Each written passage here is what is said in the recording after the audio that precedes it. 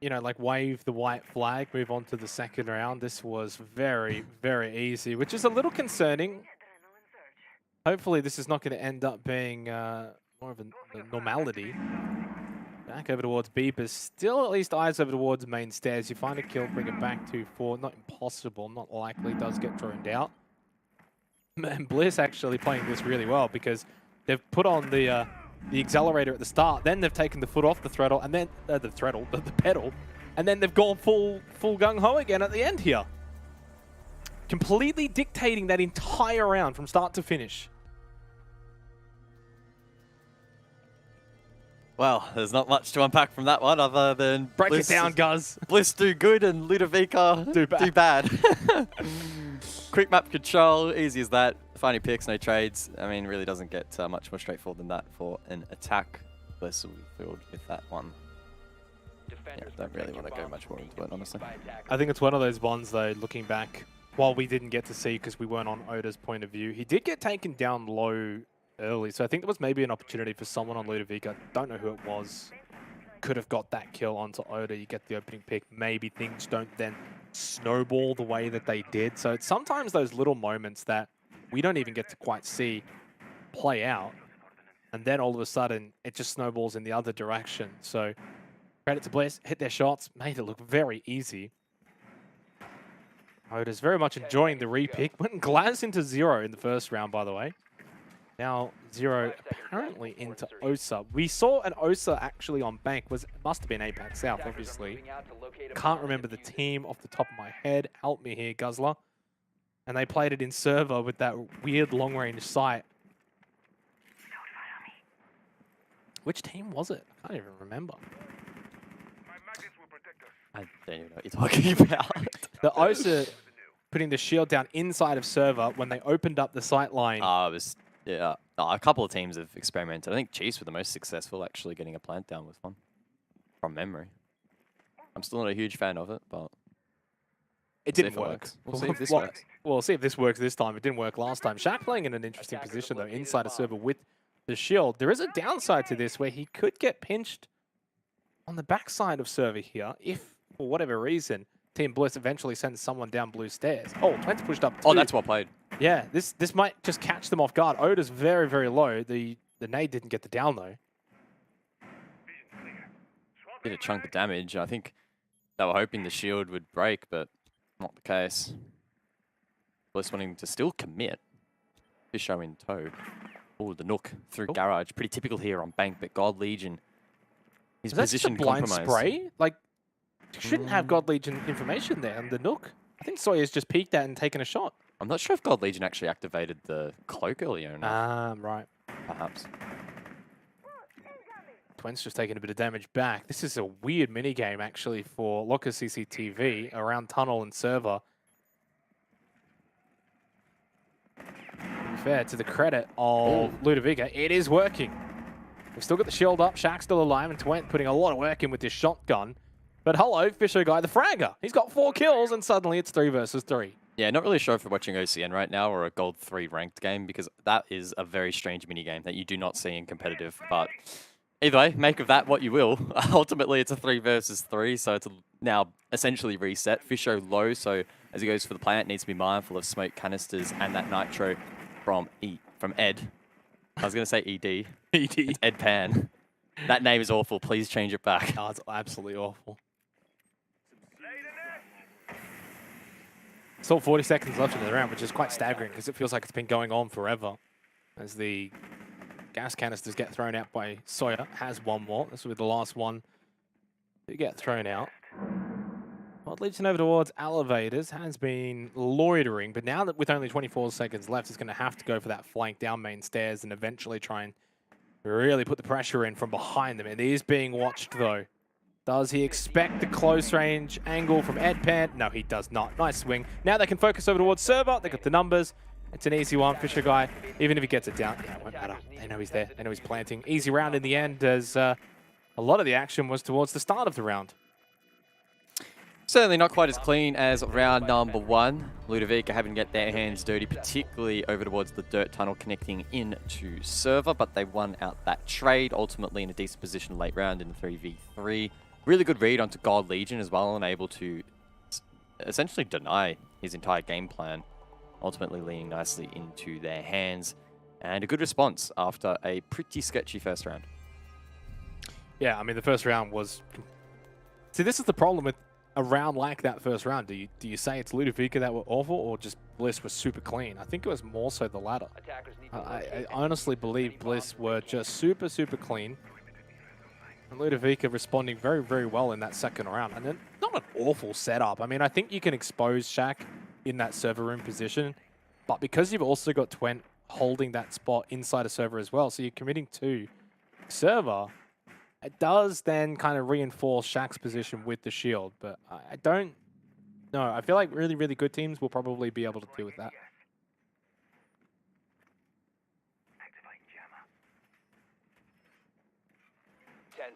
Fisher on 4 kills and 1 death. I don't think I've ever seen Fisher leading the kill count for his team. And I don't mean that in a disrespectful way. It's not his role. It's kind of hard when Worthy's on your team. Was. I wonder if Fisher can be the difference maker, though, not only just in this game, of course, but overall. Fast talking about his impact on the desk. Clearly got a big brain and can help lead a team. Who is the main fragger, do you reckon, on this Bliss roster? Or even is there one? That's a good question. A very even spread of talent. Any of them, I think, honestly. Yeah. Outside of Fish, who ironically is currently the kill leader. You have to back in God Legion on the entry and Repix as well. Even Oda. Those 3 for me would be the big hitters. And then Shade.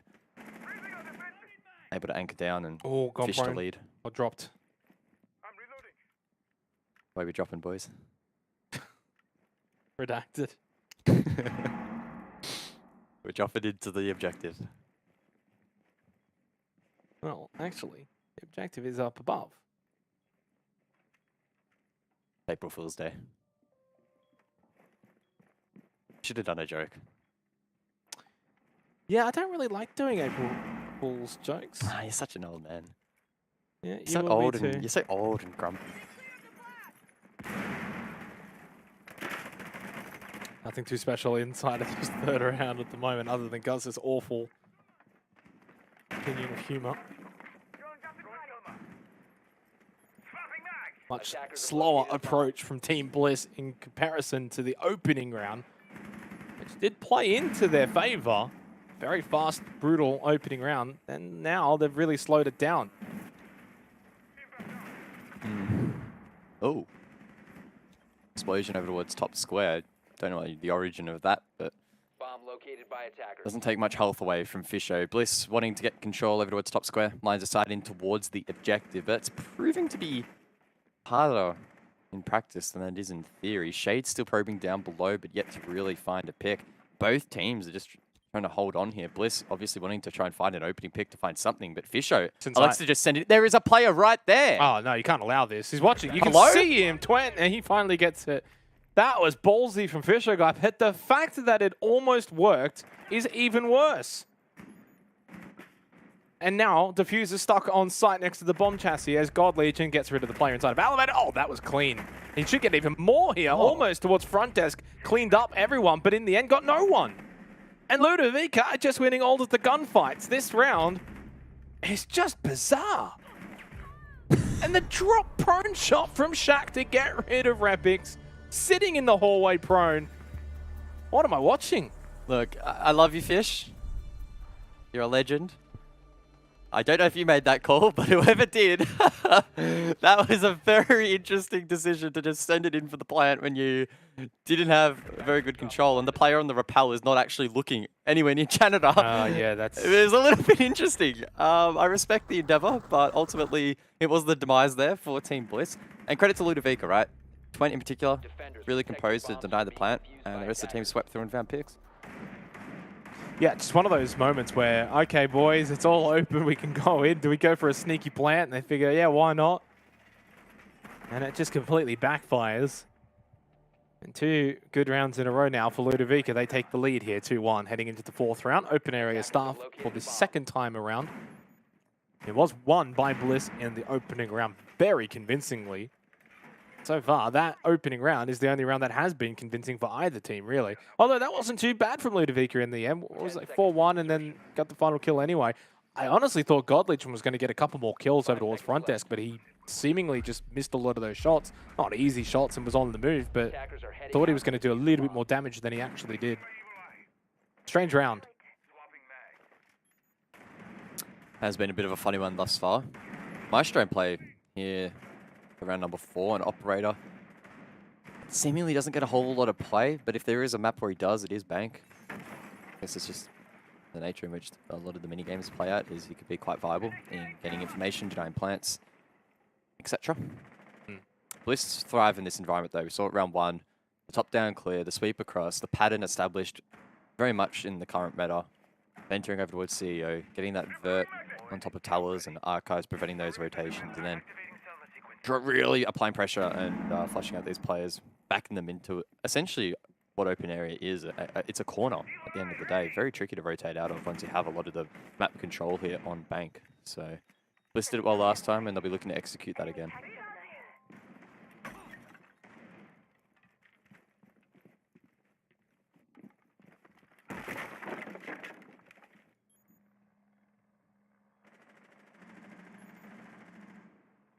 Well, it is Sawyer season. Ludovica playing into that. No? Well, last year it was the Sawyer Landone. Now it's Sawyer season. Must know something, clearly. He's read the script. Maybe. Could be their year. Hard to tell. Oda up above for 0. Yep. Another pretty powerful operator here on Bank, but it's Shaq on the boost, on top of the desk to find the first on to Fisho guy. Don't know how many of those Selmas were already used in this round, but Bliss's potential for hard breach now might be compromised, and Oda's the only one left with a secondary hard breach. Twink gets rid of Shade, and suddenly it's just been all Ludovica since the conclusion of round 1. Essentially, Bliss have not really been able to get going. They got stalled out in Locker CCTV with the server room hold, and CO Executive, they made their own mistakes, as Oda does find an easy elimination onto Logic.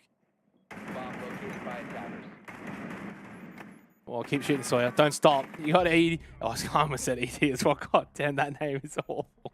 Ed Pan with the blue stairs flank. Didn't work. Didn't help, in fact, as Sawyer did eventually get eliminated, and God Legend just waltz onto site, but it's the Shaq attack who gets that elimination. Boom, shakalaka! Well played there by Shaq. I gotta say, Jake, you've got a bit early on that one. What if he hits a nutty play in playoffs or something? You've already used it in the second play day. No, I don't care. I had to use it. I can tell you're trying to hold it in, but you can help yourself. Just don't know. Is he going to get a double like that again? I don't know. Yeah, you never know. No, but honestly, 3 rounds now to the good for Ludovica, and they are looking like the better team. Long have we waited? Bliss overrated. Oh, Hashtag Bliss down. Oh my. It's clear that you just Do I have to hand back my hoodie now? You just don't like Team Bliss. It's clear. It is quite clear. I just don't like them. Yeah. They did send me a free hoodie, so maybe I should be a bit nicer to them. I don't know. I might have to send it back. It is a nice hoodie. It is. Hope Bliss are actually going all right. They're, for those who don't know, their headquarters, it's in Queensland, I believe. It was flooded. Yeah. Right? Yeah, it was. Yeah, it was. Did you see they bought a yacht? They did buy a yacht. They posted it on their Twitter today. 60 It's million? quite a nice yacht. They don't have to worry about flooding now because it's on the water. That was a pretty good April Fool's joke. Wait, it wasn't real? No, I don't know. I think Bliss have got some money. I don't know if they've got $60 million worth I mean, for a yacht. if Bliss can afford to pay this roster, surely they can Oh, afford a yacht. jeez. How much do you reckon Oda's on? 10 He's million on a at year? least 30,000 a month. 30,000 a month. At least. That's what I'd be paying him. That's what he's worth. It's a lot of KFC. It is. That's how he affords his KFC. Oh, Repics. Well, I think this is what Bliss need to do now is go back to the way they played in round 1. Aggressive, hunt down kills, get on the front foot. Maybe not play into Ludovica's playstyle, especially here on Locker CCTV with that server room hold. Could go for a bit more of a vault or main stairs approach. See what Bliss elect to do here, but still, I mean, a long way to go. We have seen Bank at times is very much a 50-50 kind of map where defenders can definitely have success.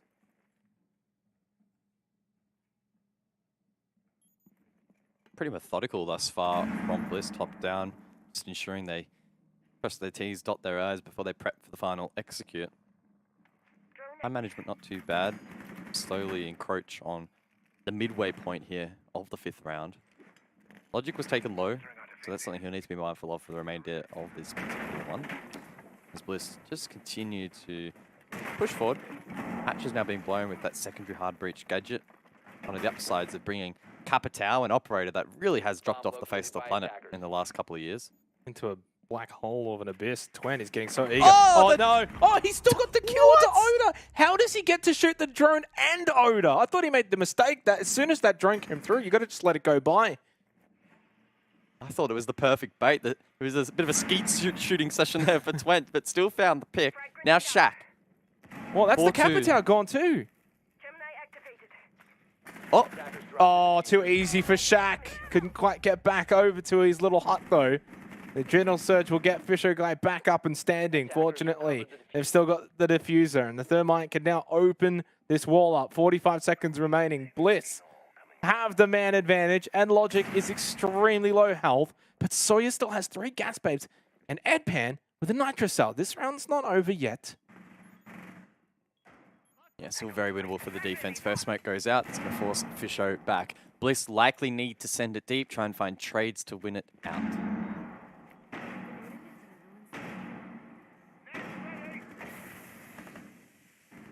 A bomb has been located. 15 seconds left. Attackers have dropped the bomb diffuser. Attackers recovered the bomb diffuser. 10 seconds left.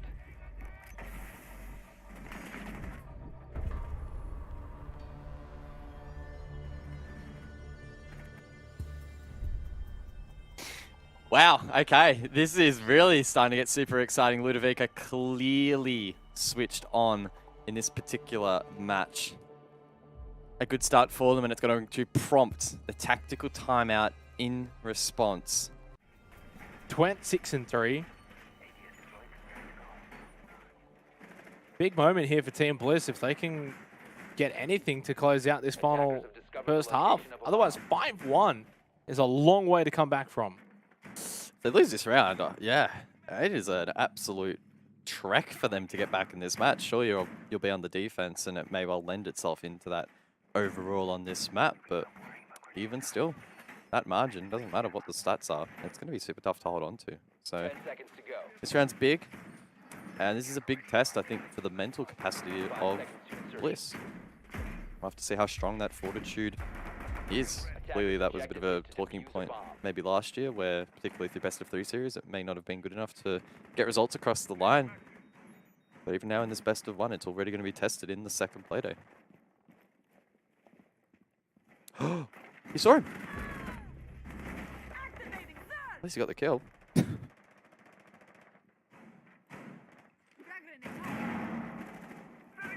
Yeah, a long way to go though, right? I mean, had the advantage in the last round. They couldn't quite finish with it though. Get rid of Sawyer. Okay, Jaeger's off the board. Not a big deal. ADS is already down. Question is, how do they now capitalize with this one-man advantage to close out the first half? Bliss honestly need to win this round. Sure do. Oda's still leaning into Ashe. I'd love to know the reasoning behind the Ashe pick. Ashe, particularly off the back of her weapon nerfs, really has dropped off the face of the planet. More often than not, you're better off picking someone like a Zofia or a Yana, both of which they already have on the roster. So I don't know who that 5th could necessarily be, but not too sure about the decision-making behind that one, and it hasn't been all that fruitful in terms of finding picks. Oh, Jade, what was that? The attacker's bomb diffuser has been dropped. Almost took off. Well, he ended up taking half of his health, almost took all of it. And they've just lost the hard breacher here, just quietly, but that is going to make things very difficult for Bliss in terms of being able to open up top square. It's, well, now impossible. These long lines of sight up through the top of square. do go both ways, and Logic gets lit up, but the hard breach off the board, devastating. Oda activates on the Ash to drop Twent, so it's a delayed trade, and Team Bliss now have a significant advantage as Ludovica leak picks and Logic's isolated out towards the west with a minute left. Yeah, I mean, there's really not much to it this round, though, right? Logic gets the headshot onto Shade, but plant down, and they'll just play it off the rappel. So this is the half. It'll be 2-4. Not a whole lot from that round. I think it's basically more just how CEO Executive kind of plays out a little bit. Off-site, being able to find those picks, and Team Bliss just this time around were able to really hit their shots. I think they dealt with Janitor a little bit better. Despite losing Fisher Guy, they didn't crumble. A better round from Bliss to at least close out the half of the back of the timeout. And Repix gets the final kill onto Logic. So 2-4 scoreline. Heading into the second half, and we'll see if Bliss can control the game just like Ludovica did on the defense here on Bank. Yeah, good job there by Bliss locking out that round. That means they claim round 1 and round 6, everything in between. Didn't quite go their way, but we'll have to see now. Can Ludovica actually hold on to this lead? Because it is only a couple of rounds, and based on how the map's played out so far, I probably wouldn't be too surprised if it leans towards the defense. It's been a little bit messy, a little bit hectic. That's the way these two have clashed on this map. We head back downstairs for round number 7, first in the second half. And I love this lineup from Bliss. We've got the Vigil in play, as well as the Mute Mozzie combo, as well as Castle. Smoke, obviously a staple on this objective. But those four, they can roam, they can cause a lot of chaos here and try and waste a lot of time. This is going to be a good test for Ludovica, who didn't bring a Jackal. Thatcher's banned, Rich also not picked. I don't know if they're going to necessarily repick into this, but it's not looking like that'll be the case.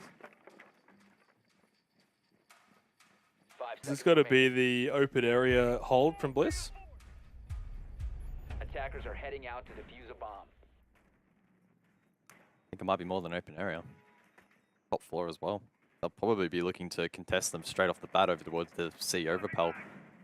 Unless Ludovica just send it straight through dirt. Yeah, well, that's what I'm sort of thinking, right? Isn't top, like, if you're trying to hold CO Executive for Locker CCTV, you are really susceptible to a rush on site through tunnel into server.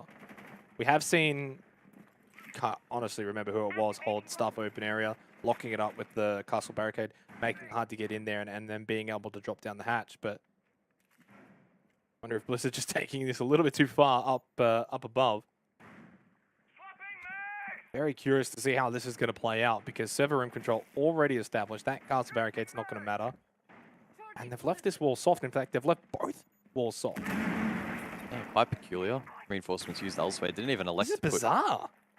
Didn't even put shotgun holes, for example, make it a bit more challenging. It is quite strange, and it puts a lot of pressure now on Fisho inside of red. And his call here is critical. If he calls the rotation too early for the rest of the team, they could well get caught off on those rotations. They could find it hard to get back towards the site. I think at the moment, Ludovica are off to a fantastic opening phase of the round. Logic's down. Repix does trade, however, so I guess that does stabilize things just a little bit. It's this is literally Bliss just playing like it's a ranked game, just off site, looking for roams and looking for these easy picks. Now they've got at least the Bliss's side. If Shaq doesn't win out here, in a late round flank potential. Oda goes down to Twent. That's such a big moment here. Repix needs to win this. If he loses this fight, that's the round. Nice shot onto Shaq. I thought maybe Shaq was going to win out. Started shooting first, but Repix hit the shots. And that's the difference. Final gas bait from Fisher Guy with a minute left. That is the earliest that we've got to a point on Locker CCTV where the smoke has fully expended those gas babes. Kendall's to respond. That could mask a plant. Ludovica looking to play off this. Again, oh, this is... they placed it too shallow? Oh, he's got it. He's got it. Oh! They haven't watched, though, from bot square hatch. Repix and Shay just picked up 2 quick kills onto Twent and Sawyer. The plan was in play in front of us. You can see what Ludovica were trying to do, and Team Bliss has shut this one down. This is a bizarre round of Locker CCTV. Definitely not the norm. It's not a conventional round at all. It's Bizarro land, but it works out for Team Bliss. Bizarro land's one way to put it. This is... yeah. I don't know. Don't really know what to say, honestly. How did they... Who's covering what? Well, I'm trying to figure out where Twent is in that. Okay, so Twent was pushing up blue stairs. It was a timing issue. He had the right idea, and obviously trying to cover bot square, but just got there a little too late. Defenders, protect your bombs from being defused by attackers. Definitely one of those kind of rounds and one of those plays where you could see the plan in action from Ludovica and what they were trying to achieve. Just couldn't quite achieve it. And you know what? In the end, I think the way that Team Bliss actually played it really threw them off guard, because had that been the kind of game where you play into it from a normal defensive approach, try and play into the smokes, for example, and denying that server room push and you know, reinforcing the walls, etc., I actually think that would have played into Ludovica. So credit to Bliss. 10 seconds to Not that insertion. they realized what they were actually accomplishing. 5 seconds remaining. Well, we shift our attention now over towards open Attackers area. attempting to defuse a bomb. Carlson play a Rooney as well, so barricades likely to be quite aggressive. And I would assume Ludovica are going to go for top-down take. Initial repels would suggest so. Flores is going to get some airtime as well. I feel like Flores is particularly potent on bank.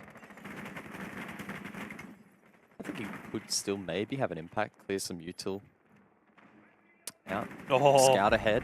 Oh, I almost thought that drone was actually going to get Logic killed there by blocking a bullet, but he still wins that engagement and Shade caught off guard.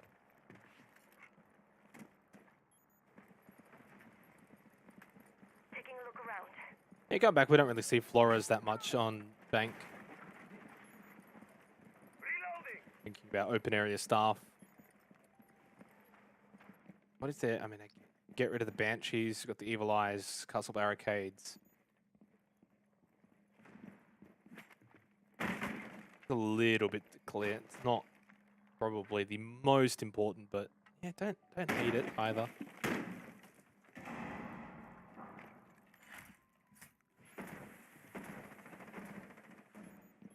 Buck, quite powerful here on bank. Secondary hard breach, allowing him to be quite versatile and open up 2 hatches up above.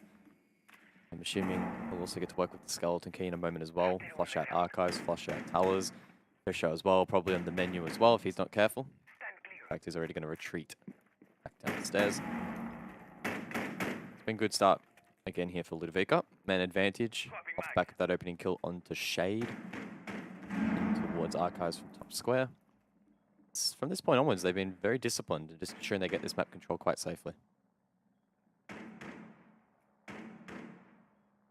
think even Bliss have been quite disciplined as well. I mean, they lost Shade early, but otherwise holding their positions, holding their angles, making sure that Ludovica aren't getting too much territory for free. Kind of know how this is going to play out. The big one is Fisher Guy. Sitting over towards Servo. If he goes for that blue stairs flank late in the round, it could catch off Ludovica. But at this point, everyone in this bloody region should know about the blue stairs flank and how potent it can be in an open area staff site. So we're inside of electrical and doesn't have a player in his sight, but has an angle onto site now. Oh, spotted through the wall. Twent's got him covered there. That's God Legion going down. And Ludovica's attack just too clean at the moment. Logic spraying main stairs like he's seen a ghost. Fisher Guy has somehow ended up over into stock. Drops down. Doesn't matter though. It's being covered by Twent. Almost thought there was a small, very small chance that Fisher could pop the head of the planter and maybe survive for a couple more seconds, but not to be. Ludovica playing some really solid bank at the moment, getting the fundamentals down pat. Opening kill in that last round as well, serving them really, really nicely. And I think, honestly, Bliss were overly cautious there. They didn't try and re-aggress and maybe find a pick back. They're not backing themselves in with some of the best fraggers in the region to be able to initiate some aggressive plays. It proved to be costly. You're not going to win out a 5v4 trade with your backs against the wall on that site. Really, really tough at the best of times. So not really sure what's going on in the Bliss camp at the moment. I don't think they're really playing at their best. And Ludovica, again, to their credit, playing really solid at the moment. Yeah, it's a difficult one to sort of dissect because we don't still have a large sample size to go off. You're only really looking back to Playday 1 was taking down the Chiefs, and I think that would have caused alarm for excitement, obviously. You could say the same, though, for Ludovica taking down the Knights. So, in all honesty, this is the kind of game coming into it that it's the kind of matchup that maybe you would generally get, like for Playday 5 or Playday 6, where you've got that kind of sample size, but I only had the one game for both of these. So, in terms of like Bliss's result versus Chiefs or Ludovica's result versus Knights, we don't have other games to back up those kind of results and to give us a semblance of an understanding of where these teams are at. But right now, great signs for Ludovica, obviously. And we know what this Bliss team is capable of. I mean, they showed it to us in Playday 1. They will be thereabouts. But I would say right now, out of the teams vying for an APAC South slot, these two look like the best. Attackers have located a bomb. Yeah, I think I would probably agree. Question then arises, are they at a level good enough to actually fight for their spot in promotion? But we don't have to worry about getting an answer for that anytime soon. The homework for that is due in like 6 months' time. So 6 months? Oh, that's beautiful. we might have to leave it to the last second. I know you'd probably leave it to the last second to make that I call. left all of my uni assignments to the last second. Yeah, I am not surprised in the slightest. I'm sure you did as well. I 100% did. Nothing too crazy early on here in the 9th round. Ability thrown out both ways.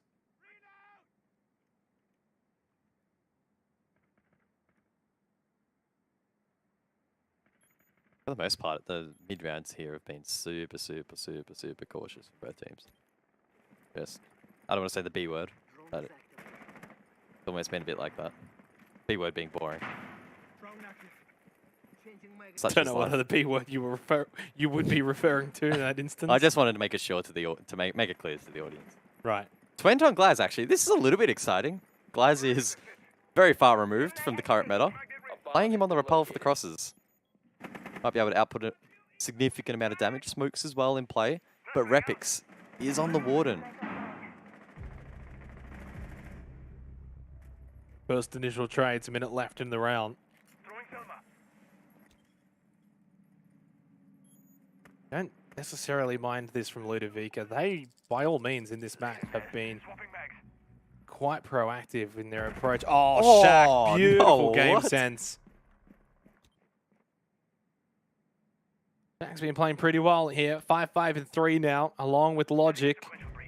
You look at those two, of course, joining the old Avert roster as Golden gets rid of Edpan. Final EE1D deployed from Shaq, pushing up Nana. Oh, gets the elimination onto Repix. I have no idea what Repix was doing there. And Sawyer's in and planting, and Twent on the Glaz will get rid of Fisher Guy. 3 kills for the Glaz in the round. And Gold Legion in a 1 versus 3 in an unwinnable position. Literally. It's match point Ludovica. I can't believe what is going on right now. The triple from the Glaz. Shaq with 2 clean kills. They are absolutely riding a high at the moment. Match point. Wow. This early into the game. This has suddenly turned into a very one-sided game, right? Because you kind of, if you were to discredit the opening round, which was a very, very good round for Bliss, and you don't want to discredit it, obviously, but since that point in time, it's been 6-2 in favor of Ludovica, and it's been a pretty comfortable 6-2. They haven't necessarily been pushed all that much. Yes, to close out the first half, we saw Bliss take CO Executive, and obviously to open up the second half, lock a CCTV. But even that particular round, it felt more like Ludovica made some little mistakes more than Bliss did anything too crazy. Still, it's been such an impressive performance from Ludovica. Shaq's been playing well, Logic, Twent, and Sawyer and Edpan. I mean, well, Edpan's been a little bit, well, dumb for me, but Sawyer's... It's Edamame. No. In this instance, because he's 3-7, it's a down for me. If he plays better, I'll say it however he wants to say it. Okay. I don't think he's had to do a whole lot this game. He's been leaving it up to his teammates and been working out. Attackers 6-3. locate and Wow. defuse a bomb. Not expect this result heading into the day, and maybe we were a little bit too critical of them, or a little bit we overrated perhaps Team Bliss. It's almost difficult to picture that they've only played one official as this roster, this being their second, and it's going to take them some time. No good having a high skill ceiling if it takes you a long time to reach it. Each stage is critical, and these two teams, like you said, they could be battling it out for a spot at Premier Relegations, and that means that the points that they get throughout each stage are going to be really, really important. And Bliss let points slip throughout the first stage or two, then it could come back to bite them. Well, we head back down for Locker CCTV, which was won by Team Bliss to open up this second half.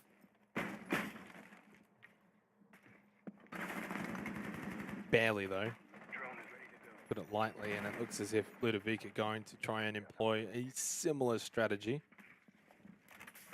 Although, maybe not. Similar lineup, but on the other side of the map, and over towards Elevators with the OSA.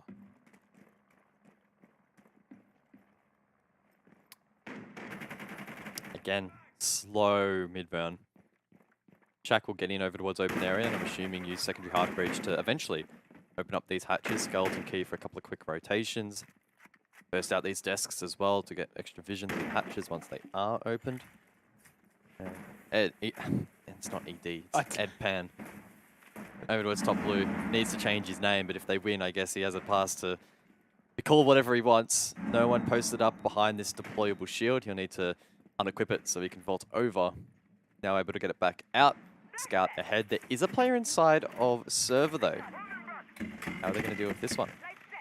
A bomb has been located. Well, why not just send in the Candelas and Sawyer, and Gold Legend can't do anything about it. 55 seconds remaining in the round, and it's the opening kill that goes the way of Ludovica here on match point of our final game of the night. And the OSA has had some, well, comparable success this time. It's been interesting to watch Edpan really moving around with these shields. Attackers have located a bomb. Gaspabe goes out nice and early in response, but 2 left for Fisher Guy with 30 seconds. If he times it right, he can deny a lot of time. But Edpan obviously setting up for this plant, and this time they will have someone watching that bot square hatch. More denial, more nitro cells expended. Fisher with another smoke. It hits perfectly and Twent forced back. 15 seconds left. This is going to be very, very touch and go for the attack. 10 seconds remaining. Oh, that doesn't help. Oh, Maybe no. Bliss. Oh, well, maybe Shade was sensing what was about to happen. Twent planting the diffuser down. They have been able to get... Oh, they got to deny! You are out of time. That is an incredible yokai. And saves the round and the game for Team Bliss. Well, Shade's finally loaded up, so we're good. Is there an SSD you would recommend for those watching? I don't want to drop brand names on stream, Jake. Stop baiting me. I would just recommend a fast one. With lots of storage. One that fits in your budget. One that goes super fast. One that goes zoomies. Yep. All right, let's get back into it. We had a bit of an extended break there. All the players back into the lobby. And fortunately, no restart. So we get to keep the KDs, which is nice.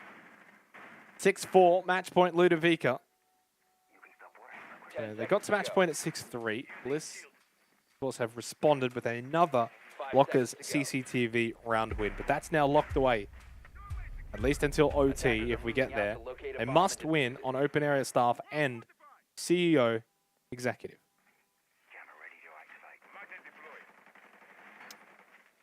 Again, Warden getting a bit of playtime. Seems to be a trend tonight. Warden being used quite extensively, but in terms of this round in particular, it's not going to hard counter a Ying, for example, but there might be smokes on the board, and that's obviously a powerful tool for the attack to use to push into particular parts of the map. But Rebrix, depending on his position, should be able to try and shut that down. Switch over towards Edpan, though. He's down in basement, making potentially a play up blue. I don't think that's going to be too much of a threat, though, at this stage in the round. The mid-round, I tell you what, it has been so slow. I don't mind it, though, slow. because I think, honestly, it just means both teams obviously playing this as... I think they're really respecting each other, to be honest. Exactly. compared to some of the games that we had earlier tonight. Some of those mid-rounds were, well, fun and exciting to watch. Maybe not the best kind of siege. A little bit wild. Need to see the Osa's impact in this round. Went about to lean into these Vulcan shields and can post them up, particularly over towards top square, and make some long lines of sight. Could even elect to place them on windows, but I don't think that's really been on the meta for a lot of teams. And Gold Legion has 2 impacts, so it'd be a pretty easy counter from the Wamai. Shields, guys. Did I say Vulcan shields? Alan. I said Vulcan shields a couple of times. Those are gone. Yeah, they are gone. Time to ring some ears. Attackers have dropped the bomb diffuser. Honestly, a lot of time is gone as well. Only a minute and 5 seconds remaining.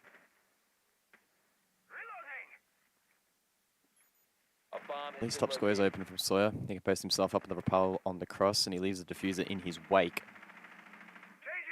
I can only assume that the plant position is either going to be behind the wardrobe or maybe even behind the desk itself. Maybe even Twent gets a shield down to try and facilitate a plant. That could be a play.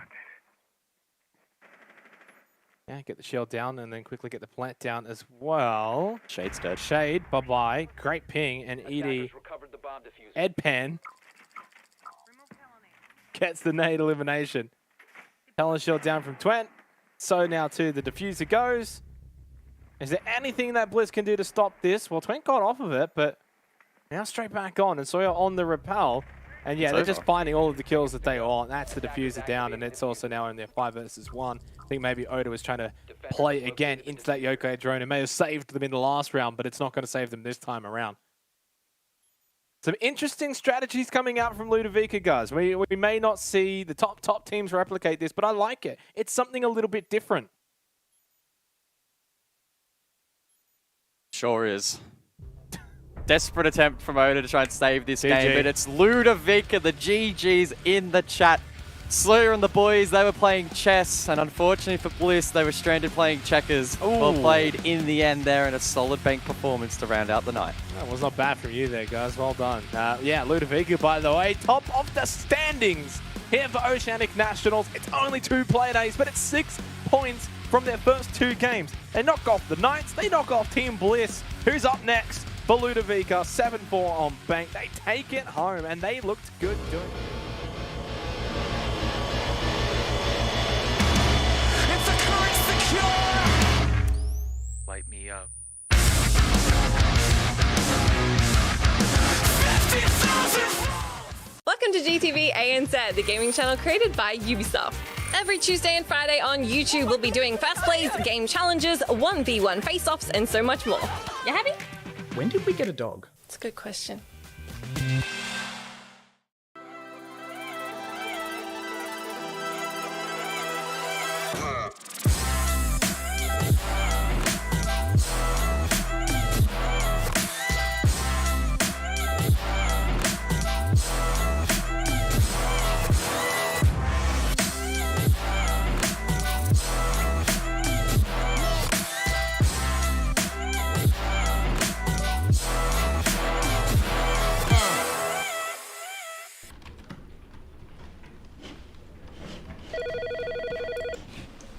This is Digital speaking.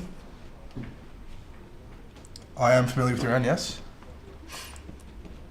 The one where I impacted 3 of my teammates? Yeah. No, see, that was on accident, yeah. You're meant to have a shield equipped. No. Something, you're not listening, Tom. Tom, listen, you're not meant to impact your teammates. No. Of course not. See, you're not listening to me. You're not meant to impact. You're meant to have a shield. Oh, f off.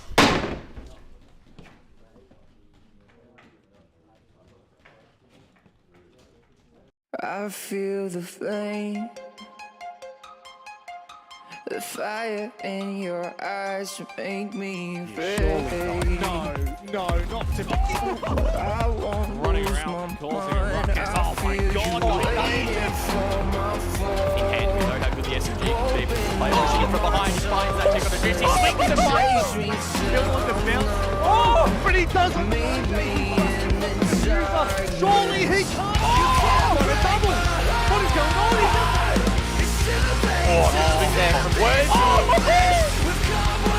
The bank zone. 1 versus 3. Now 1 versus 2. Can you make it 1 versus 1? Got too many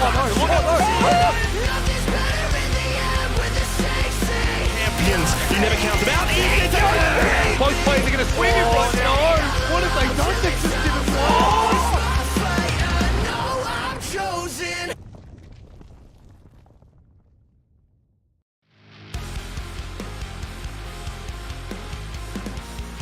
It's Playday 5 of the Oceanic Nationals here for 2022. Of course, that was our wonderful theme song, which is chosen by Banks Arcade. Of course, available now on all streaming services. Type !chosen in chat if you want to get a little bit more taste of that. For now, it's a taste of us here on the desk for Oceanic Nationals. Playday 5, Guz, Blue.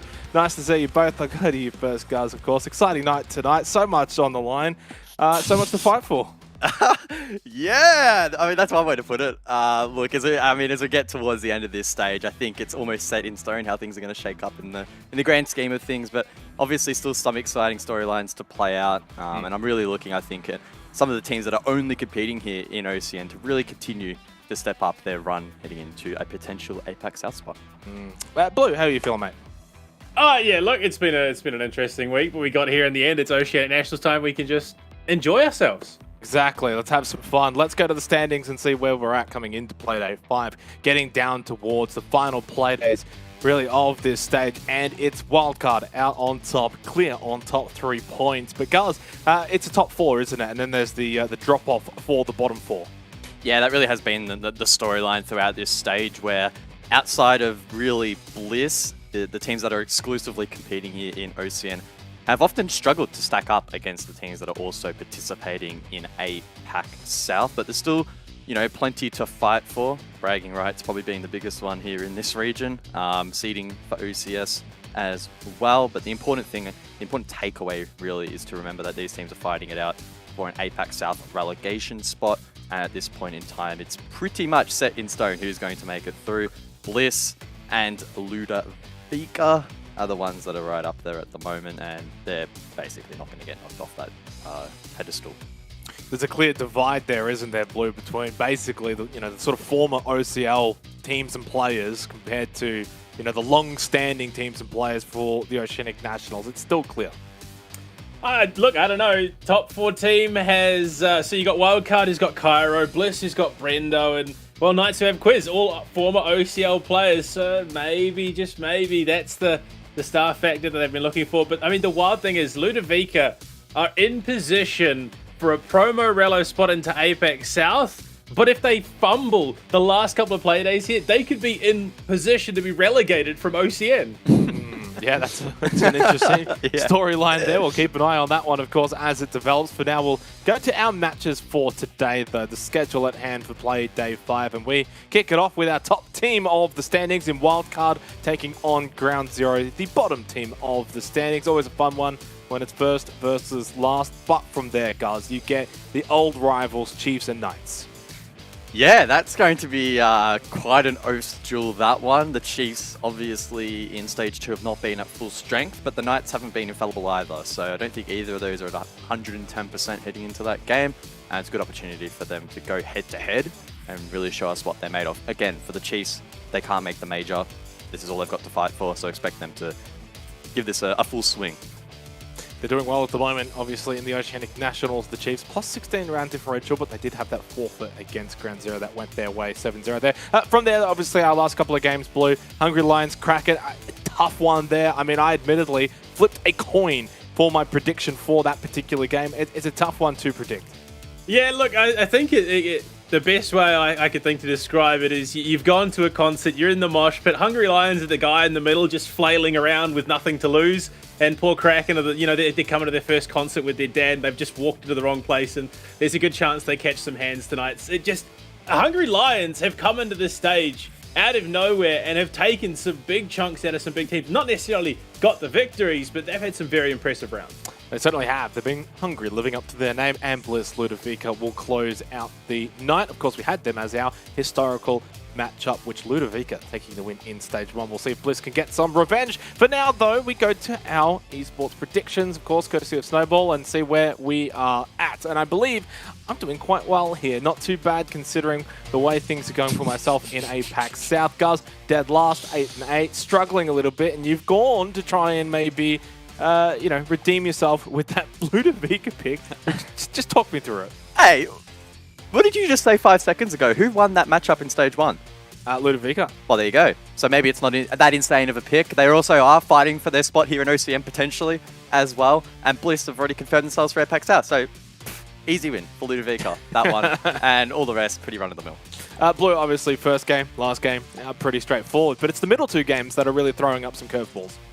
Yeah, Knights, I mean, they've looked solid, but Chiefs at the moment feel like they're bouncing back into form. Unfortunately, for APAC South, it's definitely too little too late. But if they can strike a serious blow here in the Nationals, why not go for it? And then, yeah, I just have to back Kraken that a little bit more. They've got their core 5 now. I mean, I was watching their game last week and obviously replayed yesterday, and it went full distance regulation 7-5. So it was far closer than I think anyone would have considered going into it.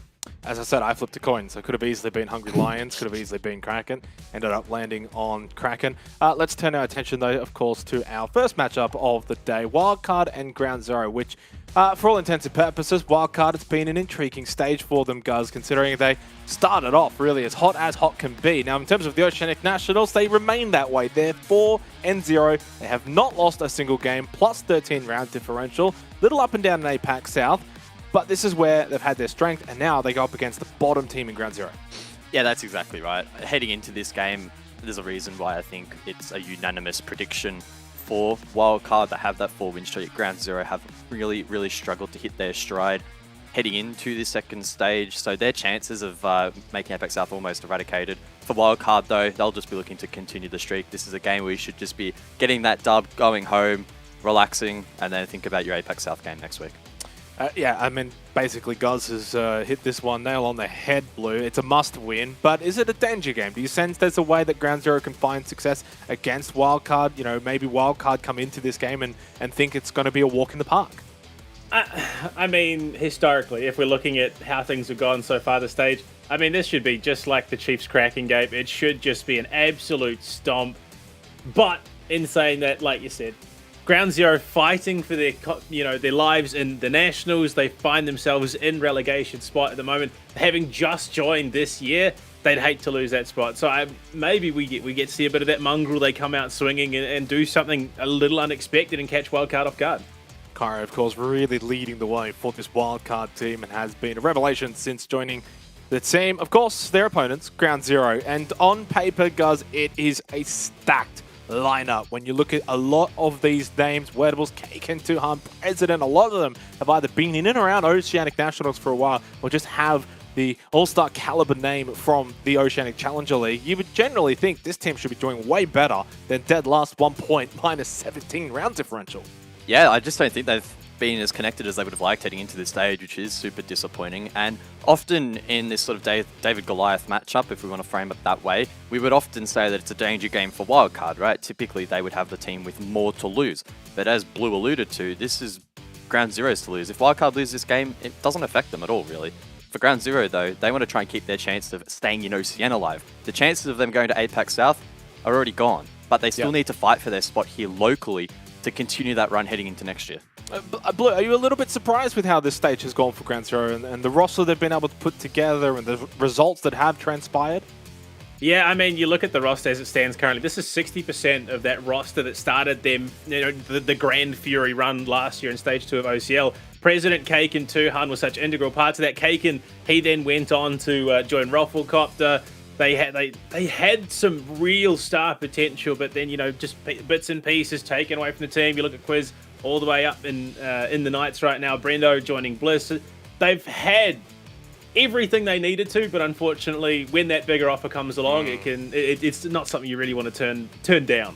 Shout out to Edibles for watching the stream because I can see our predictions there actually on the monitor. So probably not too happy with the clean sweep of Wildcard. Let's go to the map leaders for this game. Of course, remember, best of one. So we only get the one map. It's going to be Oregon for this particular game. And Wildcard, they had the ability to head this one over to Villa. Elect not to. Guards, go to you first for this one. We'll just keep going around the table. You know, some call it Borrigan. I don't mind Oregon. I like it, in fact. And I think maybe this is a map where Wildcard should be able to play a little bit methodical and just have the control over Ground Zero. Yeah, it's certainly a map that's going to, I think, lean into Wildcard's playstyle quite heavily. But for Ground Zero, we just haven't seen this roster play Oregon this stage. It's the first time they're going here. And I honestly wouldn't back them in to be particularly strong on a map like Oregon. But if they can bring their own DNA to it and try and throw Wildcard off, no reason why they can't stack some rounds and try and be at least competitive in this game. I'm expecting Ground Zero to be competitive regardless of the map. They just need to be able to put the rest of the stage behind them. Blue, do you think that they can be competitive on Oregon against Wildcard? I mean, this is probably the best shot Ground Zero, I think, have at contesting the map right now. I mean, it's such a staple of the ANZ comp scene. Every team knows how to play Oregon. You have to. Unfortunately, it's Wildcard, so yeah, look, it's kind of their tagline, stack the deck. That's how this situation feels. But, I mean, they've got some capable gunners. Ground Zero, if they hit their shots, if they play like some of those weird, wonderful angles that we get to see that have come out of the OCL and from time to time show up in the Nationals, I 100% reckon they could upset it on a couple of rounds. Yeah, look, I definitely think and I've said this probably over the course of this whole stage, Ground Zero on paper just have those names that really stand up and think you've got a solid team there. It's the fact that they've lost games already, guys, to teams around them and the bottom four of the standings. They have not won any of those games. Obviously, they've won none. It makes it hard to then think that they've got the capabilities of upsetting an informed wildcard. Yeah, I think sometimes we just see it with teams, right? You can sometimes put really strong players together, and for whatever reason they don't mix and they don't or they're not cohesive enough to work well. Now the sample size is pretty small. It's only been, what, 4 play days now heading in to the 5th, but we need to start seeing some glimpses of hope here for Ground Zero because their spot in the league is really on the line right now. All right, let's get into this one here for Oregon, our first game of the night. We'll get Blue's thoughts after this game. For now, guys, we head over to see whether or not Ground Zero can take it up to Wildcard for our first game. And Wildcard 4 and Zep have not lost a single game, have not even gone to overtime. They have been flawless so far here for the Oceanic Nationals. And really, anything but flawless in this game will be disappointing for Wildcard, who still have a chance in APAC South and that spot in the major. They play Gaming Gladiators next week, guys. They win that. It's only 1 point behind the top 2. So you take all of that into account. They really want to continue to build form here in the Oceanic Nationals. Yeah, for sure. And like we sort of mentioned in the pre-show, right, this is the game they should feel pretty relaxed heading into, but also motivated to bring out their best, just get a strong result on the board, and they can continue to carry that momentum, continue and carry that form through APAC South, where it has, unfortunately for them, dwindled a little bit. They haven't quite been playing to their full capacity. So that's what we want to see tonight. Just a clean, clinical Wildcard. Not taking Ground Zero for granted and making sure that they respect their opponents, but also ensuring that they just get the job done. They're starting on the attack. So they're looking right now, their checkpoint should be a 4-2 half. Now, what has turned into a quite little discussion regarding Oregon, attacker-sided, defender-sided. Historically, defenders for sure, but in recent time, it has kind of shifted, and attackers are finding a lot more success to the point where when I look at Oregon now and we go to sort of predicting halves and thinking, what does the team need? I'm just going to say, I think 3-3 is the new par for the course for both sides. I think this map has turned into a 50-50 map. In some eyes, maybe attacker-sided in all honesty. Some people may actually look at it as a 4-2 attacker kind of half, but I still think 3-3. I still think you can get a lot from basement, and I still think Kids Dorms, that tertiary site generally, defenders can do well on as long as they play it well. We do head to Laundry Supply to start with. This is where defenders do need to win this site. It feels like almost a must-win on Oregon these days. Ground Zero defending first. Wildcard will be attacking. In terms of the ban phase, which we did just, of course, rush over a little bit, Finka and Flores are out on the attack. Finka extremely on meta. LMG nades the adrenal boost. Unfortunately, what it was this season. Flores as well, very standard here on Oregon, especially for the basement clear, so won't be available. Then on the side of the defense, Kaid is off the board, which should make downstairs actually quite tricky to defend, especially as Habana did make it through. And then Flores banned out. Wildcard love playing the Azami. I don't know who I said that. Anyway, Azami banned out. Wildcard don't mind playing it, but they've also banned it a bit themselves as well, so neither team really wanted to do that.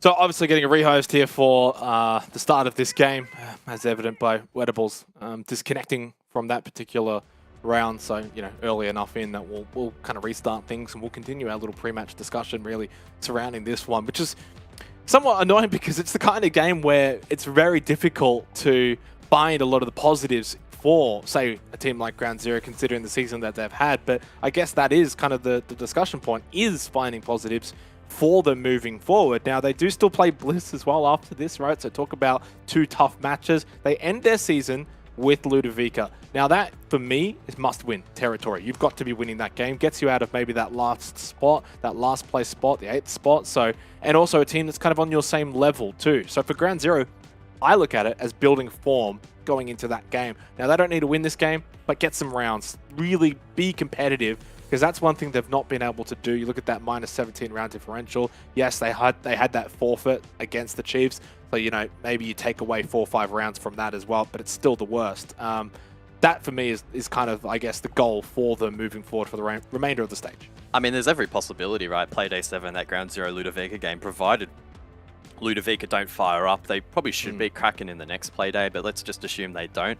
That could well be a game fighting for that relegation spot, which opens up the opportunity for Ludovica to be fighting for a spot in OCN whilst also fighting for a spot in APAC South, which would be super weird. But yeah, I just want to touch on as well the amount of bad luck that Ground Zero are having right now. I have seen multiple times on Twitter in the last month where they are just constantly crashing and having all sorts of issues in scrims, and I'm sure that's probably what's happened right here. So I'm assuming that is only just making things more frustrating and more annoying for them when something kind of outside of your control is affecting your performance in some way. So that's really unfortunate for them, but I guess they've probably had plenty of practice as well in resetting in these situations and just being able to hopefully restart the game with a fresh mind. Yeah, it's a difficult situation to be in, and obviously you kind of feel for them in some ways. You think back to that Chiefs game, Playday 2, where they had to forfeit, and mind you, this was a Chiefs team that was really going through some issues at the time. That was a winnable game in my eyes for Ground Zero. In fairness, doesn't really excuse the loss that they had in Playday 1 against Kraken. So, there are still some concerns, regardless of maybe some bad luck that has gone their way and has befallen them. And unfortunately, I just kind of look at them as a team, and right now, again, it's just so much hope for the future, but in the current stage and the current climate, it just has not been able to work out well for them, and you kind of do hope it turns around. And obviously, that's why we're kind of talking about Ground Zero more than Wildcard, because for Wildcard, it's been a pretty clean, seamless stage. They haven't really had too many hiccups, at least in the Oceanic Nationals. They got by Chiefs 7-4, 7-3 over the Lions, 7-5 over Ludovica, that one being their closest. And of course, as we knew last week, they took down Bliss fairly convincingly. And I had that kind of as match of the night. I really thought Team Bliss were going to be able to show their strength against Wildcard, but no, Wildcard were just far too good. And that's obviously now really set them up for the chance of going completely flawless for this stage. Now, they're still going to get through Knights next week. If they do that, then they've got Kraken in Playday 7, so could well be on the cards. And I think that's a really strong sign for Wildcard to be able to, I wouldn't quite frame it as dismantling the teams in this league, but doing a really good job in finding these wins. It's, I think, a good sign that their fundamentals are in a really good spot. Of course, the dynamic of playing in OCN compared to APAC South is different. You have the added factor of the ping, you have the added factor of the teams overall being stronger, so it does affect how you approach the game a little bit. But the fact, on a basic level, they seem to be covering these teams really well in a league where they're probably not counter-strating at all is a really positive sign for them. And hopefully they can start translating that confidence back into APAC South where it's really needed. And you mentioned before, right, their spot at the major still has been kept alive. So it's not a guarantee by any stretch. They basically need to win every game from this point onwards, but it is still an opportunity. Yeah, and obviously just continuing on this conversation regarding Wildcard and how it maybe leads into this as well. They did play last night on Oregon against Elevate, right? So, and they generally played well for the most part. It was a 7-5 loss, and it was one of those games where the way at least I viewed it personally, and I actually spoke to Vinny after the game as well, and I basically said it just felt like you were in the game, just didn't win those 50-50s. You just didn't quite get those key moments to go your way, where generally, if you play that night over again, maybe you get 1 or 2 of them that do go your way. Maybe it goes to OT, or maybe you get them all to go your way. There was a couple of 1v1s, a couple of clutch moments where it was just Elevate were able to find that clutch kill or that clutch plant or defuse or whatever it was. That was the difference in a 7-5 game, and that means a lot, really. And that's where it can be disappointing. Obviously, they were disappointed they weren't able to win that game, and lo and behold, as the night played out, had they actually won it, guys, they would have been sitting pretty in third tied with Elevate had they won that game. So it would have been a very intriguing... Actually, no, they would have been second at the end of the night because Elevate would have been 9 points, Wildcard would have been 9 points. Crazy to think about how you can go from, you know, bottom 3 to second with the flip of a result. We go back into this one, though, of course, a little bit of a stall due to that rehost. Do apologize, but we are back into the game here. Nothing happened, of course, which is somewhat fortunate because one thing I hate is when we get those rehosts halfway through a game and then everyone goes back to 0-0. So we started 0-0. We will remain at 0-0. We head back downstairs to basement. Of course, all the bands are the same. All the picks are the same for this particular round. And Laundry Supply, we go with Ground Zero on the defense. Same site as well, of course, being locked in by Ground Zero as per the rulebook. And I'm really starting to get nervous because this is taking a really, really long time to load. So we'll wait and see if everyone makes it through this time. And we're off to a good start. Everyone's moving. That's what we like to see. And yeah, it's up to Ground Zero to be able to just shake that off a little bit. Again, going to be a little bit frustrating for them. As I said a bit earlier, it seems like these issues have been happening a little bit in scrims where their PCs are just blowing up. So fingers crossed. And President's on a trip. Is it so we're probably going to have another race. Is it going to be one of those nights? Yeah. Well, it was Wettables last time, wasn't it? Now it's President, and then we'll get back in 5 minutes later. Guys, you're kidding. And they really are the unluckiest team in this league at the moment, honestly. Yeah. Look, if it was the same, well, if it was the same person, right? If it was the same person, then you kind of, not much you can do. You either have to get rid of them and find a sub, but it's now a different person, so it's like completely different. So Wettables saying his power went out, and now they don't know what's happened to President, whether or not that's obviously hardware related, ISP related. I mean, what can we really do? I mean, I don't know. We're just going to have to either play on. It's not often, actually, guys. I'm trying to think back to a situation that's similar to this, where you have a rehost into another situation where someone DCs, and it looks as if they're just going to play it on. Well, Kara gets the first kill, so already a 5 versus 3, and yeah, it's round over here. Wildcard will be able to convert it, so really, really unfortunate there for Ground Zero. It would actually be a very, very spooky coincidence if it was also another power outage, but sure we'll get some insight on that in a moment. Wildcard still going to show a lot of respect here, though. Going for a top-down clear, not taking anything for granted. They'll drone ahead. They've got 2 minutes. They're going to use up all 120 seconds to get this round over the line. As I say that, Vinny enters on Nook, and Frixel will drop him. Yeah, it's a shame. I would have actually liked to see how that one happened. Vinny on the Nook is already quite intriguing, and I do wonder if he just got a little overzealous, maybe pushed to an area that he shouldn't have too early. Because you said it, you know, 5v3, you got the time, clear slowly, clear methodically, and yeah, not too sure whether or not that was maybe Frixel pushing out, trying to find a kill back the other way. We don't quite get confirmation on that, but it does relieve the pressure a little bit on Ground Zero. 90 seconds left, and 3v4 is a lot different to a 3v5 rush on site. Norsko just creating these rotations for ease of access. Up above on the first floor, Pat will no doubt come alongside now and use the X-Kairos launcher to open up these hatches. Kaid banned out, so there's nothing to contest those hatches. Now Ground Zero will need to back themselves in to try and trade outside efficiently. A lot of pressure on Wettables over towards Pillar to make a play here and cut them down. Frixel aggressive looking at Z, but I don't think anyone's going to enter his line of sight. Yeah, I wonder if maybe that's what happened. Maybe Frixel pushed up top Freezer stairs and just caught Vinny off guard, maybe trying to lurk down into Freezer. Could have happened. Didn't quite see it, but either way, it does now put a little bit of pressure back onto Wildcard. Oh, the timing. Is that Frixel that's pushed all the way up? It is, straight through lobby, and he might find the kill. No, OJ sharp with it. Has been in a bit of form recently, and that now is the 2-player advantage reimagined for Wildcard. Not for long, though. Wettables finds the kill on Takaro. What is going on? It's a very sloppy push here from Wildcard. Taken. Misses those shots, but does survive. Molosca sweeps in from Electric, now in sight. And there's a player that's rotated a pillar. He falls. Kaken still low with single shots worth of HP. Both players from Wildcard stacked towards the south, and now OJ's low and down. Wildcard have crumbled, and now Pat left alone will eventually trade Wettables, and Kaken's low with the shotgun though, and he wins the fight. Ground Zero in the 4 versus 5. That is impeccable siege. Yeah, but to be fair, he just ran into his bullets, didn't he? Oh. No, that was amazing defense from Ground Zero. Bad analysis. Bad analysis from me right there. But I want to start it off with Frixel. We didn't get that kill, but he's the reason why they were able to get back into this game. And even this push here, not successful in finding the kill, but I love to see that aggression. Started well over towards Freezer Stairs, getting that kill onto Vinny, and then just kept pushing and kept seeing what more he could get from there. The on-site defense, Cake and Co, incredible. But what was that attack from Wildcard? Messy, split, it just didn't feel coordinated, lacked cohesion. Now, timeout has been called.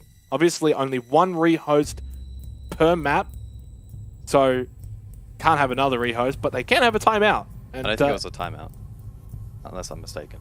Well, I think mean, they just paused the timer to let Prez load. Oh, right. We can get confirmation on that, but I don't think.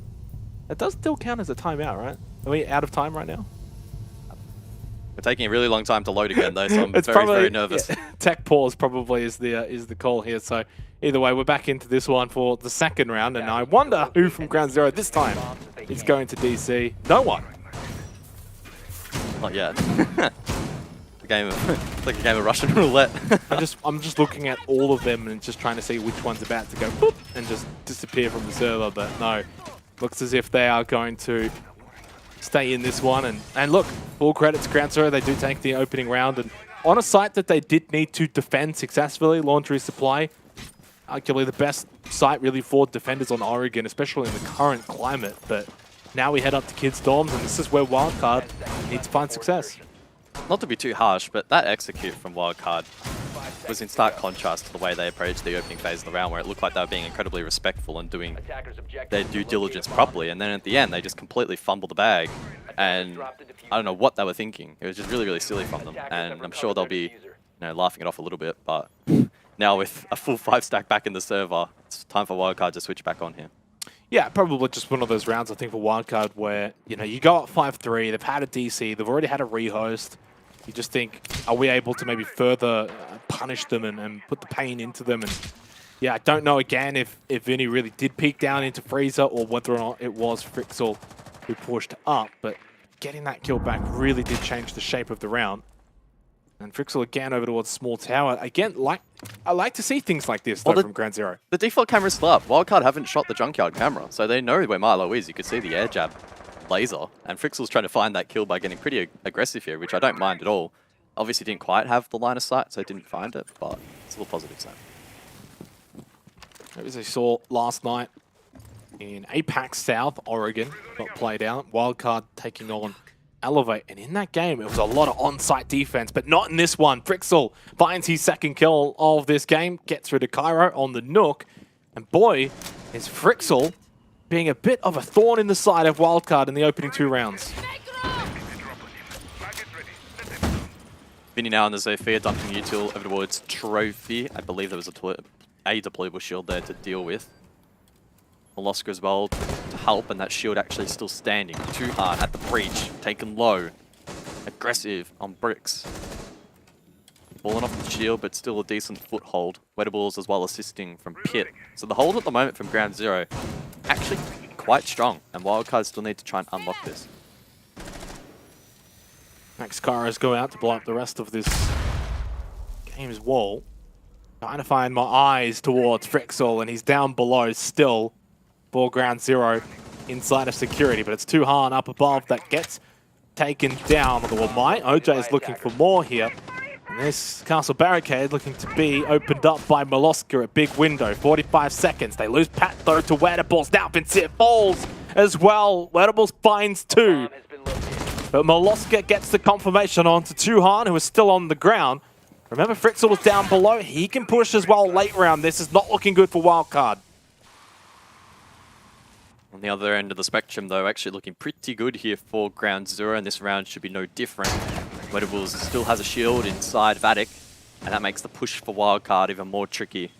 Malilo makes it in, but cut down by his former teammate in Prez. Frixel gets the last, and it's 2 for GZ. 2 players white stairs, and they can sort of watch both sides. Big window, plus the push through from the other side, and it's Ground Zero that have the opening 2 rounds on Oregon. When it's all about this discussion around attacker-sided Oregon in recent times, especially APAC South, it's Ground Zero that open up defensively and looking good. And honestly, not really giving Wildcard a look in that round. When we think about that round in a nutshell, there was no point where I'm sitting back thinking Wildcard's looking good. At no point was that ever on my mind. From the get-go, it was Ground Zero's in control, Frixel gets the opening kill, good on-site defense, and so far Ground Zero has been the better team in the first 2 rounds. Yep, 100% agree. Now though, they'll be challenged on the tertiary side. What can Wildcard produce here to try and get a round back? Set up upstairs, looking pretty familiar to what we saw in the last round as Ground Zero want to control up above. And Wildcard have a couple of options here. Could send it through Big Tower, go for a plant on the A objective in meeting, or they could rotate over towards Small Tower and try and go from a more direct hit towards Kitchen. Could even split between the two. Go for a 2-pronged push. They also have the option to take above though, but as you can see, a lot of utility actually has been placed here. So Wildcard may decide to try and avoid it for as much of the round as they can, but with that hatch open up above, it might not be quite that straightforward. Definitely has to be some concern right now for Wildcard. They got 3 attacking rounds against Elevate last night on Oregon, and so far they don't look like attacking anything.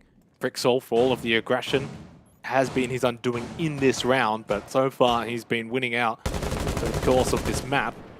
Wildcard this time now with the opening kill, so we'll see if they can take advantage of 5v4. They could not take advantage of 5v3 in the opening round, so as that change, Kaken shot onto Milo. It was a sharp angle, long distance, and hard to handle, but regardless, it's going to be still not much really coming from that. A real hard engagement.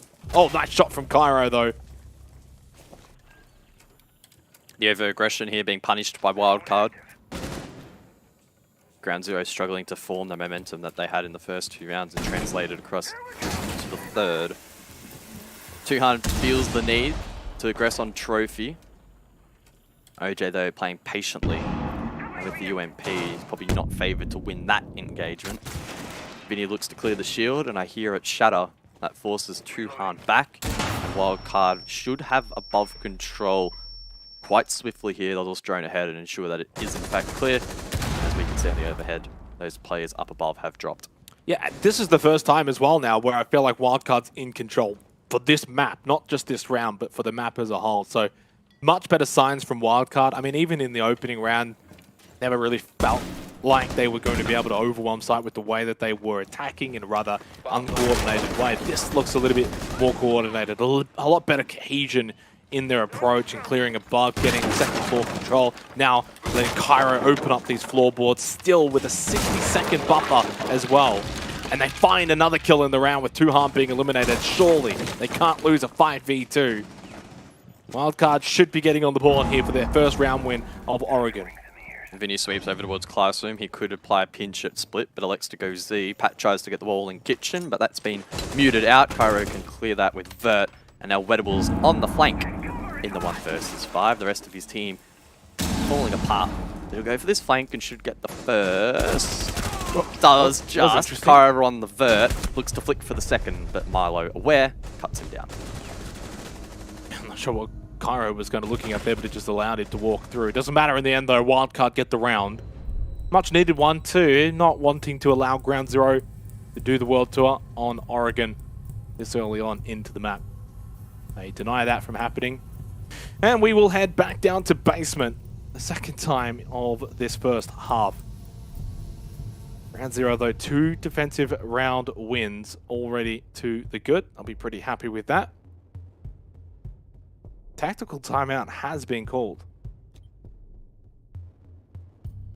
Defenders, No? protect your bombs from being defused by attackers.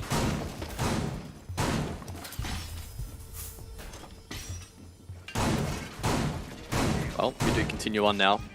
Back down towards basement. And the primary sites were actually really strong from Ground Zero. So we extrapolate that over the course of the half. That leads us to 4-2. That's now the standard that Ground Zero will be fighting for. If they can pick up the tertiary on the second rotation, well, so be it. That would be a big bonus. And honestly, this should be stronger now. Last time they won it with a 4 versus 5. Wildcard went for the map sweep, and then the execute was pretty weak. Kaken obviously doing a fantastic job to lock down site, something that he's quite renowned for. 5 seconds remaining. Just with that extra reinforcement and an additional player, a full squad finally. before this one. I expect to see Ground Zero even stronger, and Wildcard will need to be a lot tidier in that final phase.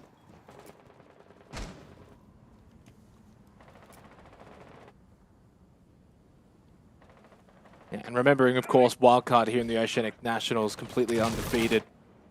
They've been very seamless and clean in doing so, but APAC South, it's been a different story, a little up and down at the best of times.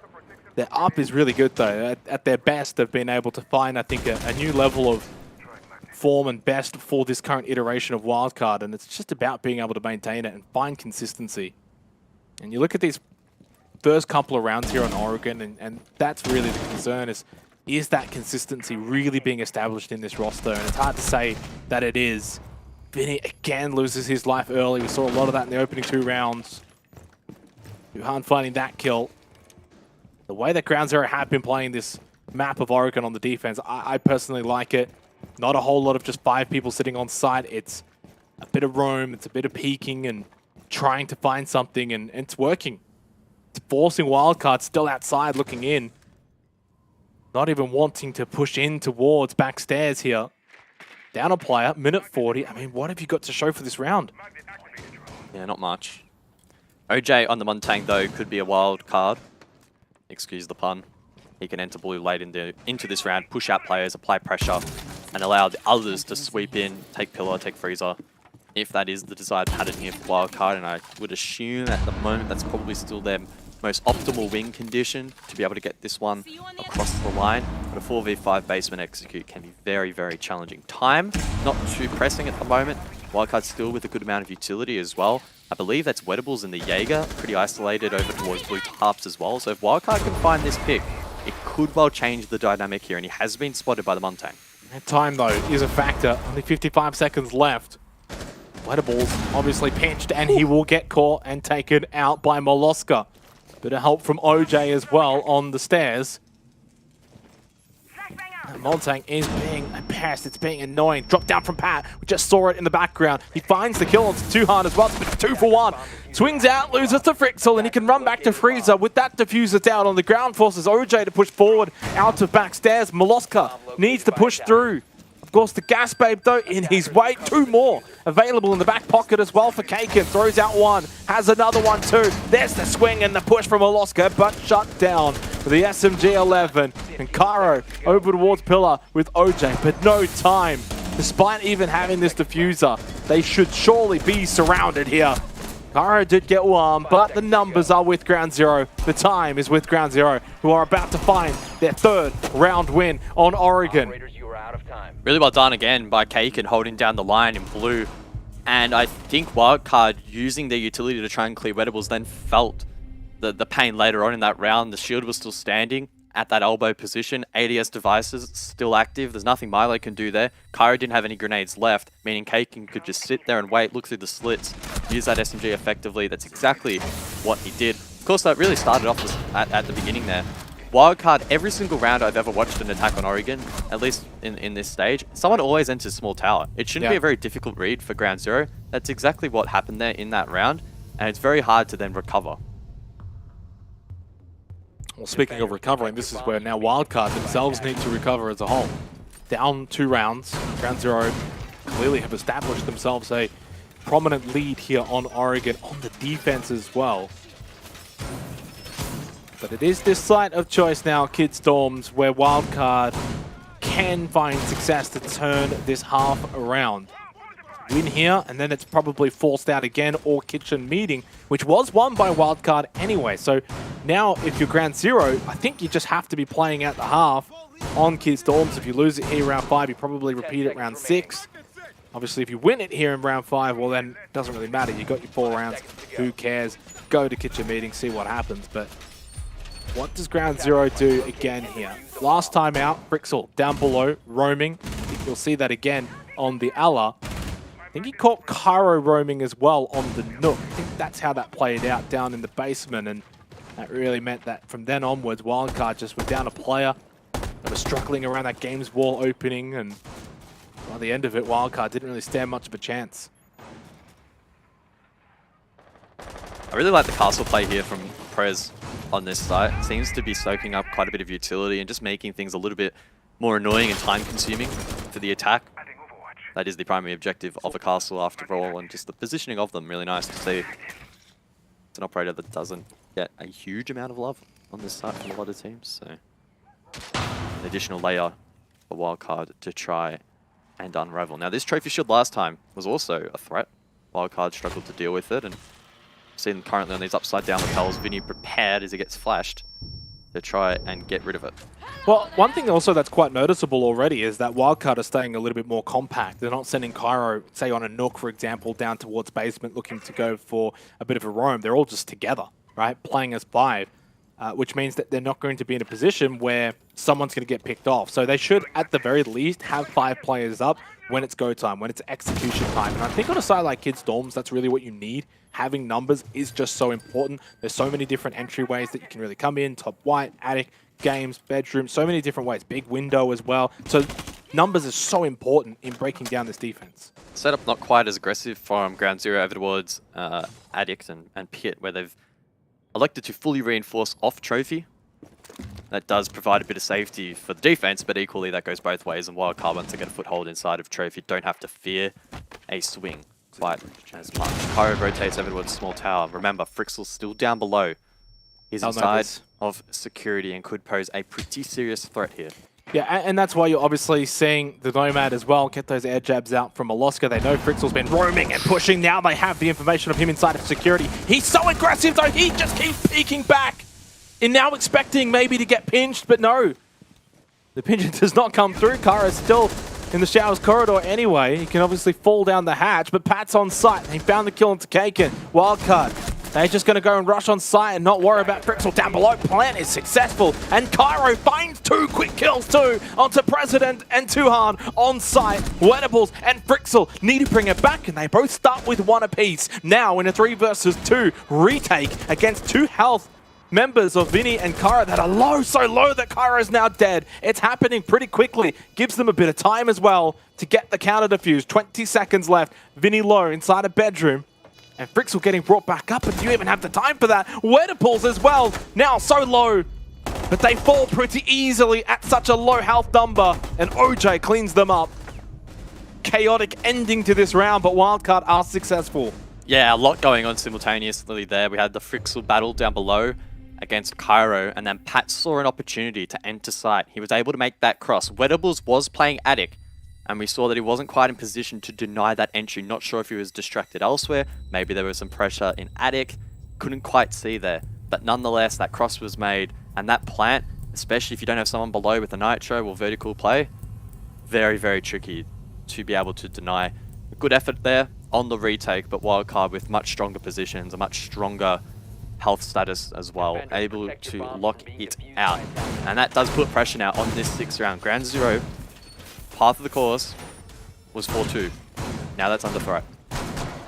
Looking at a 3-3 half. And once again, we go to Kids Dorms. So, don't want to say I told you so, guys, but I did tell you. And this is the way it would transpire, and I do believe 3-3 half on Oregon now is probably par for the course for both sides.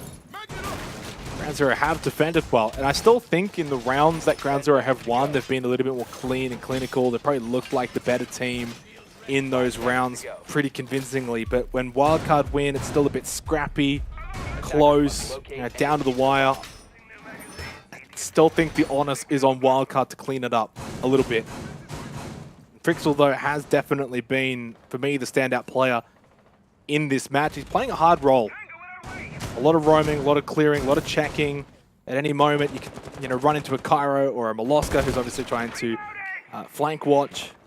And he's been able to have an impact in a couple of rounds now.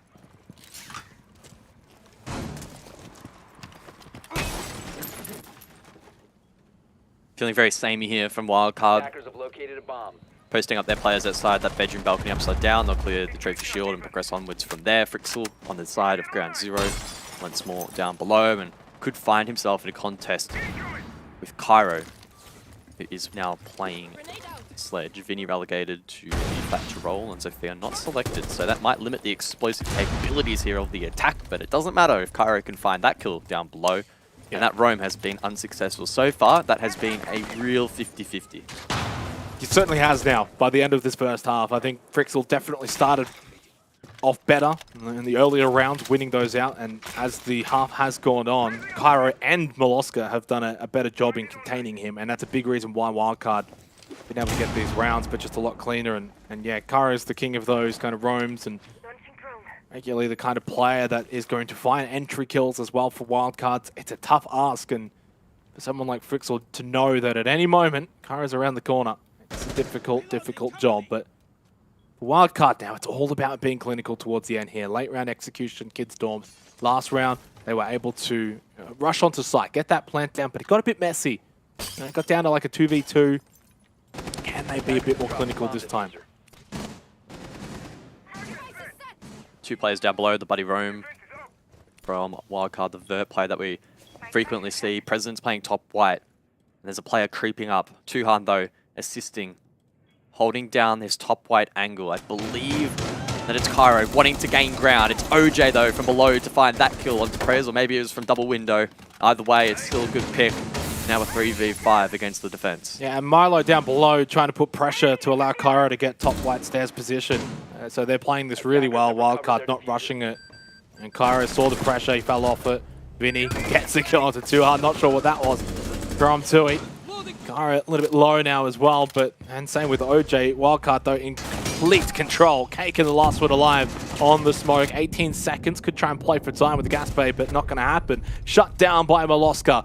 And as this half has gone on, Wildcard are just finding their feet here on Oregon. They close out the half. It's 3-3 from that first half. And I know that Wildcard would have liked that half to be a bit cleaner, Guz, but ultimately the ability for them to bring it back from a, 1-3 deficit. They were looking a bit shaky, they weren't clean, and they really pulled their pants up and got to work.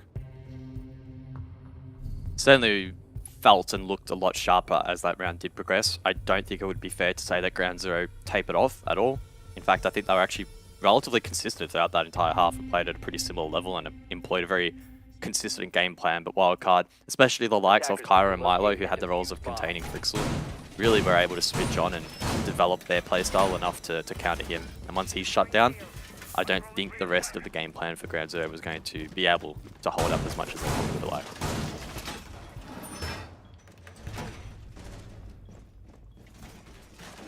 But good signs from Ground Zero, right? When we go back to our rather extended pre-match discussion, a lot of it did kind of surround the topic of them being competitive, being in these games. Again, obviously that, the forfeit loss to the Chiefs, a big detriment for their round differential. But when you actually go and look at their games, 7-3 loss to Kraken, 7-3 loss to the Knights. It was only really the Hungry Lions game that went the distance, and that was an 8-6 loss in overtime. But in all fairness, that's probably the kind of game that Ground Zero would think that they should be winning. But they're taking on the undefeated Wildcard, who have a +13 round differential. And they're actually in this game fighting pretty well. But does it end here at the halfway mark? Does the fight end, or do they continue fighting? Force this one to the end. We have to find out. Wildcard now on the defense. They do bring the Thorn and the Clash. Poor Frixel, just having some issues there on the rappel, but not to fret. Duhan playing the role of the small tower entry. 417, the 2x. Looking to deal as much damage as he possibly can. Frixel as well snuck himself into Trophy. Looking to aid in this clear alongside Wedables. That Skeleton Key offering some really good soft breach potential. Now there is a roam from Wildcard over towards Big Tower. Pretty tricky for Ground Zero to contest this, and they're not going to chase it head on, which does make sense. Wedables will expose the clash of OJ at the top of Freezer Stairs. He'll call that out to the rest of the team. And that's something that Ground Zero will need to be very mindful of. But the next thing they need to be mindful of is this presence inside of Meeting. So quite aggressive at the moment here on the roam from Wildcard.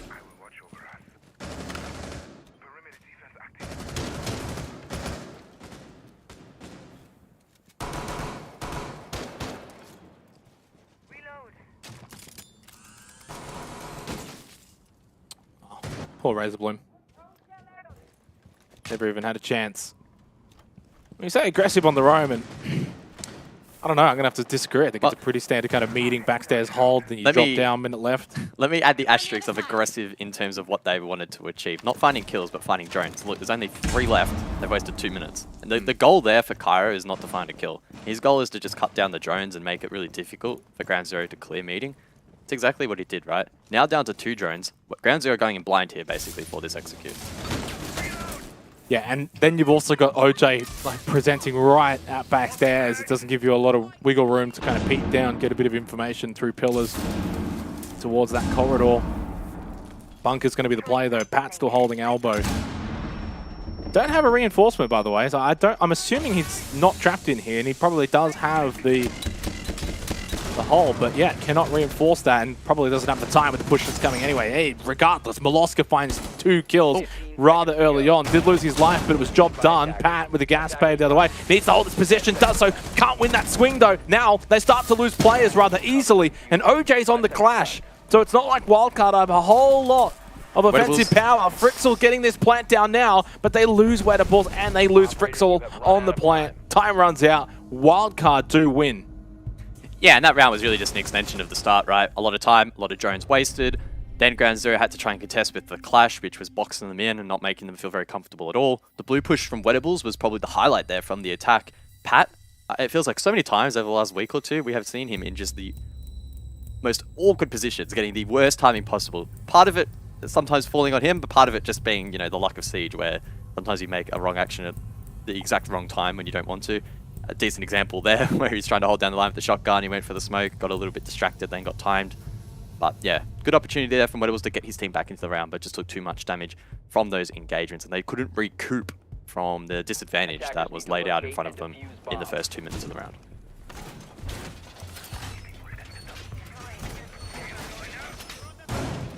So Wildcard take the lead for the first time in this match. If you've just tuned in, it was Ground Zero that won the opening round when they had a disconnect and didn't matter. They won from a 5v3 disadvantage, and from there they got out to a 3-1 lead. Since then, Wildcard have now won 3 rounds in a row. Find themselves on the defense, heading to Kids Dorms for the 8th round. Of course, Wildcard playing Oregon last night against Elevate. I think really as this game goes on, they'll continue to feel more and more confident. They have what it takes to get the job done against Ground Zero.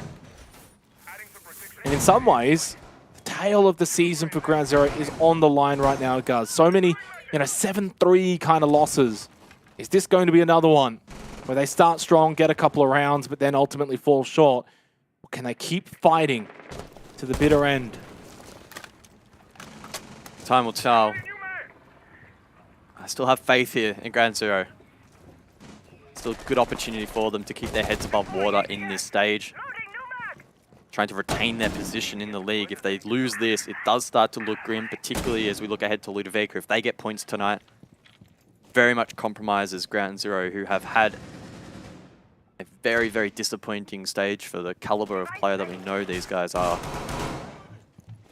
Focusing in, though, on round number 8, upstairs in Dorms, but Vinny's down below. Ground Zero, very eager to clear this out. They have the Lion to trap players in position, but Cairo is also alongside posing a threat. So this is going to be a pretty nasty battle for either team here. Yeah, and one thing that really kind of is a little bit odd to me right now, but Tuhand on the Nook, 1-7, struggling in this game. Not sure if that's the operator you probably want to put him on if he's struggling to find kills, but maybe in some ways it's the opposite effect, and you can find those kills when you're on the Nook.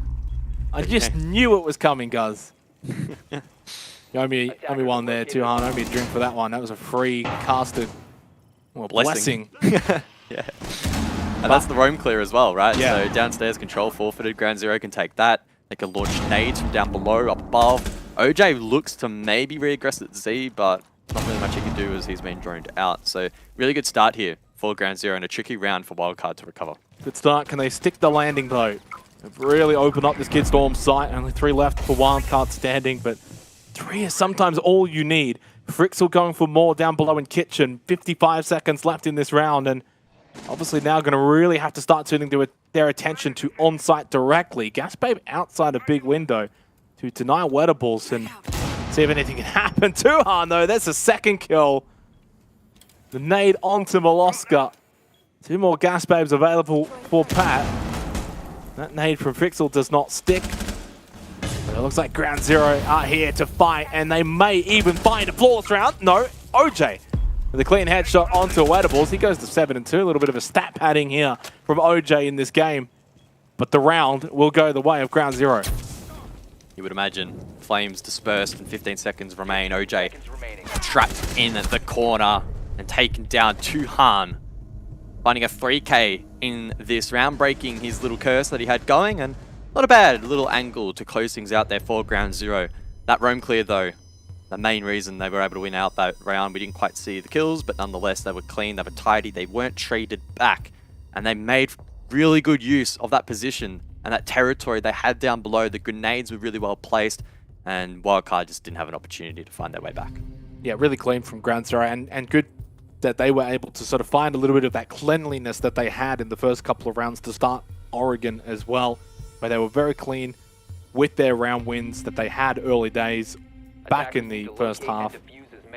For the first time in the second half, they get a win on the board, and it's a 4-4 scoreline now into the 9th round, and we've got ourselves a game. For 1st versus 8th, it's rather competitive. It's very close, back and forth. Even though Wildcard did go on a little bit of that run, 3 rounds in a row, maybe it looked like they were going to run away with it. Ground Zero do bite back. We head to kitchen meeting. It is saying something, though, that Wildcard do not look to repeat kids' dorms. Instead, they will shift sites and try their luck over at kitchen meeting. 10 seconds to go. Attackers have located a bomb. 5 seconds left before insertion. Once again, we are seeing pretty extensive setup up above here for Wildcard, and that's not too unexpected. The extension out towards dining as well, just to slow down any small tower push. And then I'm sure Pat will probably post himself up at sandbags inside of meeting to deny the breach if Ground Zero elect to go for big tower. But the western spawns probably indicating that we'll see a small tower across, a bit of presence maybe up above on the likes of double window. Big tower may not really be on the agenda. President though did spawn out towards the east, so we could see him rotate. Have to wait and see. Ground Zero will won. Pretty early ground here though. Roam clear in the last round, very strong, and they want to try and repeat that. Yeah. Can't allow that to happen again, otherwise, I mean, you're just not going to be able to be in rounds. You're losing that many players that early on, that convincingly. Credit to Ground Zero, credit to 2hard as well. It's never easy, you're 1-7 and then you're going to get a 3K. Suddenly everything's right in the world. Wettables a little bit fearful of the top of small tower. We have the beauty of the outlines, and we could see that it is in fact clear, and President has elected to rotate to rear stage. Probably for the most part, just solo draining himself in. Wettables will, like Overwatch. Once that wall's open, it does start to cascade the round a little bit here for the attack. Puts pressure on Pat, for example, who will need to focus his attention at the breach. And it looks like the rest of Ground Zero have rotated around as well, so the small tower play is not the play. And instead, it looks like a more direct hit on meeting. And talk about a direct hit. OJ with the shotgun, that hits hard. And that's the opening pick going the way of Wildcard. Yeah, OJ just doing it all right now. 8-3, President has him pincered. Is there going to be any help to get OJ out of this position? I don't think so. Does get caught, but playing that kind of position, you're playing with fire up close, at least he gets 1 kill. Shuts down 2hard on the nook. 55 seconds left, 4 versus 4. Going for a stage plant here for Ground Zero. Wettables is down, but he's back up and he's fine. 2 more EE1Ds for Kaken as well to keep Wildcard planted. But so far, I just don't think Ground Zero's done enough. All 6 flashes dumped and no one's been able to enter towards the site. So that utility has been completely useless. Pyro's been able to reposition. President cut down swings for the second of the round. Who's watching? Over in a flash. The protection there from Ground Zero not holding up, and Kaken's on the other side of the map. So Ground Zero have faltered here at that final hurdle, trying to get in towards the objective. They didn't push off the util. They didn't cover the re-aggression from Wildcard. Props to Cairo. Big round from him. And now the defuse is down with only 10 seconds left. And Gasbabe thrown out as well by Pat. Just has to hold this position. Doesn't really have to do a whole lot from here. Do not even peek Sun. It's red time. He peeks anyway. Wedible's pushed out onto the stage. Easy kill in the end for Pat. He still went for a little swing anyway. Wildcard take the round, but that was not one to watch back if you're Ground Zero guys. For what's been a pretty good game from them, and I don't think they've done a whole lot wrong, that one round, you could see a couple of mistakes. No one watching the kitchen corridor for Cairo, who literally just gets a free double kill onto the two players backstage, and then cake him with a very late rotate. We're talking 20 seconds left in the round. I don't necessarily mind it, but just maybe do it earlier.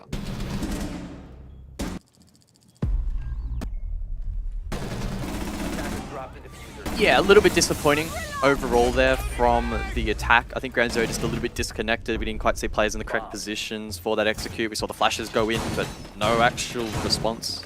And still trying to drone, I think, to find information. So just the sequence of events there, not quite right. On the flip side, though, and the positive spin on that is Cairo found that opportunity. He saw an opening, he saw the weakness, he exploited it. Really well played. Shouldn't have been allowed to get there, but he did. And he made it work and didn't make any mistakes. So really well played by Cairo. And now Wildcard 5-4 lead. They can go back down to basement. And they will be pretty hungry, I think, for match point. 5 seconds left before insertion. Attackers are moving out to locate a bomb and defuse it. Good signs from Ground Zero in this game. Good signs to not get you out of last place. Rather do honourable losses. In fairness, a tough ask against the flawless wildcard of Stage 2. The Oceanic Nationals.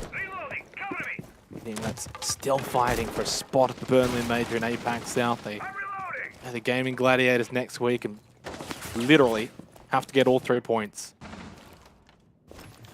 This is kind of a build-up to that, right? And you know, there's people out there say, you know, what do you really gain from the Oceanic Nationals here? Well, form. It's everything. Building a basis of continued success. And I think a big part of what Wildcard has been able to achieve in both competitions is going down to being able to find wins. This is a team that for a long time, Cuz, was not doing a whole lot of winning. And Wildcard are playing default here. It's the same setup on basement, so it's just about them refining it and making sure that they're not making big mistakes. Cairo's inside of meeting. Milo, big tower. We saw that exact same setup last time. It was more efficient, though, on that previous occasion. We saw 7 drones taken down, and this time only 1 off the board here from Ground Zero, who have preserved their drones a lot better on this occasion, and overall, probably looking a little bit better to take this control. I don't know if Cairo intended to drop the hatch. If he did, it has now forfeited control completely to the attack, and Ground Zero will take that. Yeah, and still time as well, minute 25. It's probably at about this point, if you're Wildcard, that you only want about 60 seconds, say, left, and it means that Ground Zero do get a little bit more time, and maybe Wildcard would have liked to have given them, but so much work to do. But yeah, I mean, this is a standard defense from Wildcard for Basement Oregon. 5 up. They don't find the kill. Didn't really search for it. Play for time. Force them to drop. Force Ground Zero into making mistakes and into rushing onto site, pushing and trying to clear positions like Pillar, Blue. Drop. It's always that kind of 50-50. You can drop down. You can lose 2 players instantaneously, or you can go for a bit of a sneak drop. We see teams like to drop actually at about the 30-40 second mark instead. Maybe catch the defenders off guard. I don't think it's happening. 30 seconds now. Cairo for the first. Will this steamroll towards the defense? Wildcard and Cairo looking so strong here. Tuhan with somewhat of a response, but Vinny to trade. Tuhan left.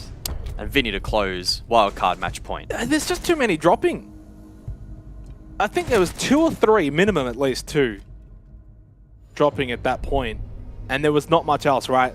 I don't think I saw a player backstairs. Maybe 1 came through from Blue Bunker. Yeah, I don't know. Random thought. Do you think Cairo's using the new monitor that he bought in the background? Do you reckon he got that on like Prime Day or something? It's at 27-inch though. I don't know how I feel about that. It's a little bit big for a gaming monitor. I use 27-inch, but I'm also not a pro gamer, so I can do Cairo, that. it's working for him, so I can't talk exactly. down on it. The box did look open, so yeah. Is that a bowl or a plate? A bowl plate? It's a very, very wide bowl. I'd say bowl. Yeah.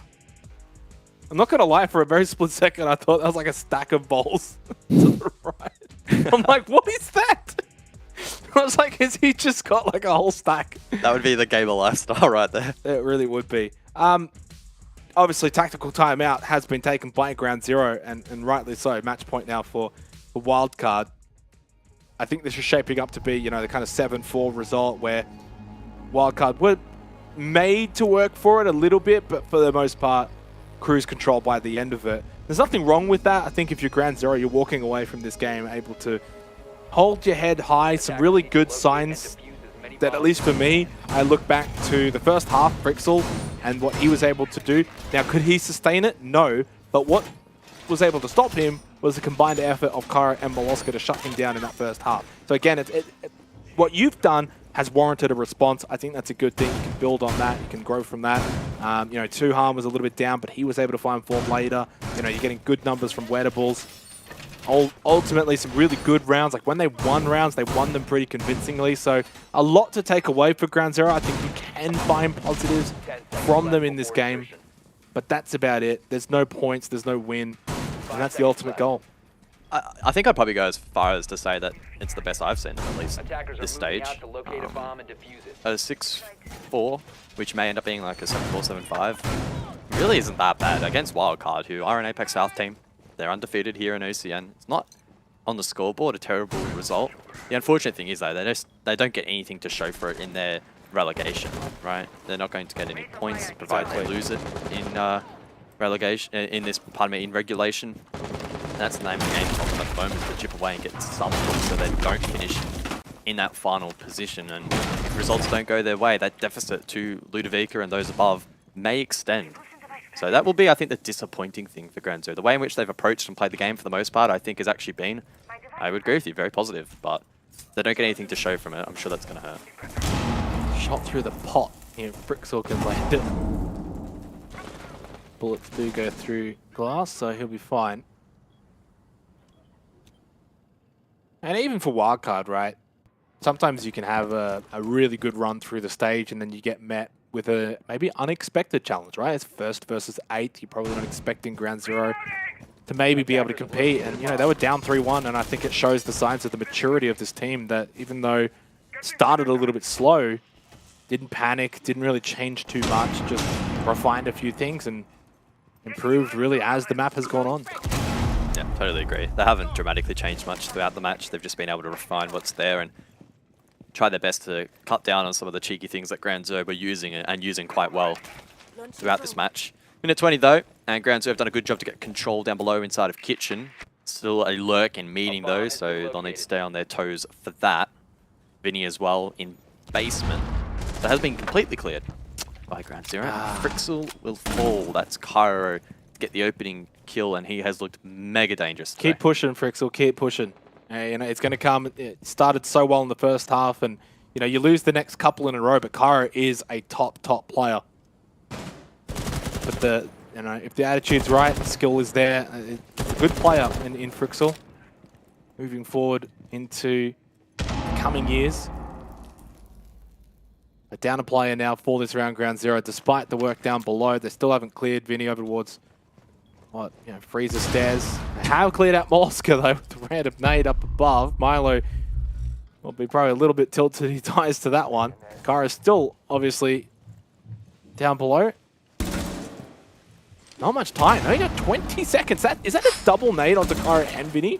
Not too sure, but they've taken a chunk of damage. 15 seconds left. Ground Zero might be able to convert this. Alright, just going to fall back, but let's go back up to site because that's where it really matters. What's going on here? Pat just walks in, doesn't matter. Wittables was already in and plate goes down. Wildcard caught napping.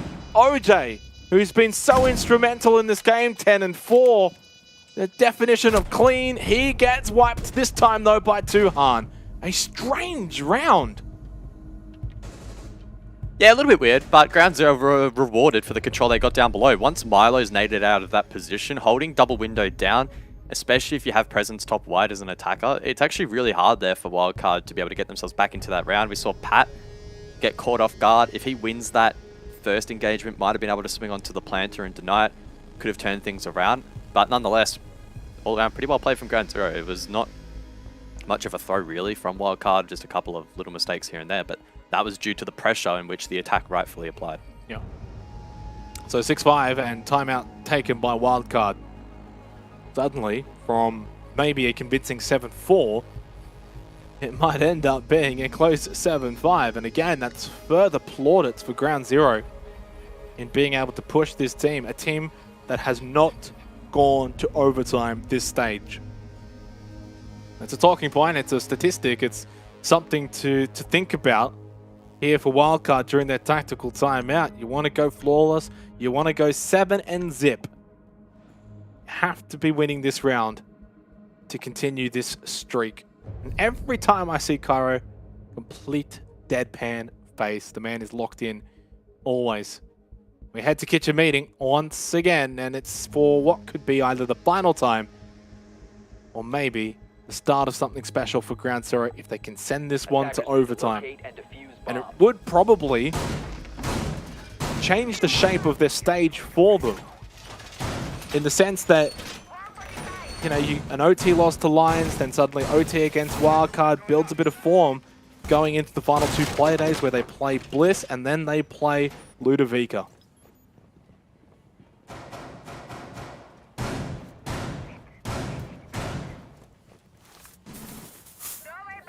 They push this to OT, I'll really start getting hyped, I think, for that final Playday where it could be Ground Zero and Ludovica fighting for that final position, that 8th place position in the standings. A lot though still having to fall in line for that to be a storyline. And it all starts here. Wildcard pretty keen to close this one out. They've been pushed, they've been challenged. Ground Zero for the most part actually looking really good. Most of the rounds in which they've lost, it's just been sort of one major error that's cost them, which Wildcard are a team that are going to expose those errors and make you pay. We'll see how tidy they are on this particular push. And it all starts here. Big tower, Tuhan will want to lead the charge. Sophia, LMG in hand. Let's see how much damage he can do. Swings in freely, no one contesting top big tower. Attackers drop the diffuser. Misses the plank though.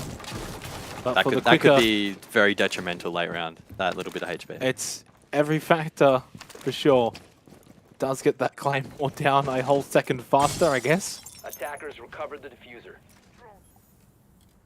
Could that be the difference? Surely not.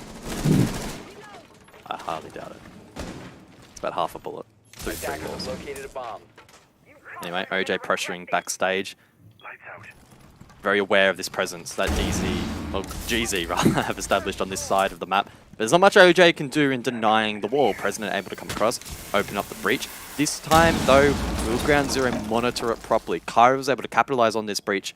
On the previous defense for Wildcard, he got a multi-kill to secure the round. I think this time Ground Zero will be a little bit more clued in and will not allow that to happen. Minute 25 remaining in the round. Ground Zero, with all of the work to do, Wildcard not really giving them a whole lot. A lot of presence still over towards kitchen. Bomb has been located. See OJ inside a meeting now, and Maloska still in pit, watching through towards attic. No control established above for Ground Zero. Could that be their undoing in this round? Otherwise, I think if you're not getting control of pub, you've got to go horizontally, and that's what Weatherballs is maybe planning to do through Garage. Position now known, and he's got a clash in his face. And that has now been sort of, I guess, their win condition thwarted. Oh, Pat, you got to win this. It does. Did he try and go prone for that Weatherballs? Either way, President in going for the diffuser, and we should get this down. He's just walked into stage. Who's watching? Who is watching? Distracted. Wildcard distracted by that garage presence. OJ off the breach. Now Wildcard need to play retake on a very difficult site. OJ can maybe play Overwatch on the kit though. Cairo as well alongside. And this could be very, very interesting. Can Ground Zero hold on here? They can't even rush backstairs. The Claymore's there. Cairo, he's got to be careful. He finds the kill anyway. Frixel was a little too aggressive. But Kaken, can he be the man that's measured in the moment? He's got too much to do and too much in his face. Cairo saves the day. OJ on the clash. The shield and the Guardian for Wildcard to get that defuse. 7-5. And it's still a flawless season for Wildcard. That's the 5-match streak confirmed. 15 points for wildcard might well be enough to see them finish first here in the second stage of OCN. Another big game from Cairo, stepping up, having some big moments, and often the difference maker to get wildcard across the line there. On the other side though, Ground Zero. I'm so sad that they don't get any points from this game because they genuinely looked really good. Unfortunately for them though, wildcard just outclassing them a little bit. Cairo very just quick at the end there, Blue, to just kind of get on his bike and salvage that. 3 kills after the plant went down. He was in a rush to salvage it and did so. Ultimately though, Ground Zero, as kind of Guz was alluding to, you have to feel for them. Definitely a better performance. They just don't get anything for it. I mean, that has to be absolutely soul-crushing. I mean, that is one of the biggest performances we've seen out of them in the Nationals against the undefeated wildcard this stage. And they stumble at the final hurdle, about to propel themselves up the leaderboard with a chance at OT, but it's just not to be. Unfortunately, still stuck down in last. And it just makes those last couple of Playdays even harder, trying to remain in this competition. There are positives though, guys. We spoke about them through the match. A lot of positives to take from this within, the rounds itself. And we kind of look at Frixel there for a split second, but he started really well, really hot in that first half, and that's maybe what's to come for the future. But I think as a team, they should be still pretty happy with that result up against an undefeated wildcard. I totally agree. If they're able to play this well against some of their upcoming opponents, I think there's still a really good shot to make it out of that last position. It does add in that extra factor though for the last 2 games. They probably can't really afford to drop too many points. We'll have to wait and see how a couple of other results go, but that's the additional factor that we'll have to see them play under. I'm sure there was already probably a little bit of underlying pressure heading into this particular game, but that's only going to amplify over the next couple of weeks. Certainly so. Well, we've obviously spoken quite a lot about Ground Zero. We'll turn our attentions, of course, to Wildcard, and in doing so, of course, we are going to have our interviewee, which is going to be the ever-lovable Vincere, fresh off of their 5th win in a row without dropping a game. Congratulations, mate. Obviously, the Oceanic Nationals going quite swimming for you guys this stage. Yeah, it's been a good showing for us this stage, especially considering how we played last stage and especially last year, but yeah, it's good to get another win on the board. Yeah, congrats on the win. The flawless streak obviously continuing. We made comment that Ground Zero actually probably looked their best, arguably, so far on the stage tonight. Did it feel like that in the server? 7-5, it feels like they probably pushed you further than we expected. Yeah, I mean, props to them. They played a decent game. They've had a really poor stage, and I know they'd be pretty disappointed with the way it's gone, but they're all talented players, and they'll pick it up, and I think tonight they showed a little bit of what they can do. I think we started really slow, which is a problem we've been dealing with the last few weeks. We give away too many free rounds to begin with, and yeah, we just had to kind of salvage it back from there, so yeah. And obviously, I mean, comparatively to last year, I mean, it was a shocker year. You bring Cairo into the roster, and week after week, match after match, you just sort of let him go. I mean, is that just faith in him and his abilities, or is this coordinated? Like, we know he can do it. Let's set him up for that success. Yeah, it's a bit of a mix of both. I think more often than not, we kind of just let him do his thing. He's shown himself to be a really capable roamer and a lurker, and yeah, he's very kind of, able to do things by himself. He doesn't really need that much help. But yeah, whenever we can, we try to set it up in a way that he's having a huge impact. We've already established that he's probably the X factor player on this team, and he kind of has the ability to win games by himself if he's given the chance. So it's just about getting that consistency now, and yeah, hopefully that's kind of what we're going to strive towards for the rest of the season. Now, Vinny, we exchanged a couple of words after last night's games for APAC South, and obviously after your particular loss to Elevate, everything else kind of went your way for the rest of the night, and by the end of it, I basically sent you a message saying, hey, you got Gaming Gladiators next week, top 2 could be within 1 point, and what did you say to me? I said, in the words of Cairo, he said it's impossible, but it's still possible, so... that's kind of what we're working with for the rest of the stage. Obviously, we really are disappointed that we're in the position we're in. I feel like we should have locked this up a long time ago, but yeah, now it's just about picking up the pieces. Last night, everything literally went exactly to plan how it had to go for us to still even have a chance. So now it's just on us to win our last 2 games and put ourselves in the best chance. All right, well, I'll give you the floor, as always, to close out for tonight. Final shout-outs. Thank you for everyone watching. Thank you to the org. Thank you to you guys for doing your jobs as casters. You guys are doing great. And yeah, hopefully we can keep the unbeaten streak going. Congratulations again on the win, Vince here, and best of luck, of course, in what is a massive, massive game for Wildcard next week in APAC South against Game and Gladiators. For us, though, of course, we've got another game coming up very, very shortly, and a couple more beyond that here for Oceanic Nationals. Play Day 5. It's the Chiefs, it's Knights, it's the old rivals after the break.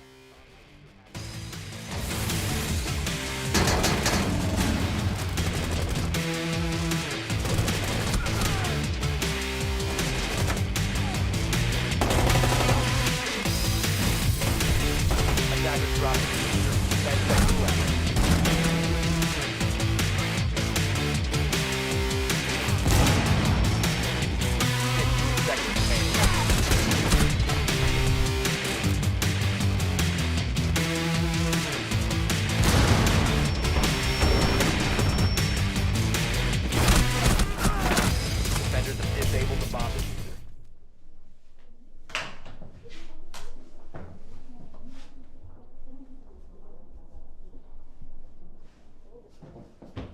I'm sorry, I didn't expect Kyrie to be there. He shot me through the drone hole.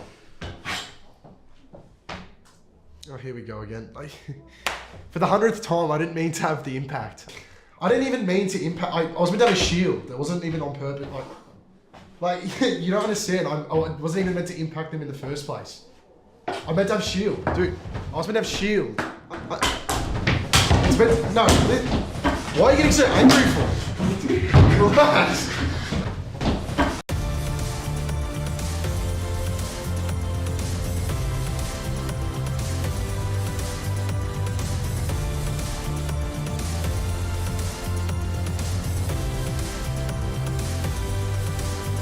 Foundation for National Parks and Wildlife safeguards our wilderness now and for the future. Our bushlands, our mountains, our valleys, our rivers are our responsibility. Whether you're just discovering the world or have built rich memories within it. Together we are one generation, and what we conserve today will be there for those tomorrow. There is no bigger legacy than the planet we share. Donate now. Salutations, gamers. Hey guys, we're Banks Arcade. What's up? Hey guys, we're Banks Arcade, and our album Future Lovers comes out on July 29th. Pre-save now. It's not even funny. Bro, you sure it's the 29th, bro? It is. And our album comes out on July 29th on all DSPs. Pre-save it now. Pre-save it now.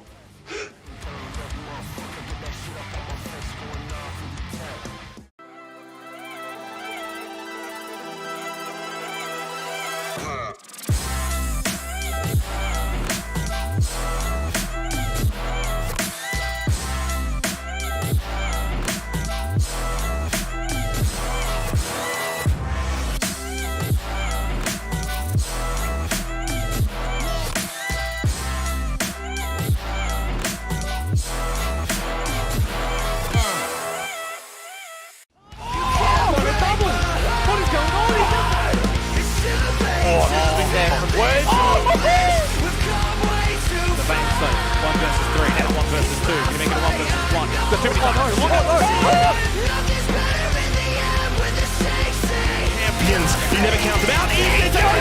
Both players are going to swing it right now. What have they done? They've just given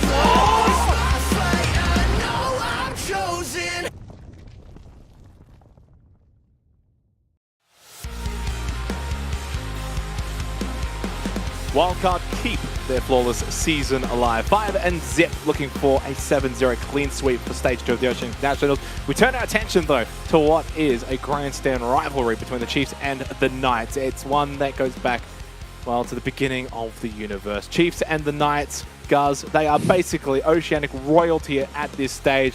You know, you got the champions for the Chiefs, and really what has been the contenders for so long in the Knights. We'll go to the Chiefs, team that is currently 3rd place in the Oceanic Nationals, a plus 16 round differential, 9 points. It's all great. Everything's all peachy. Just forget about APAC South.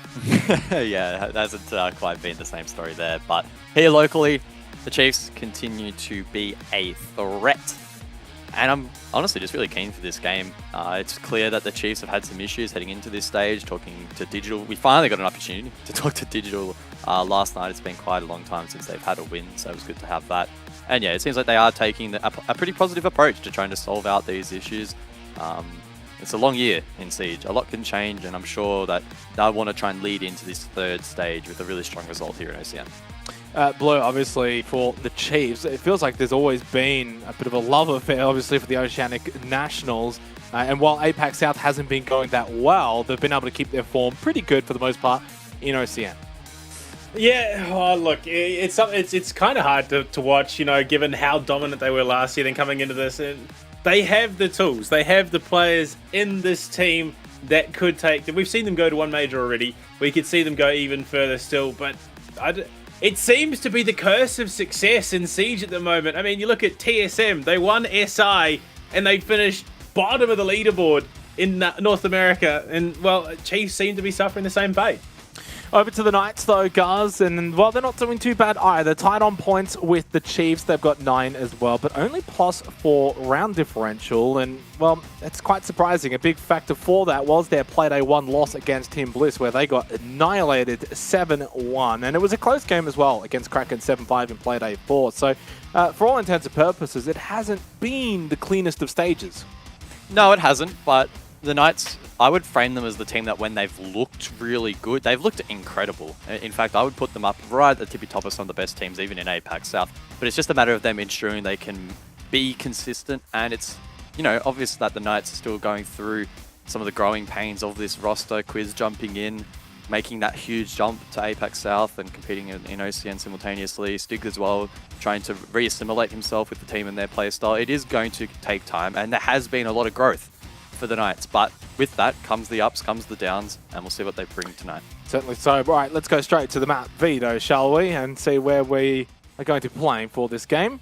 And it's going to be Clubhouse. Wow, that is quite intriguing. I'll go to you first though, Blue, before Guz has a bit of a spiel about this one. Thoughts? Because obviously Clubhouse has not really been Dubhouse for the Chiefs for a long while now. Yeah, I think you were saying in the break, it's what, the last 4 matches where Knights have been able to get a leg over on the Chiefs, and I mean, Clubhouse, you want to keep it as basic as possible. You don't want to be going somewhere that is fresher in the competition. That I can 100% understand why it was Clubhouse over Bank. So I think Chiefs, they're just literally trying to slow things down, play the game that they know that they can, and don't let Knights run away with this. Last time they played on Clubhouse, guys, do you need a refresher, or is it still fresh in the mind? Let me know. 7-1 loss for the Chiefs, APAC South, of course, 7th of July, which was, guess what, guys? Last week, so I don't know how you've forgotten that one. I have a really bad memory. How do you not know that by now? I probably have one of the worst memories you've ever met. But both teams actually played it July 8th, so the day after in OCN. Both got a win. So it's a map that clearly they're very comfortable on, one they want to continue to practice out. Yeah. I'm keen to see them go head-to-head. Who's winning it, guys? The Knights. Pretty easily. Oh, he didn't seem too confident. All right, well, let's head into this one. We'll put Guz on the bench and we'll get Blue Panda into the hot seat for the Chiefs and the Knights. Over to Clubhouse, where, well, what is an old rivalry once again is going to renew pleasantries, and we'll see whether or not the Chiefs can continue a bit of form in the Oceanic National, or if the Knights can get success for the 5th time in a row over the boys in blue. I mean, you think about the legacy the Chiefs had last year, undefeated over 3 stages, 4-time champions overall for the Nationals, and then you look at the current record, which is Knights 4 maps in a row so far, having taken them down. It's a bit of a far cry, but we see 2 maps in a row here, Xenox. The Finker banned out, and it's a true testament to how capable a team is when she's off the board, given how impactful she can be. That LMG obviously is a big factor for it, and it's obviously been a ban we've been seeing a lot in APAC South as well. The Finker is just not able to really get through all that often. And then, you know, the adrenal surges are kind of nice as well. Azami too, banning pretty much quite consistently, I think, at this point for what is a pretty new operator. Now that, hello, that's something we don't see too often. Is it 2020, Blue? Oh, I think there's just it's enough of those, you know, highlight clips floating around where it's in the back of your mind. It's something that someone could pull out, and I don't necessarily know it warrants the ban, but obviously the homework has been done here. I would imagine that Luna Metal's been doing his homework, making sure that they know exactly what to be taken off the board. But we look to kick it off. It's basement defense here for the Knights. Well, as we head into this one, when we think back to sort of the predictions for this game, I think there was only 2 people that went for the Chiefs. I was sort of one of them, and pretty much the reason for it is just based on the fact that the Chiefs just generally do well in the Oceanic Nationals, and surely they can't lose to the Knights for a 5th time in a row. So, on top of that as well, they also had turned things around in APAC South with a win against IG, so maybe there's a bit of a renaissance for the Chiefs. Well, run it back for me, Xenox. Who was it again that knocked the Chiefs out of OCS in Stage 1? Well, I mean, regardless of, you know, past instances, I still think you got to look ahead to the future and try and find some hope. And that's probably what the Chiefs need to honestly do, is to look to the future and try and find some hope, because it's been a disaster Stage 2, let's be honest. Obviously more so APAC South than Oceanic Nationals, where, you know, for all intents and purposes, things have actually been kind of okay. And, you know, if the Chiefs do win this game, they go to 2nd on the standing. So it's going to end up being a pretty good stage for them. They play the Hungry Lions in Playday 6, then Bliss. Well, that could end up being the decider for the top spot. So it's not all hunky-dory, but it's not all doom and gloom. Well, you take it where you can. I would imagine the Chiefs, yeah, not too keen to look to the past either. Right now, they want to strike a blow. They want to be able to take this match against the Knights in that loss streak, which has been plaguing them for so long. But you look at the setup right now, the Kaid and play, they're going to have to clear out that utility. They're starting to get that clear across on the 2nd floor so they can make sure that there's no roamers. But we can quite clearly see Knights have some significant offside presence. Yeah, and I think defense here on Clubhouse is going to be quite strong, especially with the bans in play. His army is pretty much an insta-ban, as we see. Though, as I'm saying this, 2 defenders go down very early on, and the Echo ban I don't really rate too much either. You know, the Kaid's still on the board. You can bring mirrors, you can, you know, bring Valkyrie, for example. So I still think on a map like Clubhouse, with what's available, defense should be looking good here, but not in this round in particular. Sage over towards Garage, needs to probably find something back the other way, otherwise the Chiefs off to the perfect start. Yeah, Josh and Chris going down. That's a pretty big impact to start the map off, but Stig's upstairs, spotted out on the drone. Could be another problem that needs to be dealt with by the Chiefs. Obviously, that late round flank potential coming in as that Executor's coming through. Well, never mind. Stigs is dead. Clean start for the Chiefs, making a statement in this opening round, but that's all it is, just the one round. Obviously, we saw Ground Zero get a big opening round win against Wildcard in the last round. They got out to a 3-1 start, and in the end, still losing out. You have to be able to maintain it, and that's going to be the real trick in this match against a team like the Knights. Juicy Sage still alive, but as great as they are, I don't see them being able to overcome a 2-5 deficit. I mean, how many times have we said that, and someone like Stiggs clutches up around in a 1 versus 3, so anything is really possible here on Clubhouse. We are hitting the final 30 seconds. Chiefs have everything in place to go for the execute successfully, but it's that info game. If they don't have it, they could punish them. Oh, Digital can't allow Sage to get away, and he does! He allowed him to get back in towards Church freely. Gets the kill and gets out unscathed. Could have got that kill onto Worthy. Juicy gets the drop though onto Boydie into red time now in a 2 versus 1. Has the player towards main. Digital in onto Church. Does he get denied by Juicy? No, I don't think he will. He does not. Plants down and Digital stands up. Finds the kill. Tumultuous start, really. It was an amazing start for the Chiefs, and then it looked like maybe it was falling away from them. So many twists in that round. That was kind of bizarre. Almost in the dying seconds of the round. Looked like it was a ping over towards Armory, even though there was really no one there. So maybe a bit of misinformation from the side of the Knights there, because it looked like it was going to be possibly that 1v2, now down to a 1v1 clutch. But obviously when you're staring off into the distance and there's, well, no one there, chances are you're going to be fragged out. And look, Chiefs, you take it where you can. Round 1, it was a bit slower, but they got themselves there in the end. And unfortunately with Stiggs leaving, we probably will have that rehost to come into play, but positive signs to kick off Clubhouse. Certainly. I mean, you say slow, obviously the very, very beginning of it, 2 quick kills, but then from there things do slow down, which is, pretty much expected considering you do have to get through the rest of the round itself and really clear things out, be methodical, clean sweep through the map. But yeah, rehost obviously confirmed. Chiefs will be obviously pretty happy with the opening start though on Clubhouse, especially on the attack. I mean, like I was saying, Blue, when I look at those bans, the Azami, the Echo, I don't know really if you've taken much away. Your Kaids are still up there, your Valks are still up there, your Mirrors are still up there. On a map like Clubhouse, I think you can really sit back and fortify defensively with the operators that are left available. So it will be intriguing to see really how that does play out as the game progresses. Yeah, I'm intrigued to see if we do get that lean into the mirror, obviously, because teams, as of late, you know, if it's there, it doesn't necessarily mean it's going to be picked up, of course. Teams sometimes just sort of leave it out there in the void. But yeah, Azami is one of those, getting to the point, pick ban at the moment with how impactful she can be, especially, I mean, you look at CCTV, you look at the Rafters hold that we've seen historically with Azami in play, and that is such a tough contest for attacking teams. Certainly is. But I also think when you look at Azami and how often it's banned out at this point, it's probably almost expected to not be there now. It's like the gut feel for me says over the games that we've seen really since Azami's come in, is almost like 80% ban rate, something crazy like that. I feel like she's banned out more than actually played. And believe me, when she's in, she is played. So there is that to take into account. But regardless, going back to that opening round, Chiefs clean. Very, very good. Knights really didn't do too much wrong. Just 2 players got caught out roaming, obviously off-site. Obviously for a basement on Clubhouse, you probably don't want to be 5 on-site really to begin the game. But to lose those 2 players that early onto the round pretty much shuts that down almost immediately. To even get it back to what was like 2v1 at the end of the round is quite staggering. For a 5v2 start to then 2v1 really does sort of highlight how difficult the Knights will be to take down.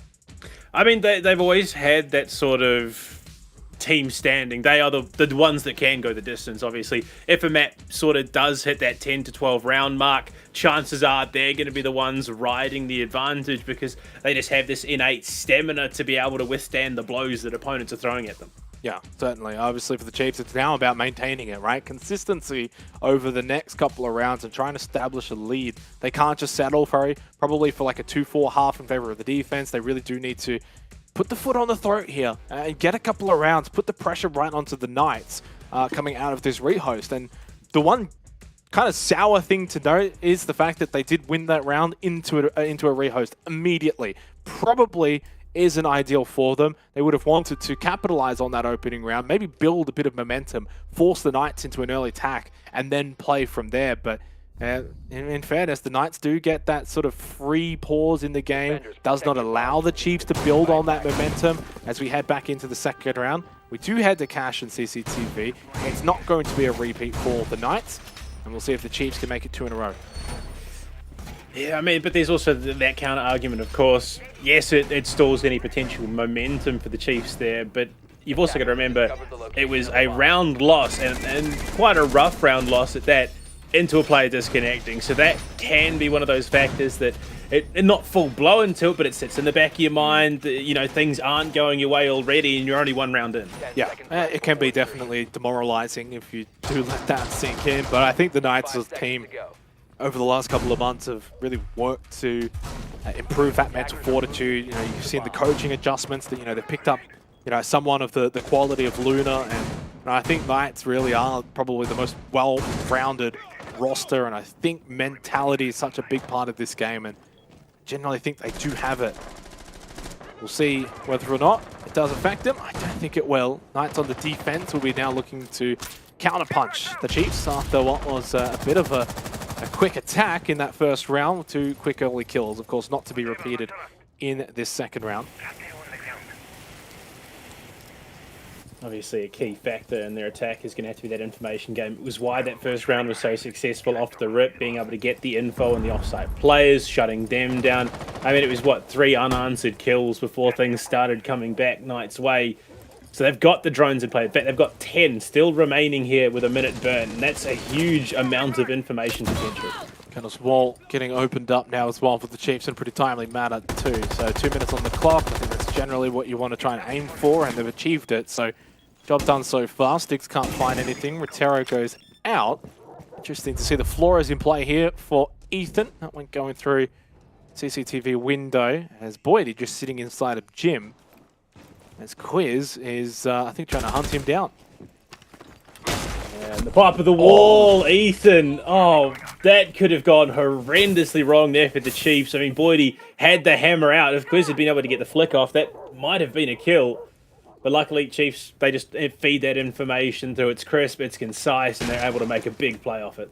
They get the opening kill now for the second round in a row. Chiefs starting well here on Clubhouse. What was once a map where they had so much success on has turned into a disaster map for them in recent times, but maybe looking to change that tune here with a win against the Knights. Obviously the Knights, a team that's still firmly in contention for a spot at the Berlin Major, but did not help their chances with a loss to Fury last night in APAC South. Can they redeem themselves tonight? Or Stiggs is just a little bit careless on site, and Worthy will collect a free kill. Yeah, look, unfortunately, we're about to see Knights forced into a position that they found themselves in last round. Last round, they were able to mount somewhat of a comeback. This round, I think it's a bit questionable given the ground's already been conceded going into the final 30. You look at the utility available, you look at the positions. There's a lot to rely on with Juicy in that shotgun.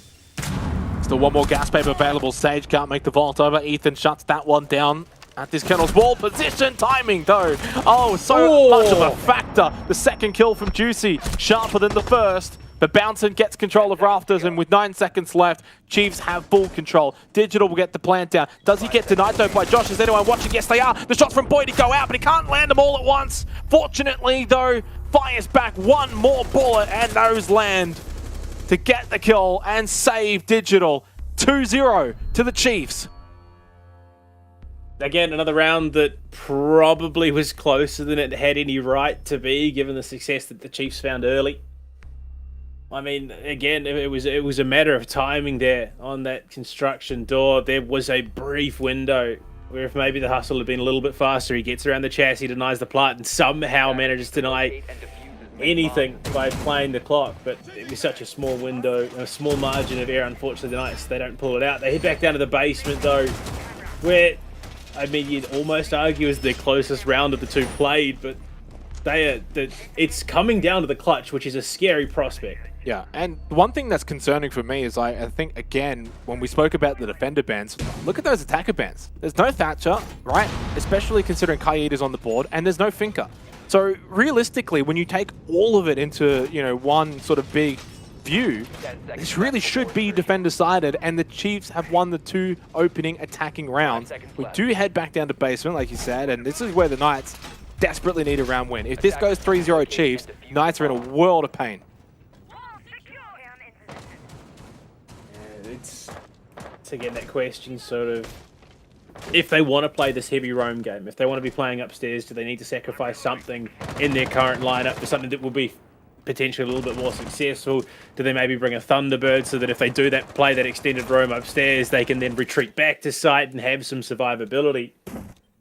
But no, Knights, they stick with what they've got currently. It did almost work for them in that first round, but there is a lot of gamble, it feels, in Knights' playbook today. Speak about gambling, but maybe the best odds is to just sit on side and hope for the Chiefs to make a mistake on the execution. But not to be. Knights are showing presence up above. Josh over towards Jim now. Dribble into bedroom. Kennel's wall opened up. So far, the Chiefs have not really put a foot wrong. Not a whole lot of players dying early. They're getting opening kills. They're generally getting a pretty big ascendance over the Knights as well in these rounds. Time, maybe, you know, towards the lower end of the spectrum, but regardless, they've been always up towards the end of those rounds anyway. I mean, there'll be those people that say, oh, you know, the Knights, they don't care about this competition. Obviously, they're playing Apex South. Stiggs with a magnificent little Nitro there under Boydie, which is a massive kill, especially when playing into a basement site. But it's something that Juicy said time and time again. My God, the kills are just coming together. Push down blue. Bouncing gets caught after getting the trade. No one to trade for him, though. And in 18 seconds, and for the first time in this map, it's the Knights that have a slim advantage. 4 versus 3. And on a site like basement here on Clubhouse, it is a lot. It means so much. Church Arsenal Digital still getting to work with his bar hats. There's only a minute left, and you're down a player. Definitely the worst we've seen the Chiefs off in this match so far. Knights firmly in control. Well, Stiggs as well looking to get even more aggressive. Caught sprinting again, unfortunately. Something that has plagued the scene for the last 12 months. You can't be caught with your gun down mid-sprint. Oh, and he had the info. He had the ping. You knew where he was, and you're right. He just didn't have the gun up and ready, and Digital, to his credit, did. Brings it back to 3 versus 3, and suddenly evens things up for the final drop down of the late round execution here for the Chiefs. Surely they can't make it 3 from 3. They very well might, because Worthy pushes into blue. 20 seconds left, and it's up to Juicy and Quiz as the last men on the defensive line here. Inside of Arsenal for Quiz, he gets beaten up. He gets his life taken away from him. So does Juicy. The Chiefs just overwhelm the site. They are all over the Knights here on Clubhouse. A 3-0 start. I mean, this is feeling like that Bliss Knights match all over again on Border. It's just dominant. 3 rounds on the fly, and as I was going to say, some people would say, oh, you know, they're playing Apex South, the Knights really don't care. But it's something that Juicy has been almost religious about. It doesn't matter what league you are playing in. You take every opponent as they come at you. There is no excuse for slacking in a lesser league because results are what matter at the end of the day. Long way to go, but something that's not too long away from transpiring is Banks Arcade's new album, Future Lovers, which will be out on July 29th, 2 weeks away. Features, of course, our Oceanic Nationals title song chosen, so put that command in your screen into Twitch chat. You can pre-save the album on streaming services, the command being ! Banks Arcade. And what is big game now? 10 seconds left. Chiefs 3-0 up on Clubhouse on a defender-sided board. 5 seconds to insertion. It is all blue right now, and the Knights need to dig deep, find a way back. Otherwise, this could just be the kind of game where, and I know you kind of touched on it briefly, Blue, but where the Knights may say, you know what, bugger it. If we're down 4-0, 5-0, or 5-1, do we really put much stock into this? Do we just let them win it, move on, and save face for APAC South? Regardless, they do get the opening kill this round. Ethan taken out early. And it does give the Knights a look in. Yeah, I mean, despite the first couple of rounds in terms of the opening gunfights, Knights have really steeled themselves through rounds 3 and now 4, obviously.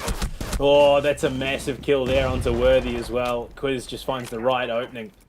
And it seems that finally this approach that Knights are trying to bring to Clubhouse is coming together. They do take a 2-player lead into this 4th round, and it felt like they had to win something at some point, and the fact that it's going to be Jim Bedroom is quite intriguing. Generally a site considered better for attackers in recent times for Clubhouse at least. Still a lot of time remaining in this round, and the Chiefs going for something strange here. Nade over towards Kennels, but they slow walk over to the logistics hatch and will look for a drop down. Is Juicy ready for this though? He is, and boy is he ready and waiting. He got all of them. Digital somehow actually got the head shot onto Boydie while dropping down. A bit of a calamity, a bit of a messy round from the Chiefs, and it's completely undone early on. All of it started though with the 2 early kills from the Knights, and the Knights now find their first round win on Clubhouse. I wonder if Juicy spends much time skeet shooting, because that was beautiful. Absolute lineup of 2. Unfortunately, there was a 3rd player, which ultimately took him down, but the SMG 11 as well, to be able to line it up for that much damage. That could have gone horrendously wrong, but he makes it work, and the rest of the team, they're backing him up. Knights finally on the board after 4 rounds. Honestly, after a round like that, I wouldn't even be surprised if we end this 3-3. Well, I mean, in fairness to that round, they lost 2 players fairly early on, to the credit of the Knights. Chiefs didn't really do a whole lot wrong. They just hit some really nice, shots to a couple of the Chiefs players outside, and then they went for a bit of a weird play where it's like, okay, we'll fake the nade over to Kennels, and then we'll all drop logistics. If they can win that logistics fight, if they get the kill onto Juicy, it's a 3 versus 4, and you've got position. So it's not the worst play, considering they were already behind in the round. If you're behind, 2 players that early on, you may as well go for broke. They did. They ended up broke in the end, but it was a round that I think was already lost anyway. 3-1, Chiefs go up regardless. And I think even if this does end 3-3, like you maybe said, it's still a win for the Chiefs in my book. Chiefs again. They've made, they're rushing. They've identified it. They're straight in. There's no one in Armory right now. This is a huge push. Boydie's in deep, looking for the cross into church. They've got absolute 5-man entrance onto the site uncontested. Bouncing can't win the first shot though, and that's going to be Juicy getting the opening kill. A couple more go out. That's going to be the diffuser planted by Digital. Still has Ethan and Boydie available. Loses his life. Sage, 2 big kills. Even though the plant is down, it's the Knights with the numbers. Big shot from Boydie though through the wall. He'll get the second. That's the down. He's out for the count as well. They are entirely gone. Knights have been blitzed. Absolute calamity. 4-1 Chiefs. That was some of the biggest brain plays I have seen in the Nationals. Look at that smile on Digital. Justified. They absolutely knew there was no one in Armory. Everyone else is upstairs. This is the setup that we've seen out of the Knights so far in basement. That upstairs presence, the extended roam, and they leave few people on the site, which is why we saw that first round go down to a 2 versus 5 clutch situation. Massive headshot from Boydie, massive cutoff for the rotate again, follows it up with a long-range shot almost across the site. And it's because he played it deep on that ash wall that it all came together as well as it did. I mean, that is just everything falling into place for Chiefs. Absolutely played that perfectly. Knights look a little bit silly, and they call the tactical timeout. Now down 4-1 on the defense of Clubhouse. A 4-win streak over the Chiefs on the verge of being broken here in the Oceanic Nationals. And for the Chiefs, a win here, Blue, all 3 points will get them up into second place, only behind the undefeated wildcard. It's a big game. Remembering, they still play the Hungry Lions. Chiefs definite favorites in that game, which then sets the Chiefs up with a match against Team Blitz in Playday 7. That could be the battle for second place if wildcards stay undefeated. We still play the Knights in Playday 6. It's all heating up the Oceanic Nationals towards the back end here for Stage 2. And it's all heating up in this game. Round 6 we go. Knights, can they stop the onslaught? Can they, at the very least, force a 4-2 half, which would be still a big win for the Chiefs?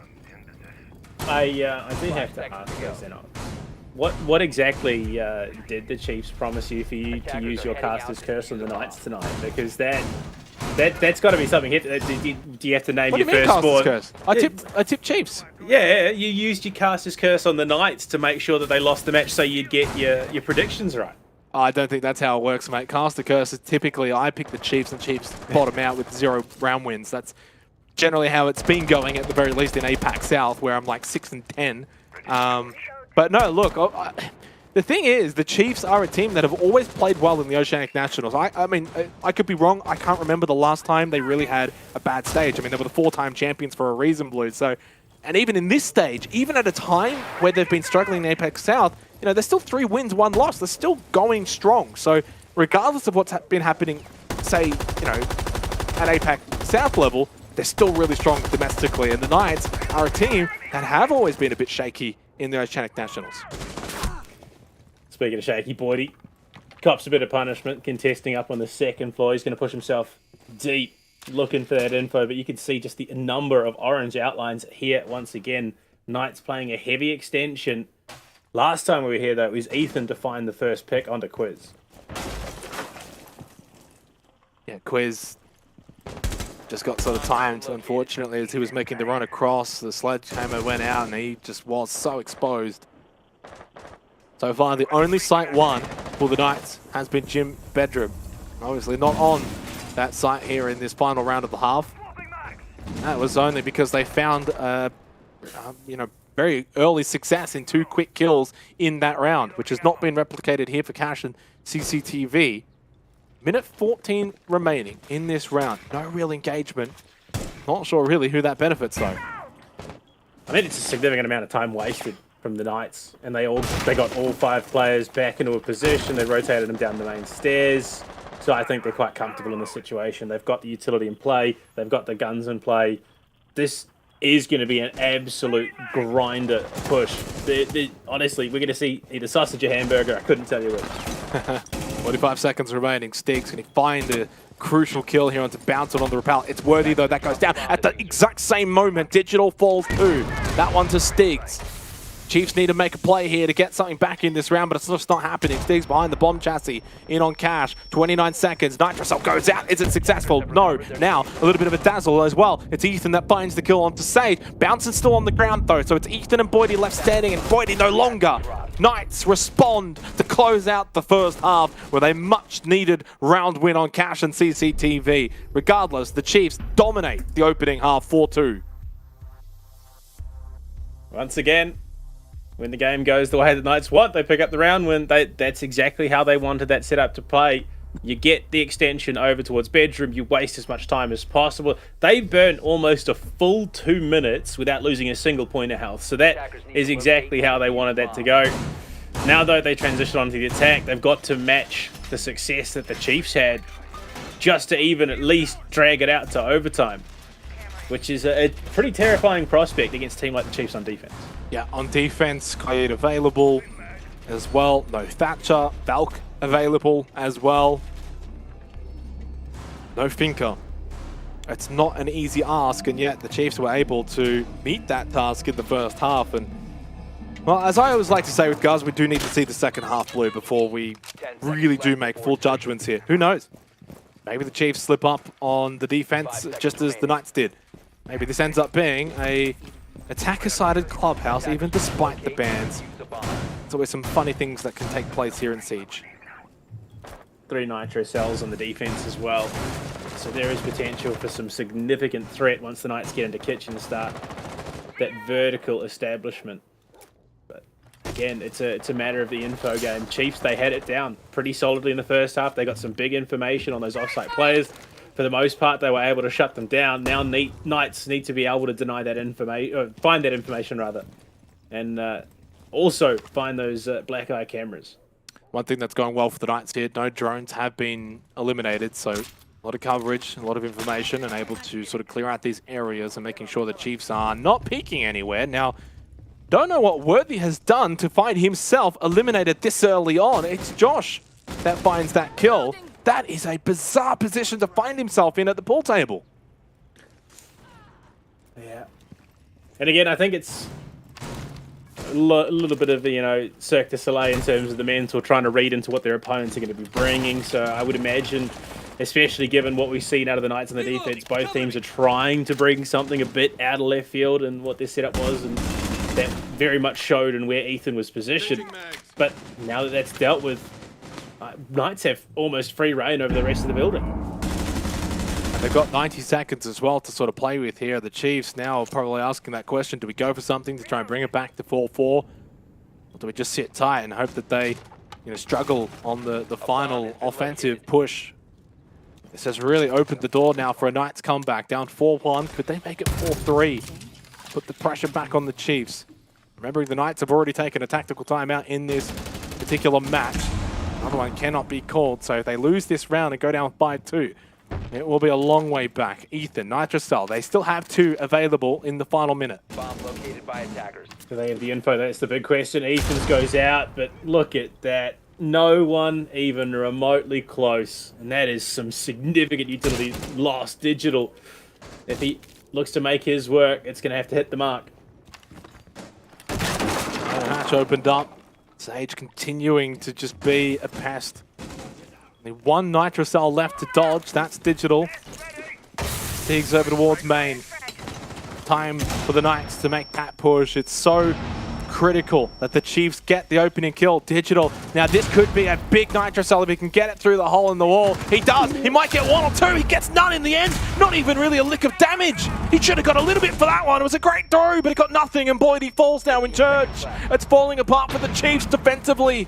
Sticks falls though back the other way, bouncing into blue. Maybe a chance for the Chiefs to salvage this. Juicy has to plant, so it's only Sage. Drops down into Memorial. What a shot onto bouncing from Sage, but Ethan, he got the shot back, but fortunately the Don is good. In the clutch, he gets off the diffuser, and he gets the shot.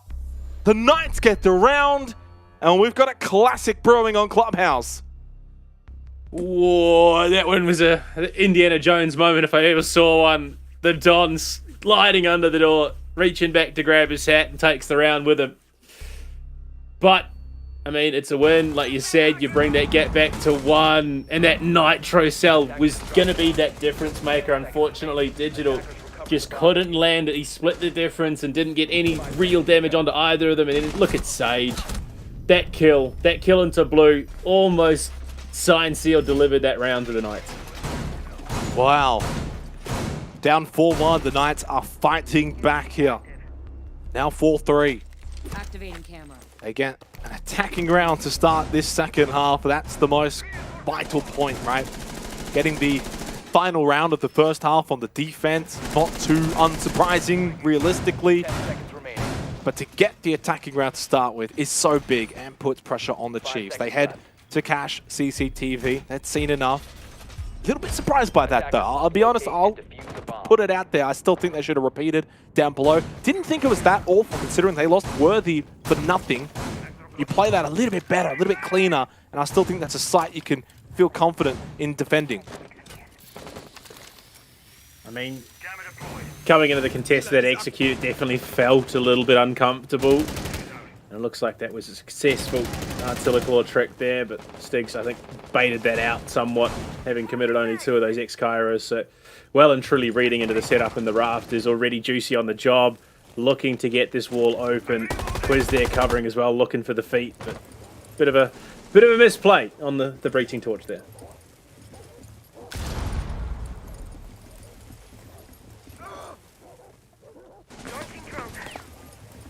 Chiefs do still have a tactical timeout available if things continue to get a bit hairy for them. Reload.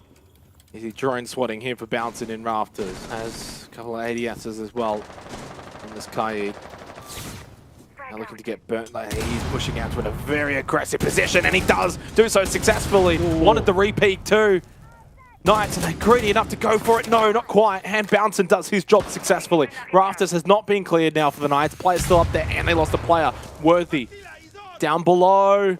And he has a moment and a chance to maybe find the kill onto Josh, but unable to. But the pressure from the Chiefs into Garage is palpable, and it is so far success. But it's Juicy with a wonderful angle that catches Bouncin and maybe changes the shape of this round.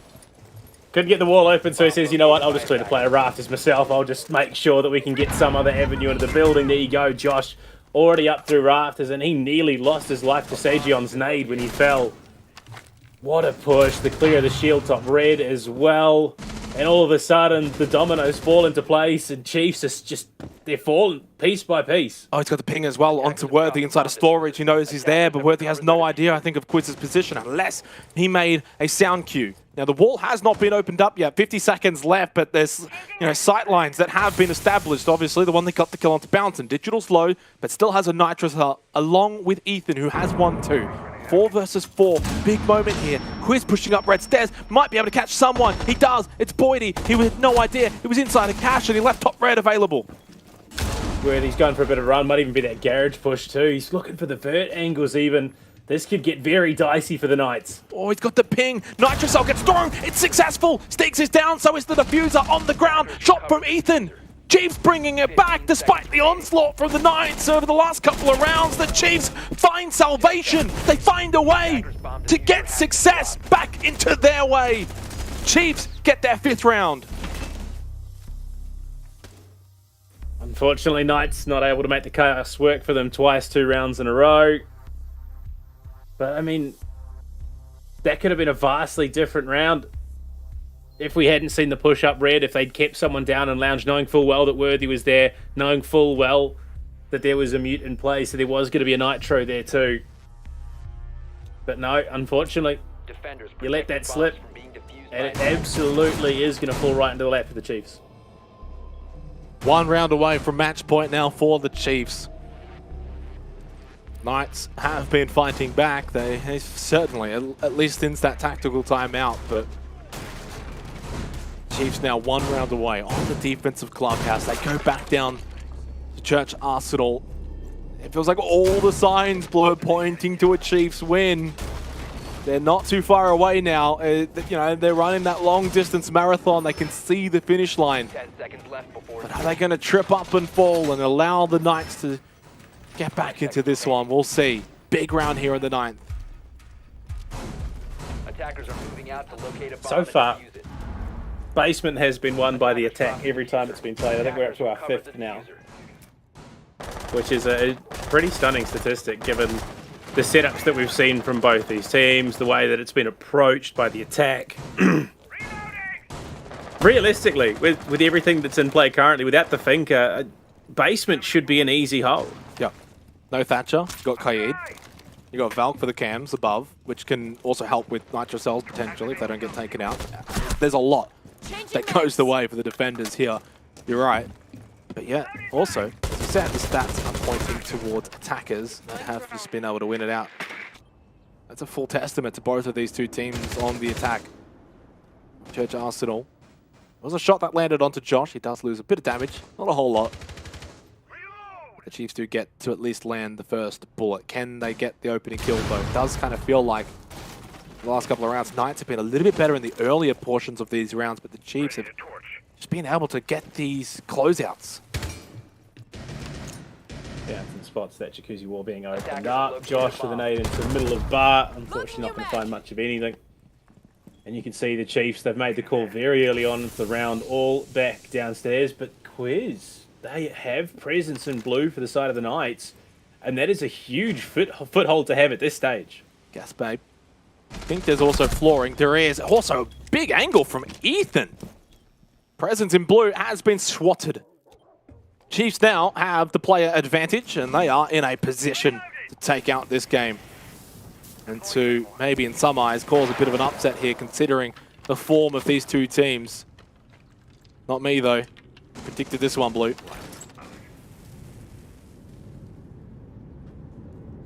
I mean, just look at the time. There's a minute left, and you still got Juicy trying to get himself in through Jacuzzi. Josh is down bottom main stairs and just narrowly misses out on a kill. Whatever it is that's going on with the Knights, it's definitely affecting them in this round currently, because there are some mistakes, some cracks that are being shown that we rarely see from their camp. 40 seconds remaining. The push will have to come from the Knights. The push on Church Arsenal, though, for both of these two teams has been successful in this game. But will this be the first time defense can stand tall and deliver? At a crucial point, it's Sage who gets the opening kill in through Moto. Worthy stands up, gets one. Trade. Juicy's been great. He needs a couple more, though. Digital falls too as well, basically for nothing. Courtesy of Josh. Knights are just cleaning house down below. Church Arsenal is not the safe haven for the defenders. It is the opportunist for the attackers. Ethan gets the player at main in Josh, but Plant is down. Now, still in a 1 versus 2. Nitrocell, he's not close, mate. He's well deep, closer towards Oil Pit. Not a lot of time remaining as well. Needs to get a wriggle on if he's going to get that counter defuse. Too far back. Ethan is now inside of Arsenal. Not happening. Not enough time. Yeah, no, to relocate. Knights know exactly what they need to do in this situation. They're just going to pull right off, play very, very passive. Ethan's shots give him away, and Juicy will bag himself a 12th kill. And this is that factor that the Knights have that I talked about earlier. Once we hit that 10 to 12 round mark, they tend to be the ones chugging along quite comfortably. It is time for a timeout for the Chiefs. Well called, well timed, and well done to the Knights for what was a clinical push. Again, another one on Church Arsenal. What is going on in this game? Attackers just having their way with this site, even despite the bans and the operator lineup available. And Chiefs kind of did everything right in that game. When you think about the start of it, they got the opening kill, fell back to site, 5 players up. Knights are at a disadvantage. It's just 2 players drop Moto, push in, get kills, and win. I mean, the crazy thing, the kill score between both teams. Chiefs have 30 kills, Knights have 32. And they're still losing this. Which is, I mean, I'd say impressive for the Chiefs more than anything. They've been able to hold things down. They've been able to make the plays when needed. But again, like I said, dangerous territory. This is where Knights tend to just be more resilient. They are very much highlighting their resilience in this game. Every time it looks like maybe they're going to be down and out, maybe it looks like the Chiefs will pull away with it. They just kind of keep in touch with just being able to keep themselves close to the Chiefs. And now 5-4. is very, very close. They are breathing down the necks of the Chiefs here as we head to Gym Bedroom, which actually was a site that the Knights found success on their defense. Maybe the Chiefs will be able to do so as well here, but really wanting to highlight the Don. Juicy 12-6 now in this game. Does so much for this team. Hardbridge can plant and he can frag.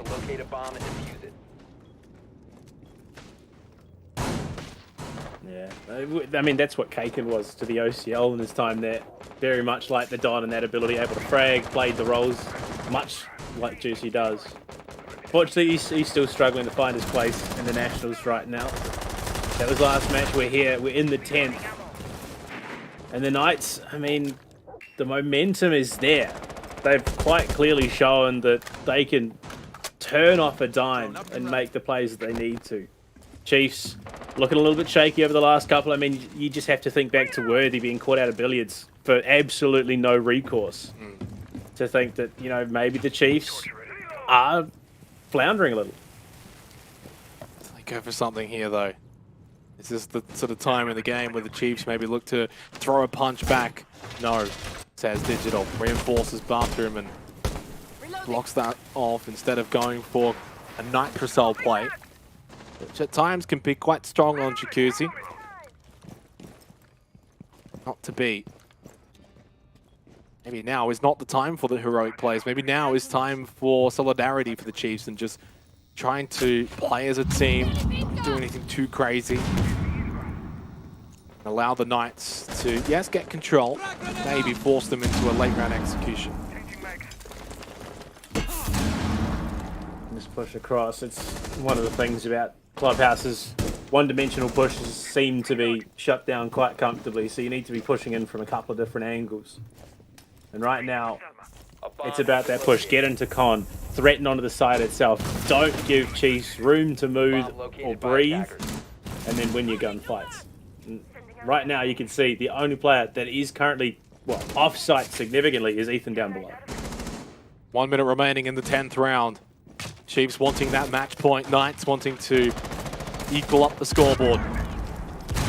Onto the balcony, and Josh with a Kobe onto Bouncin. Big nade, big moment, and Juicy now as well is in. Josh is speaking is in. He's in bedroom, deep inside of it. Worthy's knocked down. Chiefs are being lit up. One by one, they fall. The Knights are making the Chiefs look like pawns.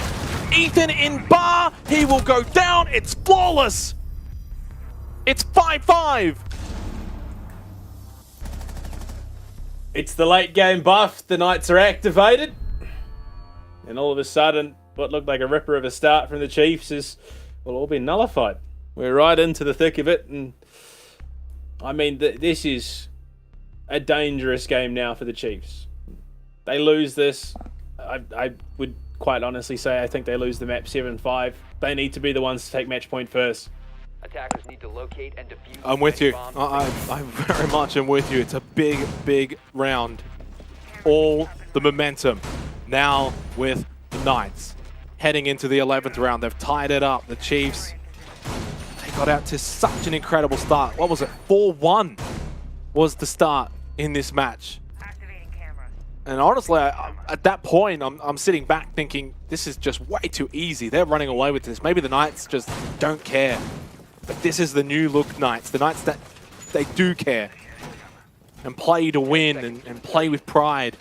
And boy, they're showing that here on full display right now. You can be down and out. You can bow your head and then think, oh, maybe it doesn't matter as much. But no, they've fought tooth and nail to get back into this game. And credit where credit is due.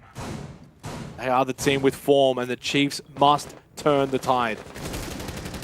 I mean, it's one of the things that I've always admired about this Knights team. I mean, even thinking back to my first year casting Siege and Six Masters, they were the team that when it got to the late stage of the game, honestly, they're a team that is surprisingly successful in overtime because they just have that stamina to go deep into a game. And they just have not lost that at all.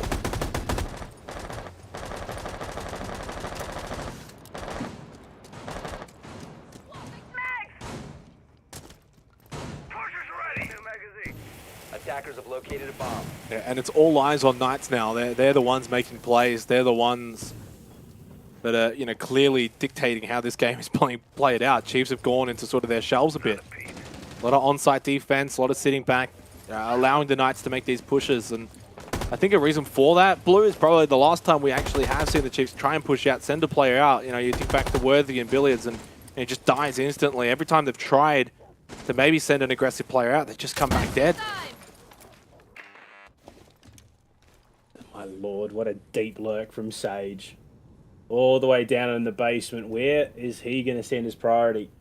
Is it secret? Honestly, he's just got so many options right now as to where he could play this. But if they get control of secret and lounge, this just gives them so much breathing room. Bouncing's just taking an absolute beating. Nitrocell, it's not going to count. Way too short. Stiggs is playing this well. Bouncing to the nade. Bounces on his head, courtesy of Josh, who has just been on point with those nades on the Yana. Chiefs down yet another player and yet another opening kill to the Knights.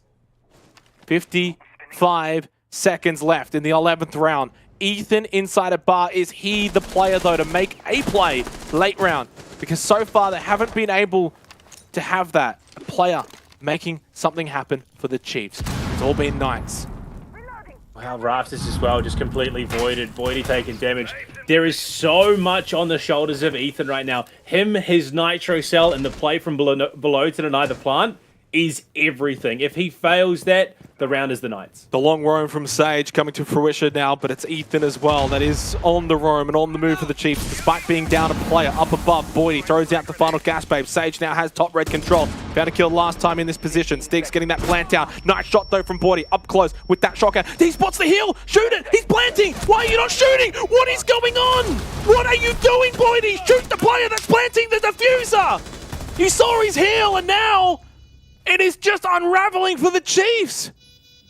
Knights with the plant down and with the player advantage. Collapse for the Chiefs. Juicy holding the angle. The Don is always good in these spots, and he remains so despite falling to Ethan Stiggs. He's got the God spot on the rappel, watching Kennels with the plant down in front of him. No time, no chance. Knights go to match point. Blue, what am I seeing here? Well, look. Predictions, who cares? Let's be honest. Xenox, they don't matter. They don't matter for anything. They're just a fun little mini game that we get to play as casters. But yeah, look, maybe that caster's curse is a little bit more real for the Chiefs right now.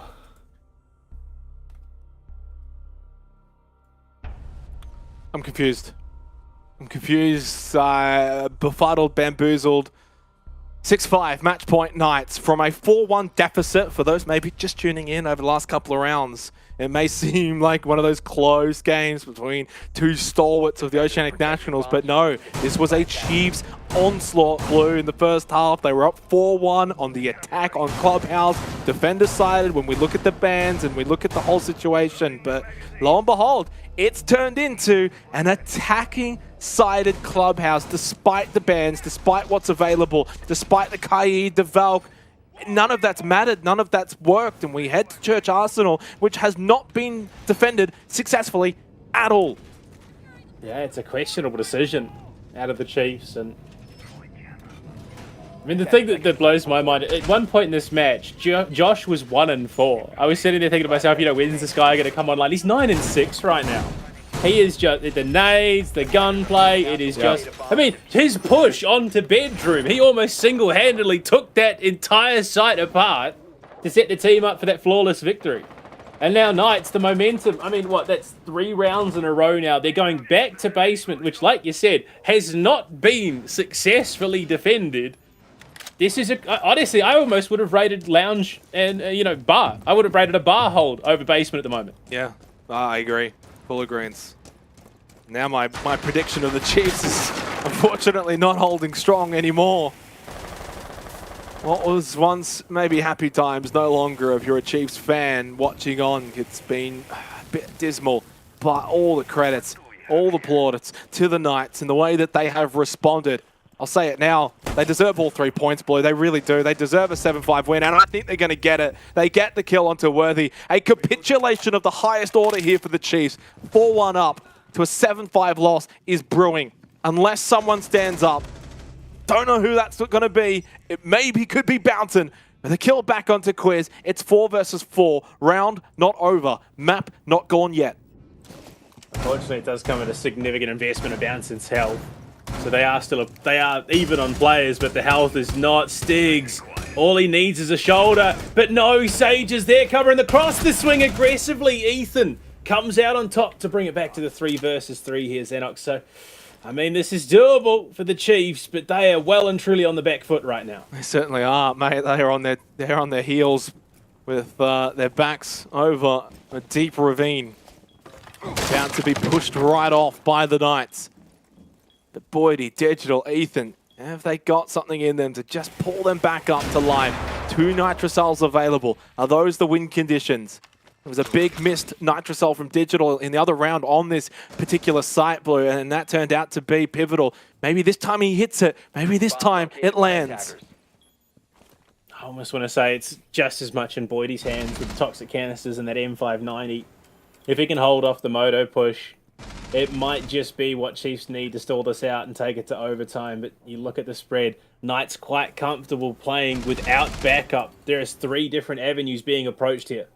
They got 1 smoke, 4 nades, still a scan in the Inox as well for Josh. Shots go out. Speaking of Josh, he has just switched on in his second half. A beast. And the nade goes out from Sage. He's got 1 more in the back pocket. Boydie with a shotgun up close, and suddenly as Knights are losing players, Sage over towards Secret's getting caught out. Josh, though, he found another kill on sight. The man is a machine. Boydie, the last hope for the Chiefs to send it to overtime. He can't stand up against the Knights. They get such a big win from such a big deficit. Knights collect all 3 points against the Chiefs. Shaken but never toppled, the Knights hold strong, and this has been something that they have shown time and time again. Yeah, if you're gonna swing at the Don, you better make sure he stays down. Oh, 100%. The Chiefs swung. They landed a big blow in the first half, going up 4-1. But boy, the Knights responded in style like a team of champions. Guz, speaking of teams of champions, the 4-time champions again losing to the Knights for the 5th time in a row. I thought this was going to be the game where they could turn it around. They were up 4-1, attack on Clubhouse. Everything that could go their way was going their way. They were playing some really good siege, but the Knights responded in style. Yeah, I think this match overall did certainly highlight some of the weaknesses that are arising defending Clubhouse, but that's not to diminish just how dominant the Knights ended up turning this game around. They looked unbeatable in the last half a dozen rounds, which was incredibly impressive. Time after time, the Chiefs were faltering in positions where they could have won rounds but made mistakes, and the Knights just continued to apply that pressure and really magnified over the course of that second half. And yeah, they have a propensity to pull out results like this, the Knights, where maybe they're a little bit down and out, some would frame it, and then able to really form a good, strong backhand, and that's exactly what they did here. A big result to get 3 points, very impressive. Blue, have you ever seen a Clubhouse like that, considering the bans and considering everything, be so open, so attacker-sided? No, I come from the Challenger League where every map was defender-sided, so this is not something that I'm used to, but it's something that you love to see. And again, you got to question where this has come from. Maybe Chiefs have invested too much in the attack and neglected their defense, and you were absolutely losing your mind there. The ankle in the doorway, and it's just Chiefs. Something just wasn't there. Attack, they looked phenomenal. Defense, they looked completely lost. Yeah, certainly was some questionable moments, guys. I mean, you see the I've never seen you so animated. Never mind in OCN, just in general. You were legitimately, we'll probably see it at the end of the day, jumping out of your chair, throwing your arms up, and there were a lot of those moments in this game.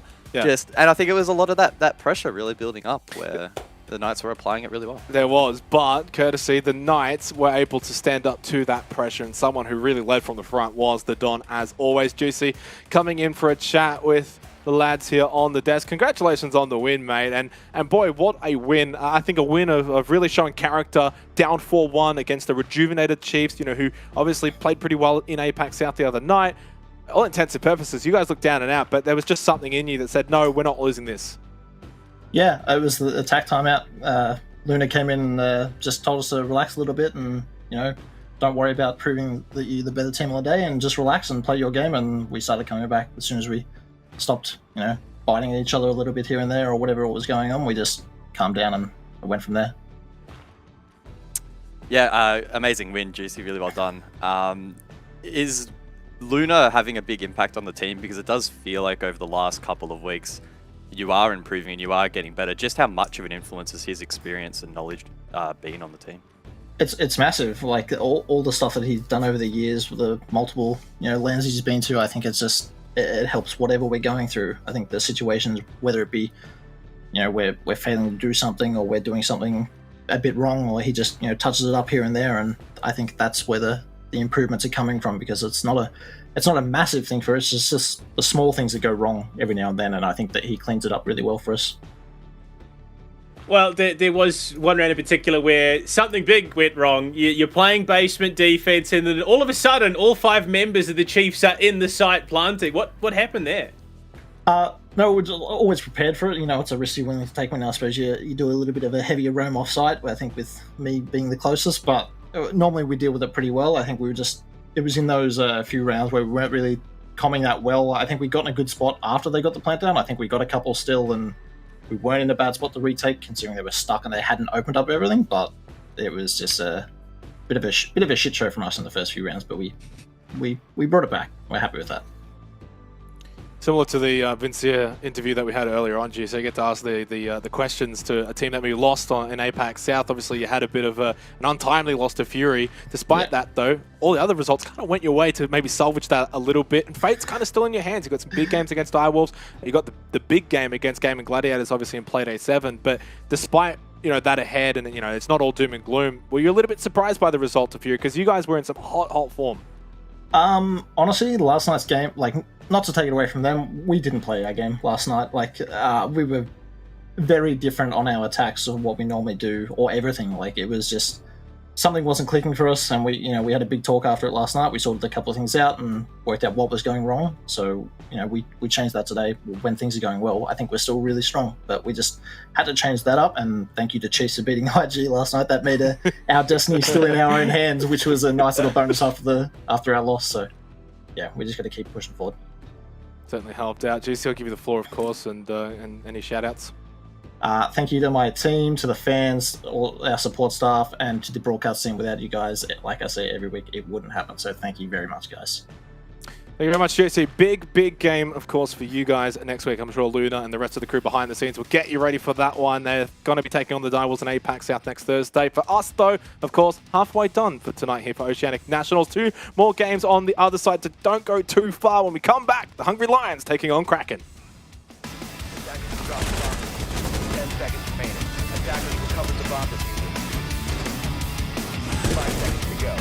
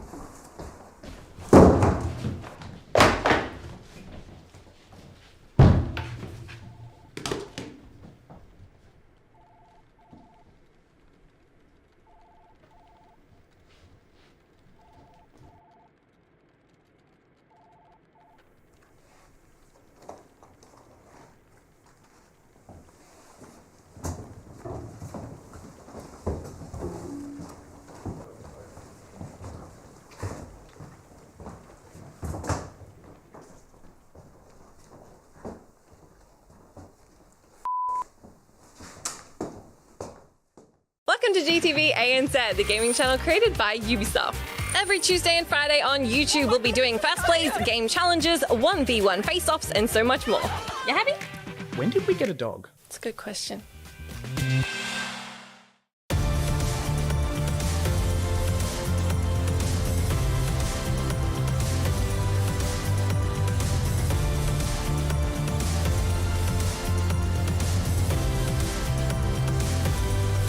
Salutations, gamers.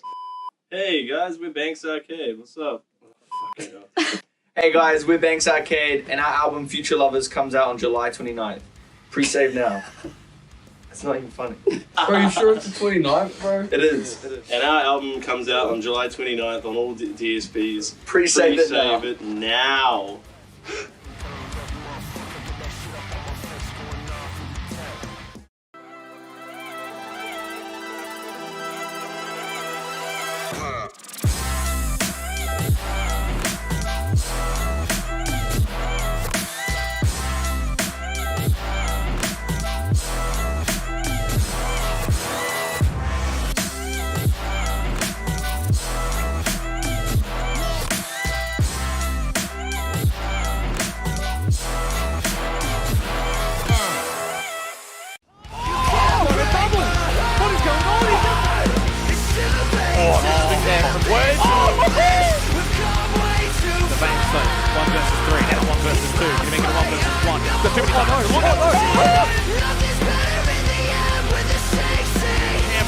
You never count them out. Both players are going to swing it right now. What have they done? They just didn't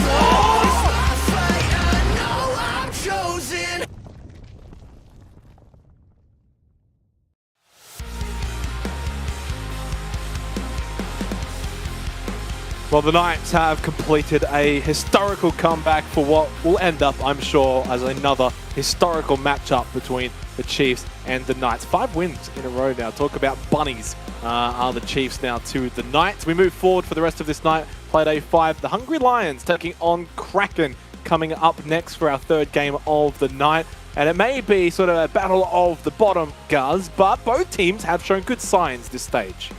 Yeah, for sure. I'm actually pretty keen for this game. I think overall it should be relatively closely matched. Two teams that are on similar footing. But the big storyline for me and the big thing I'm looking at in this game is can Kraken's full roster really step up to the mark. We look at Lions, though, up first, currently in position 5 of the standings. They haven't completely thwarted off the potential for relegation, but neither has Kraken, and that's a big battle that they'll be taking on tonight. You must be feeling at home in this game, Blue, because it really just feels like an Oceanic Challenger League game. Yeah, there's a lot of familiar faces in the lobby. I mean, Jake and Zane, having both come out of OCL. Worm, Mazumi, and Neptune have all skipped it, though. They absolutely bypassed it straight on in to the Nationals, and so far, they've looked pretty good. They certainly have. I think Hungry Lions have probably surprised me the most this stage, guys. I think from what we've seen from them and their ability, you know, to really go the distance with Ground Zero, which is still a pretty stacked team despite maybe them having some woes. They took a couple of rounds off of Team Bliss as well, and even also sort of wildcard. They actually had a pretty tough start to the stage. I think the only blip for Hungry Lions was maybe not getting that win against Ludovica back in Playday 1, but I think we can excuse them for that. For Kraken, though, a team that, you know, on paper really has got what it takes, I think, to make a name for themselves. If not this stage, more so in the future. Yeah, 100%. The long-term goal for Kraken is to just improve and be in a position where at the end of next year they can fight for an Apex South spot.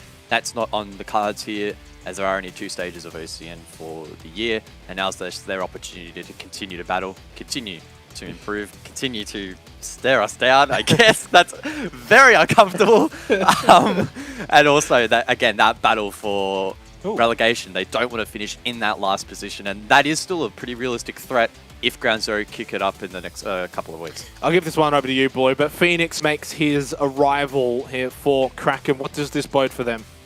I mean, an incredibly gifted mechanical player in this region. He's been a bit of a terror of the rank stacks, you know, since he started the game. He's got a little platypus on his finger. I mean, it's no Tiltec in his toy cars, but a little bit of character you always love to see. Joining this roster, I mean, he should thrive. He should be able to step out and show what he is capable of playing alongside Hunter in that sort of duo entry position. And I mean, now that Seppi's back as well, that does help. Yeah. What do you think, though? I'll keep you on this one quickly, Blue, but Tiltech, is he now sub? Yeah, so from what I understand, he's moved to a sub role. It's a bit of a shame. He really did bring some character to the competition. He was a great player, so hopefully we see him back in the future. But, repeat. Yeah, back to Oregon, Guz. As we had, obviously, in our first match tonight, which was Wildcard and Ground Zero, we had back there. Kraken did have the chance to send us to Bank, but it is going to be Oregon. Yep, can't seem to escape it. And it's the first time we're actually going to see the Alliance taking on this map. I don't know if 100% if Kraken have quote-unquote given it a crack as of yet. I don't think they have. So, yeah, it's going to be a fresh slate for both of these teams. Much like we've seen a couple of times throughout this stage where teams are taking on fresh maps. So, expectations very difficult to draw from. Both these teams should be relatively evenly matched. I do think Hungry Lions should probably just have the edge regardless of the map because Kraken is still forming this 5-stack roster, and they need a bit more experience, but it should be pretty close and very hard to call. Do you agree with that one, Blue, or do you think Kraken, with the addition of Phoenix, is going to be strong enough? Look, I would have to agree with Guz, honestly. I think Hungry Lions at the moment, they're looking a little bit more stable. Yes, they're scrappy and they're tenacious. I think they might just be able to edge out Kraken, despite what I predicted. I think Kraken, on their day, could definitely show up and pull out the win. Well, we'll take it from here. Jake, you can go off and do whatever you need to do. Have your break. Curse more Oceanic Nationals teams. Yeah, do some more awful predictions. Maybe plan ahead for next week. But we are loading out into Oregon for this head-to-head. Should be an exciting match between these two, both fighting for that mid-table here in the Oceanic Nationals, and both with a lot to prove, I feel, against the rest of the competition. Yeah, I mean, that's the story for both of them. It's avoid that relegation spot. Make sure that you're back for next year, of course, already into the operator ban phase. No real surprise that we see the Flores taken out this early on. He is pretty strong on this map, enables a lot that would otherwise be denied by the ADSs and the Wemite. But, I mean, where it goes from here, who knows? Guess we'll wait and see. We'd probably expect Thatcher, but it can always be something else. Think is probably the next in line. Incredibly powerful at the moment. If you don't ban her, you play her. If you play against her, you get annoyed. So if you don't want to play against her, well, you just ban her out. And that's problem solved. In terms of defensive bans, though, however, could see it open up a little bit. You would expect Kaid to be one of these bans. Clash taken off, though, and I'm expecting that's a bit of a staple, perhaps, for Kraken. Yeah, that is well and truly a target against Hunter. I mean, I think back to his joining Kraken last year. He was banned out Clash and Monty 4 weeks in a row, just because that's what he made a name for himself in the competition as. Kaid to round it out. So, Azami, Valkyrie, Mira, all going to be in play for the defense. Well, sets us up for a relatively standard and expected match here of Oregon, but as we often see, especially with some of the flair from that OCL DNA, can change things up a little bit and bring some excitement into a map which can sometimes stagnate and often only sees very small adjustments from team to team or round to round. But the nature of Oregon means that small changes can actually have a pretty large impact. So again, we'll have to sit back, see how it plays out. Basement for round number 1. Kraken starting on the defense. And I gotta say, Azami sneaking through the defensive ban phase, whilst it does make sense because Kaid is almost a must ban here on Oregon, is going to open up a lot of different opportunities for the defense, and the attack needs to ensure they're well equipped to deal with it. I mean, it's that question, we talked about it in that last match, is wasted bans. The Echo banned out against the Chiefs really didn't feel like it did that much in Clubhouse last map. You gotta wonder just how much Clash is gonna cripple Hunter, given that, I mean, he's played it 3 to 4 times that I can recollect over the last 6 months anyway. But right now, we get into round 1, action phase underway. For the most part, stock standard on the attack. Valkyrie is in play here on the defense, though her cameras outside now have a limited effect. The feed dissipating after around about 10 seconds. Meaning that you can't use them maybe as aggressively as you once could here on Oregon, but Phoenix still aggressing up above. Potential engagement there on Trophy. I thought maybe there was someone inside of bedroom, but may not have been the case. Elements rendering a little bit of aid inside of the lobby, cutting down that drone supply of Hungry Lions. Doing a good job. Aggressors for this peak. Very risky. That was not the percentage play, but he gets away with his life. Yeah, I mean, it's an interesting dynamic that we've seen out of him, but Worm kicks things off with a kill onto Phoenix, and almost apt that it's an IQ taking out a Valkyrie in that engagement, but Nitrocell off the board, a key fragger off the board for Kraken early. Zami now over towards front lobby. With that Valkyrie dispatched and Elements back downstairs can pretty freely open up the hatches. Hunter, who has been alleviated of that clash roll, over towards rear stage as he makes his way back down. Just slowly chipping away at that drone supply for the attack. And there's only 3 remaining now. Like, I hope for Hungry Lion's sake they have a pretty good read on how clear this roam is. And with an advantage, they should be able to trade out default positions on site. Yeah, I mean, luckily, I suppose you got the IQ, so you can scan through those walls, ping them out. You got the Gemini, so there are still tools for information gathering, limited as they are. You pair that with the utility cleared, they still have all the tools they need in pocket to be able to get and go for this plant. Of course, right now, it's about establishing that foothold, looking for the execute, get down freezer stairs, get down laundry stairs, get down back stairs as well. Otherwise, you're going to find yourself forced through a choke point with Pluto playing that smoke. On the topic of smokes, the Warden in play from Elements might be able to counter Jay Kenner. Does have smoke grenades in hand. Worm looking to deal with utilities scattered around and now has a foothold over towards Laundry. Hungry Lions looking to suffocate out this site, and they have a good chunk of time, 40 seconds to make this push. Long angle for Elements there. This is why he was playing with the Keeper Barricade, but the smoke's in play, activates the goggles. Ready to go, and the pings are there, so they've still got information, and Freezer, big damage. Mazami cut down, that's diffuser control out in the open of Freezer. Nitro prepped and ready towards the laundry stairs as well. Elements looking to double down, but no, it seems it was shot out, not going to be that effective. Seppi goes to the swing, finds the final. Can he find the follow-up? Yes, he can! Big plays so far from Kraken in the first round. Same Lancer back, now down to the 2 versus 1. Elements and Hunter to hold on against Jay Kenner with the F2. I mean, 4 seconds is a lot of time to breathe. And Elements will choke out the remainder of the round. Yeah, a lot of pressure being applied there by the attack, but Kraken able to withstand that. The Warden from Elements really kick-starting that effort, and then Seppi aggressive over towards Freezer. Completely disrupted any momentum that the attack did have. And it could have been a whole lot worse. Had that Nitro from Elements landed, it would have been confirmed a lot earlier than it was. But overall, Kraken, despite the Roma going down early, recovered that round very, very nicely. And I think Hungry Lions will probably be a little bit disappointed in how that's been played out, but have to now shake that off and prepare for upstairs. Yeah, I mean, it's been such an interesting dynamic shift to witness out of the Hungry Lions. Of course, you know, you look at the roster, you look at the players in that team, you'd immediately lean towards they're a bit more ranked, stacky, they're incredibly mechanically gifted, but they're not the team that you would expect to be structured and strategic. But they've come into this stage and they've shown that, well, they can go against some of the best teams in the region, play the slow, methodical game.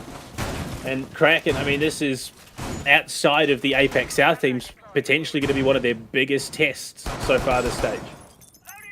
10 seconds left. For sure. We'll have to wait and see, though. 5 seconds to insertion. Don't mind this from Kraken, though, extending over towards Trophy, utility facing bedroom. All in an effort to try and make that breach a little bit more tricky to open up. Extensive setup as well. Showers wall, dining wall facing in towards small tower. And that makes the entry for Hungry Lions tricky if they want control down below through into kitchen. And they do have 6 grenades to work with, so probably not the worst of reads there from the defense. And you would anticipate for Hungry Lions to try and get control below, but they're not going that way. Instead, straight through lobby. Neptune, droned ahead. Ability activated. He's cloaked from the default camera, and that is probably one of the easiest kills Neptune will ever get. Poor Phoenix, he's having a right horrendous time. Luckily, Elements is crisp when it comes to those headshots. Answers it back immediately. So that's frag grenades off the board. Luckily, though, for the Hungry Lions, they've still got 4 more in pocket. Honestly, that's it's kind of weird to say who wins out in that one, but I think on the balance of utility, right, it's got to be Kraken. because there's no smokes left, so I don't think the Warden's going to have a huge impact anyway, and that's 2 grenades lost from Neptune, who, yes, could disrupt, but unfortunately couldn't find that second pick. So it was okay for Hungry Lions, but ultimately I think Kraken, that trade from Element's really, really key. Yeah, I mean, it's about net even as you could possibly get in the current matchup. Largely irrelevant, other than obviously I would probably say the guns being out of play. Phoenix having a rough time of it. He's being shut down just a little bit here, and Hungry Lions, I suppose, paying that respect where it is due, clearing out the roamers, trying to find that information where possible. But Kraken, they're no slouches in their own right. Definitely aren't, and they've made good work over towards Big Tower, opening up lines of sight and entry point in towards Addict. Oh, that's an awkward engagement over towards Laundry, though. Seppi forced back, taken low. Is there someone to be able to cut off this roam? Jay Kenner in perfect position over towards Freezer. No, oh. Seppi, what a headshot! And he might have had the angle, but he didn't have the timing. While that was all going down, Hunter prepping himself, taking a page out of the coach Owen Get a Grip LFO and getting on the ground down and dirty with the M590. Fortunately, couldn't find anything, but this setup, all of a sudden, Hungry Lions find themselves in the back foot, make it even worse as Pluto drops. Zane Element's there for his 6th unanswered kill of the map. Worm, what can he do? I mean, there's next to nothing possible here, unless he could somehow miraculously line them all up, guys. Fuse it down, 3 to find, gets the first, and that's 20 seconds remaining on the clock. I haven't lost hope yet, and it doesn't look like he has either. Now over towards top white, straight through the smoke canister, but that's enough to find the kill. Pluto to secure that one, and overall another solid defense. Unfortunately for Hungry Lions, you can't just play this one-dimensional push. Kraken, I mean, especially Seppi in that reposition, are a team that has shown time and time again they can think on the fly, make those readjustments. Unfortunately, it hasn't always worked, but against a team that you would argue is probably of the same caliber, they 9 times out of 10 will take it. That was an insane shot from Seppi. I cannot believe he managed to win that. Just popping his head up. Really good timing. Really good presence of mind. The whole time he was rotating there, he's thinking, there's going to be a player waiting for me. There's going to be a player waiting for me. He'll probably be at Z. And it's just perfect pre-fire. Again, probably not likely to win that 4 times than lose it, but still a very, very good pick. Helped keep his team in it. And now Kraken can start to run away with this one a little bit, provided they can win the tertiary site. Because we've seen it so many times across so many maps that the defense gets a good start, get the first 2 primary sites, and then it crumbles apart a little bit. They don't win the tertiary, the attackers clue into what they're doing and can improve their attacks on the primary sites. So this is still pretty critical, I think, for Kraken to really put the foot down here and make a statement to Hungry Lions that we can win any objective on this map. Yeah, the biggest problem, I think, being for Hungry Lions is, well, Elements, he's 6-0-2 currently. And he's not always the super-duper star that's always consistent showing up and fighting the kills. But it tends to be the case, especially for Kraken, when Elements is hitting his shots, he goes on a hot streak. And I wouldn't be surprised if we see him rapidly approach the double digits mark. Have to wait and see, of course. Worm is standout at the moment. 4 Lions though. 3-2. Now on the Yana. That's Big Tower entry for the attack. As Worm tries to find a defender quick peek in kitchen hallway. I don't know exactly who that was. Seppi, no? Phoenix, I think. Yeah, Phoenix. Well, look, probably one of the last defensive operators you want to be taking on in a quick peek duel. Otherwise, incredibly powerful, but it is now clear. And Hungry Lions can try to get some attic control with the Mav. Seppi, though, is there. Wants to keep attic control. He's got the Kiva barricades as well. Or almost spots the head, and he will spot that window being open. No, this is Freelo, and their headshot onto Mizami pops the Kiva barricade, and all of a sudden Zane could just sit there and wonder what the hell went wrong. A miscommunication there from the attack costs Mizami his life.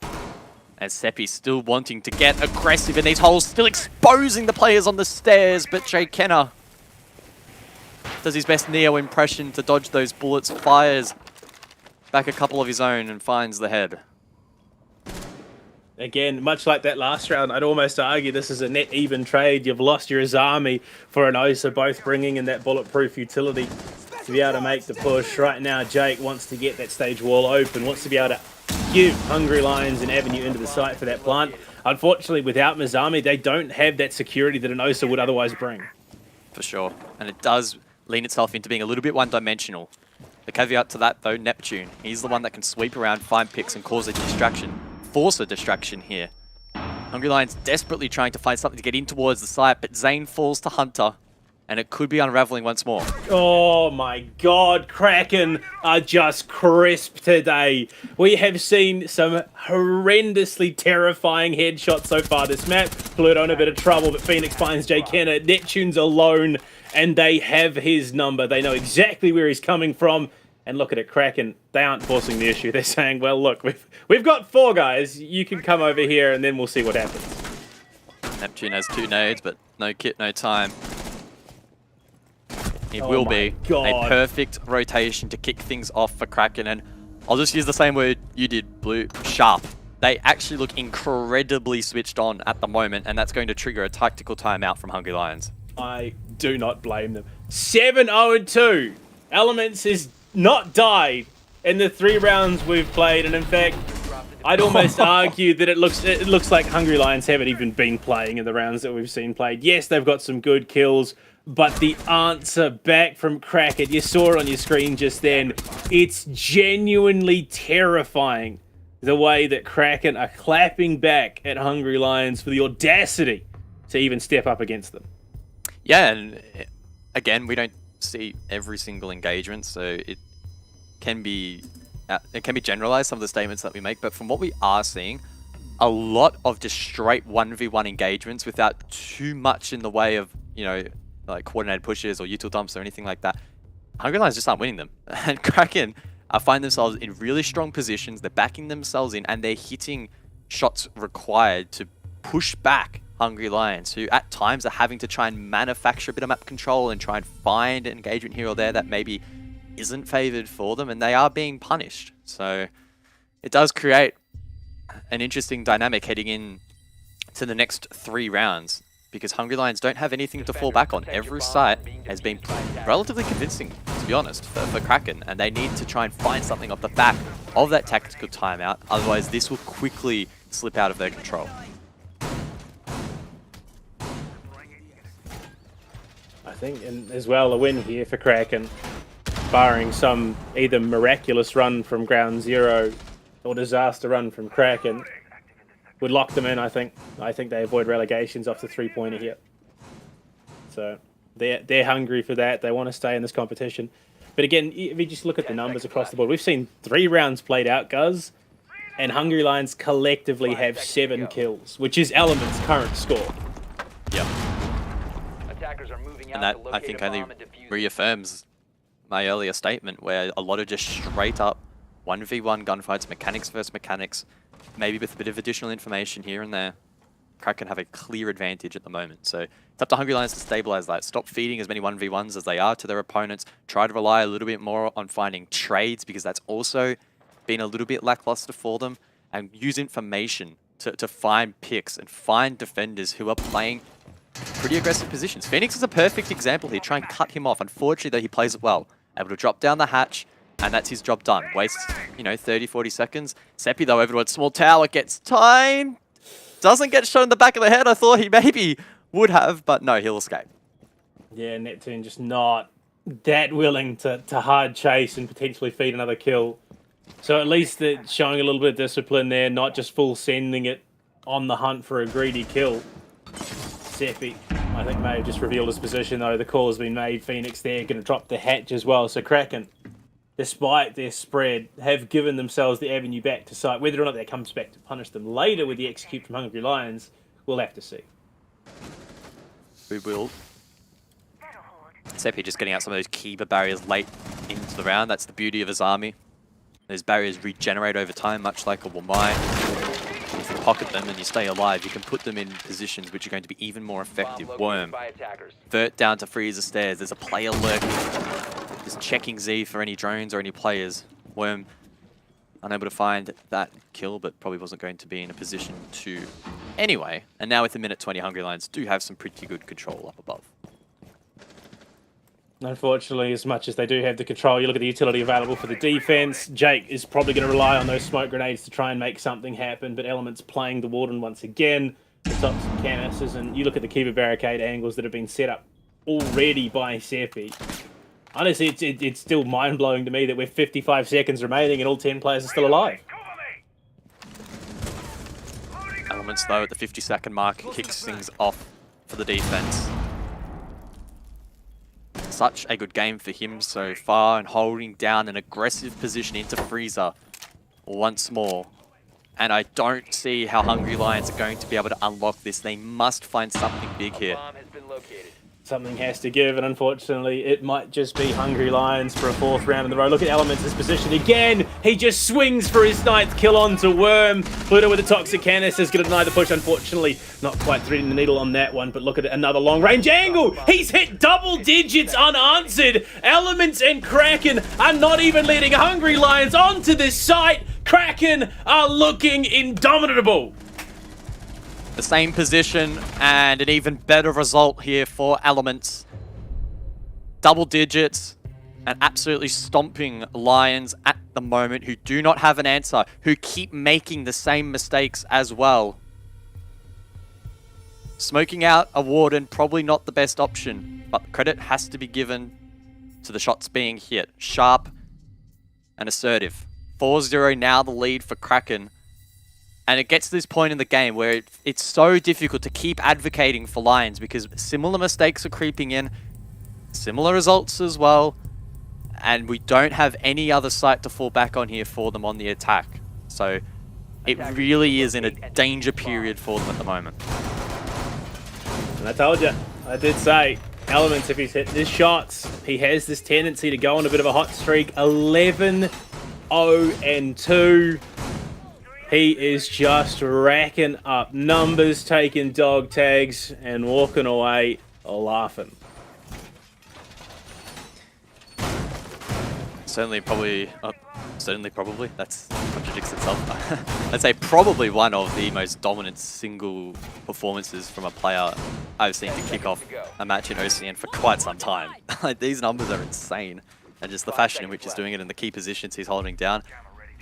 He's just not getting traded out by Hungry Lions, and they don't have enough entry points in towards the objectives, so heartbreaking for them, but if you're a Kraken fan, certainly something to rejoice over, and they're not looking to dial back that aggression whatsoever here. Checking drones, or checking default cams rather, on spawn to see if they can maybe find an entry. Multiple players off-site, on the roam, and that's not a bad counter to the likes of Nook. Neptune in blue. Getting droned. Let's see what he can get done. Worm dead already. Seppi goes for the run out. And that's a big kill. That is a significant portion of your utility clear. Luckily, you still have frag grenades and Elements. The drone is just going to catch him too little too late. No, okay, he stopped the reinforcement, got greedy for the drone. It will cost him his life. Luckily, though, Phoenix with the utility finds a kill onto Jake Kenner. It is just not looking good. It's definitely not. It's probably a bit of an understatement, if anything. It's looking like a little bit of a disaster, really. Don't want to call it just yet, but this match is very much slipping out of the grasp for the Hungry Lions. Kraken have been dominant. They have looked clean. They have not made many mistakes, but that's one there. Phoenix, aggressive. Satellite window, shut down. That's well played by Hungry Lions. And Seppi re-aggresses. It was an even man count for Kraken, but clearly Seppi feeling the need to re-aggress. Probably not the right play on that situation, and Lions do a good job in countering it. Yeah, one of the dangers that we've seen out of OCL teams in the past, which is the blood frenzy, of course. As soon as you start getting kills, as soon as you start getting a lead, you can just throw caution to the wind and get too aggressive and too bold, and you get punished for it. Hunter has to clutch it up to 1 versus 3. Nitro towards Trophy, not going to find much traction onto anything. And unfortunately, he's not going to be able to use that later on to the night plant. Now just an SMG in hand and a Dream. Rotates over towards Pit. Certainly not unwinnable. Hungry Lions, though, playing it smart, playing it slow, droning ahead. Just need to ensure they don't filter one by one.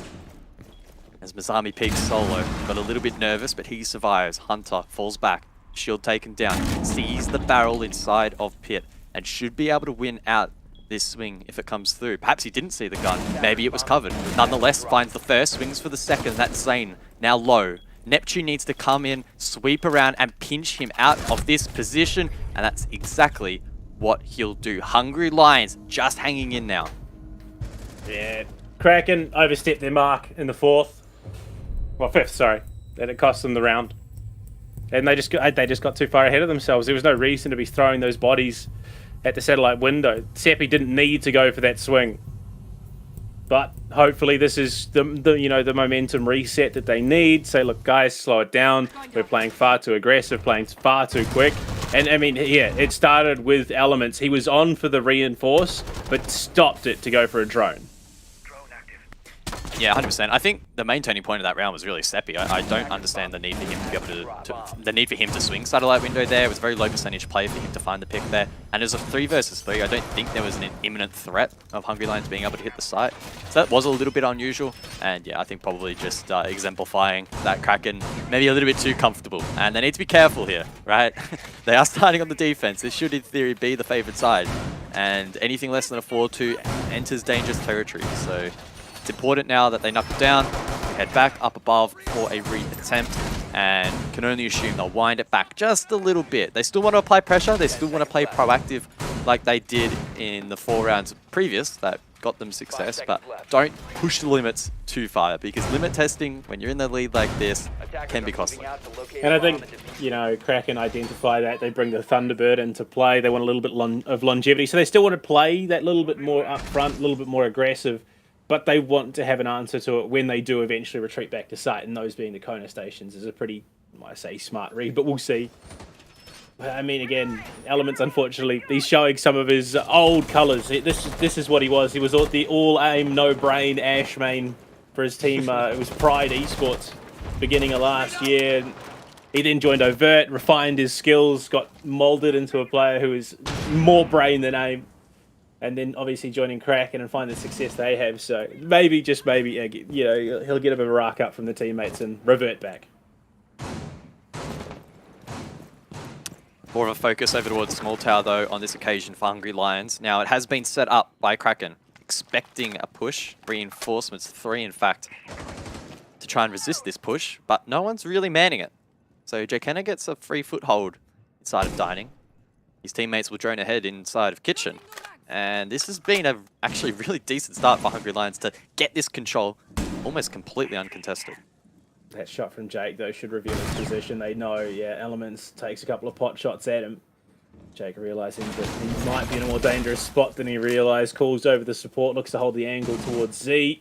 His army, if he can find something through this hatch, that would be huge. Spots it, but Pluto, absolutely massive shots on. Finds the Kona station in the corner as well. Yeah, the trade just missing, so unfortunate there for Hungry Lions.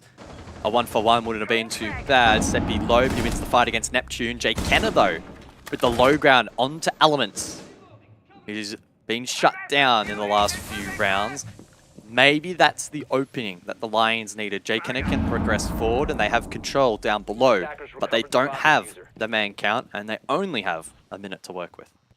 Jake pushing towards Z, and well, he's going to be finished off quite clean. He didn't have much health to work with, and Hunter just lets rip Phoenix as well, looking as an okay, glad he didn't go for the pre-fire, because that would have been the death of Pluto, unfortunately. Worm and Zane, with 43 seconds remaining, have to try and make something here, but Guz, this is looking bleakly like a 5-1 half. This is Kraken, remember, who lost 7-0 to the Chiefs. And we thought maybe Hungry Lions could be going toe-to-toe with some of those teams. We'll hold that thought, because Worm has gotten a kill on to Phoenix. A 2v3, they're going to double stack White Stairs, but they're met by a pair of shotguns, and getting through this doorway is going to be such a challenge. Worm down, Zane to follow. It's Hunter for both, and Kraken up 5-1 at the conclusion of the half. And the question has to be asked here, Guz. Was the Clash ban worth it? Because even with the Clash ban in play, it is still a 5-1 half. Hunter has not suffered even slightly. And you got to wonder if maybe there was something else that could have been taken away that might have resulted in an even closer scoreline. Yeah, definitely potential there. I think one of the biggest weaknesses Hungry Lions had in that first half was winning engagements and clash on the board, which probably actually would help you out because you're taking less head-on engagements. I don't know, you can probably talk about that for hours on end, but I completely agree that Hunter was almost completely unfazed. 4-2 first half, well and truly solid. And if, as a team, you elect to take a very aggressive counter ban, in this case against the defensive lineup on your opponent's side, you have to take a bigger advantage of that, right? One round in your attacking half does not justify that ban. And now Hungry Lions are playing catch-up for the remainder of the match. Yes, it's on defense and it is on Oregon, so it's by no means impossible, but looking back through historical data across all levels of Siege, bringing back a 1-5 half, it's very, very rare. So it would take a mighty effort for the Lions to bring this one back, and so far Kraken have shown they are switched on, they are looking sharp, and really the only round they lost was because they took it way too far, right? It was the one round where they didn't sort of tame themselves enough and they pushed the limits a little bit too much. Outside of that, they have looked very, very hard to do.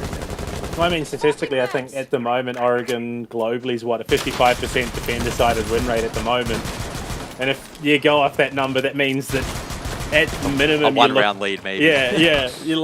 You're looking maybe 3 rounds for Kraken, which secures them the map. They only need the 2. So, Hungry Lions have well and truly let an opportunity slip. Phoenix already in up Armory stairs, looking to control Laundry, take some big damage, but luckily he could have taken a lot more. Yeah, for sure. Probably got away with more than he should have there. Alex soft here, though, the defense, and that means that Kraken, if they so choose, can get control up above through that avenue. Elements, though, elsewhere with the solo entry. Drops Worm, caught in the corner of dining. Elements still continues on his run here, and Mazami will be wanting to try and shut him down. Elements is just there, primed and ready, knows that there is likely someone here. Fakes the nade! Oh my god, he just absolutely plays Mazami like a fool. And we are down to a 4 versus 2, guys. Wow, that could not have played out any better. And it's a symphony. It's plays like that make me love this game. You can outbrain your opponent. That is just complete outbrainage right there from Elements. Sure, sharp mechanics to be able to pull it off, but that was just absolutely perfect. Well played. And you can't fault Mazami too much there, right? The logical thing to do when you hear the nade is to swing and go for the kills, so just completely outplayed. He went for another attempt there onto Jake, but Jake's not going to fall for it, unfortunately. Tried to bait it out. Hunter with nades of his own. They're doing big damage, and Jake walks from one nade into the next. Zane stuck in supply. Too many targets. It's a team kill from Hunter. They're giving them the help they need. And Zane brings it to the 1 versus 1. Unfortunately, his opponent for this duel is Elements, lurking in from behind, doesn't spot the pixel, he doesn't have the info, all he needs to do is get shots on, and Elements locks it in, map point, a 6-1 lead, guys. He is just ripping and tearing. A little bit hairy there for Kraken, the team kill, the 1v1, but still, another fantastic clutch, fantastic moment for Elements. Having a look back there, the bait with the nade, super well played, and then using Nook's ability at the end there to mask his sound. You're actually physically quieter when you move around with that ability activated, and Elements uses it to its fullest extent, winning that 1 versus 1. Kraken now 5 match points. Don't look like losing this one anytime soon, and they have plenty of opportunities to close it out. So the crazy thing is, guys, last year in the OCL, the highest KD we had in a single match was 7.0. And it was on 2 players, both from Kraken. Tiltec with a 14-2 scoreline and Luna with a 7-1. And Elements has every possibility of breaking that. Very much does. He has been very dangerous in this game. And they haven't all just been cheap, free, easy kills. As we saw in the last round. Just some really smart Siege, which is, I love that stuff. Awesome. And he has a big opportunity here to, as you mentioned, break that record. 14 kills currently. It's almost a shame that the match probably won't go on for too long, otherwise he could really be pushing some record numbers in this game. But in terms of outright KD and kills per round, he would be right up there at the moment. Back down in basement for round number 8. An extensive roam from the defense, but a good lineup here from Kraken. They have the Nook to try and sneak around and lurk for picks, and they have the Jackal in the hands of Phoenix. That's concerning though. Zane burnt a toxic canister on tarps just to give himself time to reinforce that elbow wall, which means they've only got 2 remaining now. And it feels like a rather frivolous use of that utility. Yeah. It's not going to hurt them now, but certainly in the long term when it comes to crunch time, it could be very, very costly. Worm finds 1, Elements Elsewhere finds 1 as well. So that's the Zephyr off the board, the Mute as well. 7.5. 7.5 KD, you take that where you can. He's not done yet, unfortunately, for Hungry Lions. Jake, though, down in Garage on for the swing, spotted and takes a decent chunk of damage there. They know where he is, and he shut down Hunter. Goes for the re-swing and finds it. Elements on a hunt of his own. Mizami finding Phoenix in there. No! Mizami shuts it down, gets a bit of revenge. Good night. What a pick there from Mizami. The presence of mind to look up and win that engagement. Ends the streak for Elements. Really cutting down his KD, but not to worry about that. A 1 versus 3 for Hunter. Gets the first. Gets in towards sight. Goes prone. Did Mizami spot him going prone? I can only assume so. And eventually we'll find that pick. Hungry Lions not going down without a fight. Yeah, I think Hunter may have been watching a bit too much OCL. It's a go-to strategy for Owen of get a grip LFO, or as he's better known, coach prone when before he joined the team as a core. A little bit long in the round for Hungry Lions. They get themselves another on the board, but I mean, what a deficit for them to have to overcome. Certainly. It is going to take a big, big effort. And it's going to be a big test of their mental resolve, because I think even the best of players would be getting relatively frustrated after a 1-5 loss in the first half. But hopefully that's spruiked them up a little bit. And it overall was actually a really well played round. I think especially seeing Zami activate a bit is good. We know he's a very strong, gifted mechanical player, but perhaps hasn't been able to show his best necessarily throughout this stage just yet. Look, all I can say is rip the KD from a 7.5 to a 5. Hey, he only has himself to blame. He should have won that fight, to be fair. Oh, he absolutely had the drop on his army and just gave him that second too long. 10 seconds left. Kitchen and meeting on the cards here. Kraken have a bit of wiggle room. They can afford to be a bit careless, but Guz, you see what I see. You know what slipped through? Another Hunter special. It's shield time. I wish I was as excited as you. You know the ins and outs of Hunter and what he's capable of. I'm still a skeptic. I'm going to sit here and say I'm not a big fan of this clash. Pardon me, not the clash, the Blitz pick. But we'll wait and see. Who knows? Probably I'll be proven wrong. No doubt. He could have a big impact in this round. Can completely disrupt Hungry Lions here. And it's an operator that I'm assuming you don't see it much in scrims. You don't see it much in competitive play. Well, and it can be an operator that's very, very obstructive if you're not used to it. Well, let's put it this way. At one point in history, people refused to scrim Kraken because they said no one in ANZ plays Shield, so why should we scrim a team that plays them? There you go. There you go. Well, we'll see if that is a regrettable decision. And unfortunately for Hungry Lions, they do lose the first pick. Seppi's already in sight. That's a Talon Shield on the ground. And now they'll just be waiting for Pluto to go and plant as Hunter's in the side. Oh, no. Oh, Toxic. Oh, Mizami gets it! 2 for 2 now in the last 2 rounds. Absolutely making Kraken look foolish. Seppi pushing down that kitchen hallway. Big kill onto Neptune. 4 versus 2 in the post. Triple for Seppi. Phoenix in for the pinch. Looking towards Connector. Mizami in danger. He's got a sliver of health. He's got next to nothing to hold. They light up for him though. He's on for the ace clutch if he makes it work here, Guz. But unfortunately, he's then also got to get their diffuser as well. Time quickly dwindling away. The last hopes and dreams of Hungry Lions for the victory. Kraken are about to make it 6 points on the leaderboard. What a performance from Kraken, the deserved victors in this match. They can go home very happy after that performance. Elements hits them with the L, and you know what? Sure, it's a bit of BM, but he had an amazing game, so I think he probably has a bit of a right to do that. Nah, he missed out on the KD record. He absolutely botched it. Mizami made him look like a fool. But I do believe at least we potentially get the pleasure of talking to him in the post-match. But oh my god, what a map that was.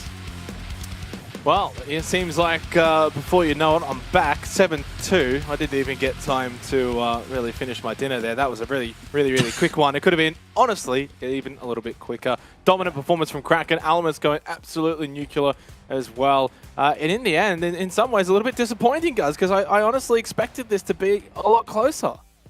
Yeah, everything was pointing towards it. An unknown map, 2 teams evenly matched on the scoreboard. Kraken, we thought, were on the rise.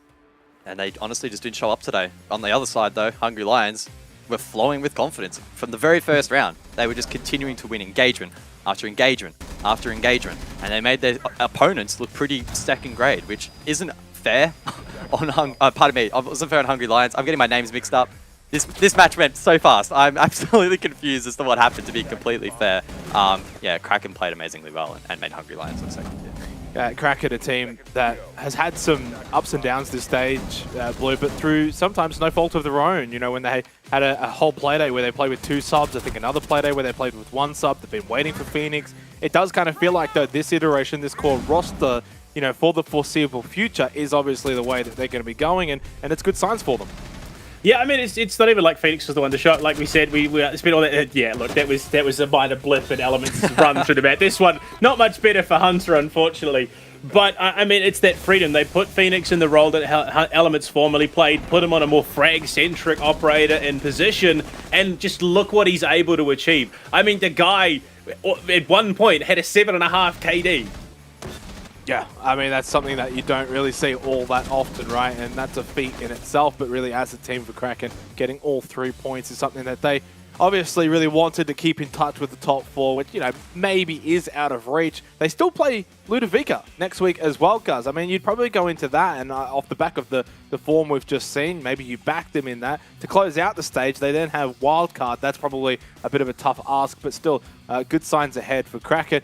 Even speaking of good signs ahead for Kraken, let's go and have a chat with Elements, fresh off of not only the team's win, but Elements off of your own personal performance as well. So good. What was it, like 17 kills, almost as Blue said, like 7-1 KD at one point. I mean, ridiculous stats, but I think the thing that you'll be most happy about is really the win as a team against Hungry Lions in such a dominating fashion. Oh, not too happy about it, to be honest. Like, we kind of expect it. We've had some bad results, so we're just looking to get the last couple of games together, I guess, really. Yeah, I just want to sort of play into that a little bit. Heading into this game, or even the stage as a whole, right? What's the goal? Because Kraken can't make APAC South. That's basically impossible at this point. So are you and the team just looking to improve and, I guess, build that form going forward? Yeah, well, we obviously had the new roster to start off with. So, to be honest, the goal was to just learn a lot, try not to get relegated, and be here next stage and do as best as we can the next stage. Kind of a building stage for us, really. Bryce, long time no see. It's good to have a chat with you again. Look, mate, how does this keep happening? Hunter doesn't even play Shields, and you're still pulling clash bans map after map. What are you guys scrimming? We don't scrim with it that much. I don't know. Just from when he used to play it a lot, it lives in people's heads rent free, I guess. Not sure. I guess you've got 2 more games to go, as Guz kind of alluded to. You know, APAC South not really a thing. With only 2 games left, one against, you know, a team that you probably should be beating in Ludovica, and another that is obviously undefeated right now in Wildcard. What's kind of the goals as a team, you know, with this core 5 now moving forward for the last 2 Playdays? Just really work hard, learn a lot. Yeah, I think we should be able to beat Ludovica, really, but Wildcard's going to be a bit of a hard game. But yeah, the end goal is just to learn as much as we can for this stage. Well, so far doing a very good job at that this stage, mate. I'll give you the floor, of course, and shout-outs. Shout out Lily, shout out ESL, shout out Kraken, obviously, and shout out the boys for putting in a good performance. Shout out to yourself as well. Massive, massive game. Big win. Best of luck for the rest of the stage. You may not need it against Ludovica, but I'm very much anticipating that game against Wildcard. I think you might have what it takes. For now, though, we go to the break. On the other side, of course, we've got one more game to close out Oceanic Nationals Playday 5. Don't go too far. Team Bliss, Ludovica on the other side.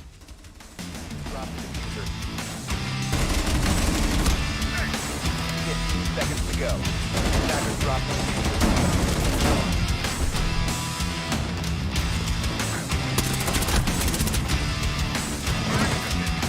Frag out!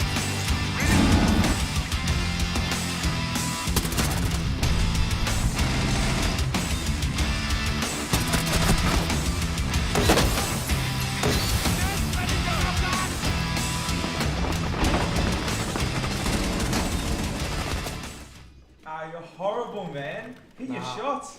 Nah, man, you changed my sense. You've done something.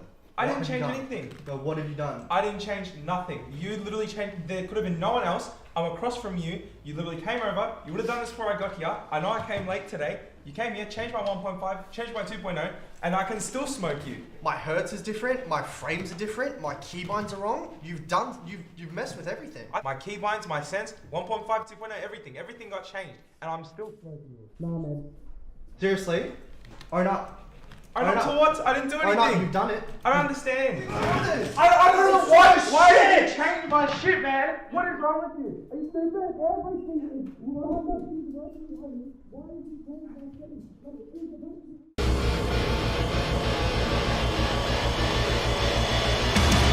It's a current secure!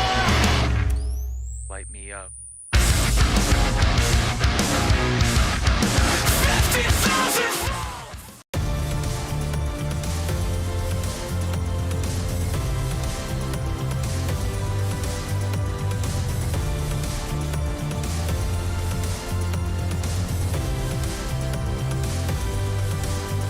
Foundation for National Parks and Wildlife safeguards our wilderness now and for the future. Our bushlands, our mountains, our valleys, our rivers are our responsibility. Whether you're just discovering the world or have built rich memories within it, together we are one generation, and what we conserve today will be there for those tomorrow. There is no bigger legacy than the planet we share. Donate now. Welcome to GTV ANZ, the gaming channel created by Ubisoft.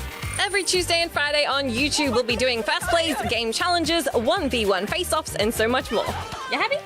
When did we get a dog? It's a good question. The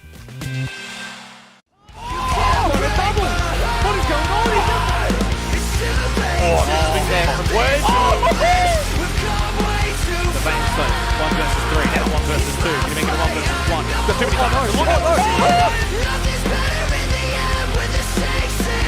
Champions, you never count them out. Both players are going to swing it right now. What have they done? They've just given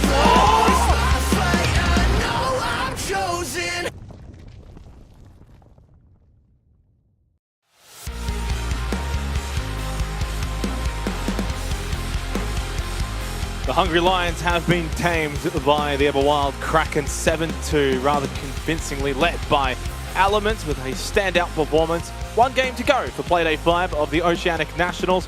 Team Bliss will be taking on Ludovica as their challengers, because Team Bliss, of course, notably a top team when it comes to the Oceanic Nationals, guys. And at the moment, as long as they win this game, they will go into that second place tied with the Knights. Yeah, it's been a relatively good stage for Bliss so far, but we have very high expectations on them here in OCN. We would expect them to win out this game, and we do tip them to be one of the teams in the realms of the top 1 or 2 teams at the end of the stage. Winning this would be a very good kickstart towards that. Right, well, do we tip them? Because you certainly did not tip them. In fact, you went for Ludovica, Guz, so I don't think you have the right to the majority tipped them. Yeah, exactly. The majority did tip them. Blue, obviously, for Team Bliss now, this is obviously must-win territory. They cannot be dropping this game, considering they did drop the game last week to Wildcard in Playday 4. Oh, I'd hesitate to compare them at the moment with the current form that we see between Wildcard and Ludovica. Wildcard on an absolute tear at the moment, still undefeated in the competition. Ludovica, loitering towards the bottom of the table uncharacteristically. I'm not going to make well, any not so much a comparison, but more so, you've lost last week. You can't really be losing this week as well. Yeah, look, there's a stark difference between Ludovica last stage and this stage, but we won't talk about it too much. But yeah, look, if somehow Bliss end up losing this, I would be absolutely mind blown. Right. Yeah, I mean, I agree. I wouldn't be. Well, you wouldn't be because you've got the big brain head here. But that's the storyline really for this matchup, is that Ludovica certainly are the challengers in this game. A team that has obviously been a little bit, spent a little bit of time in the Oceanic Nationals, formerly overt, but the majority of this roster does. But for whatever reason, this stage, it has not worked out for them. Yeah, it just hasn't really been clicking for Ludovica at the moment. We'll have to see how that continues on today.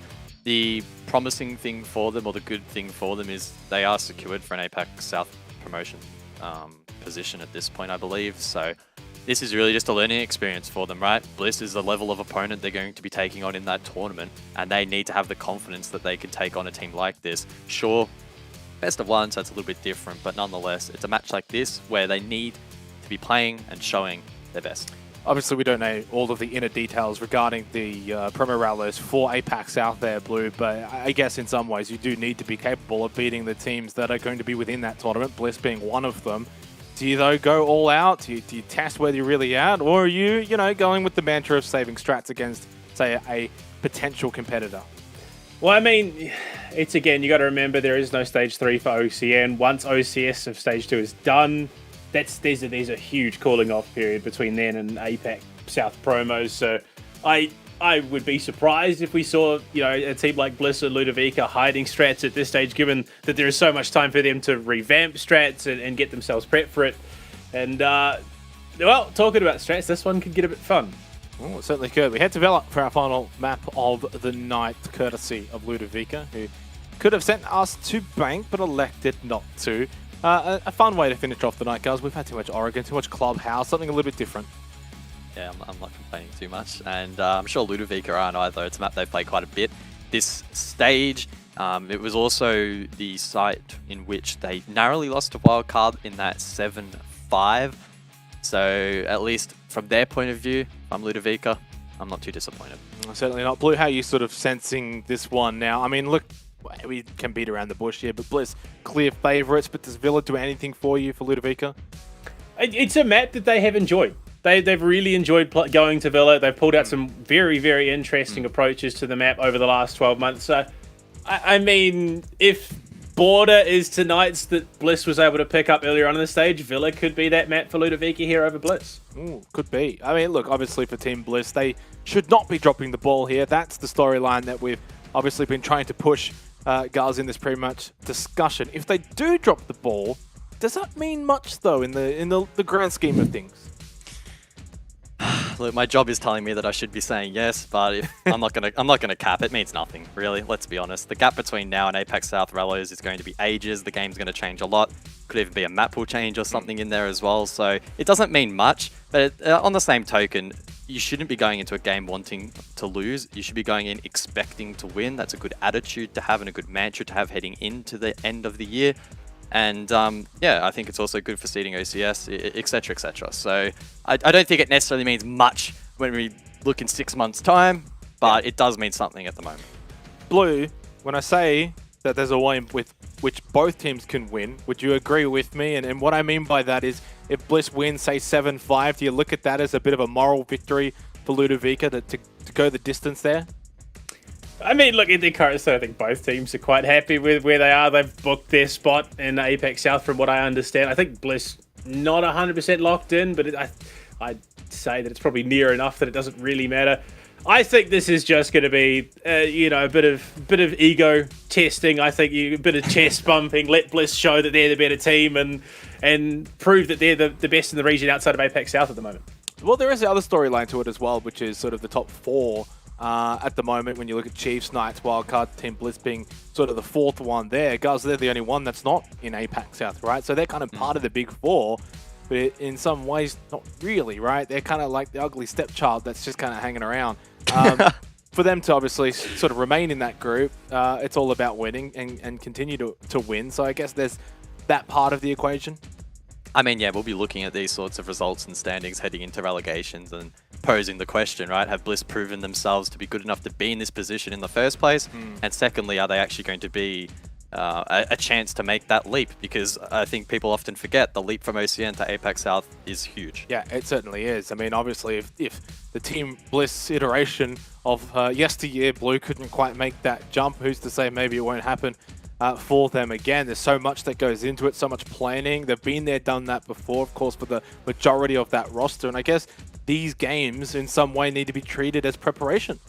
Oh, most certainly, especially, you know, I get to cover the Ops League as well as some of the teams that are going to be coming through there, like Gaming Gladiators, who did deny Bliss that opportunity last year.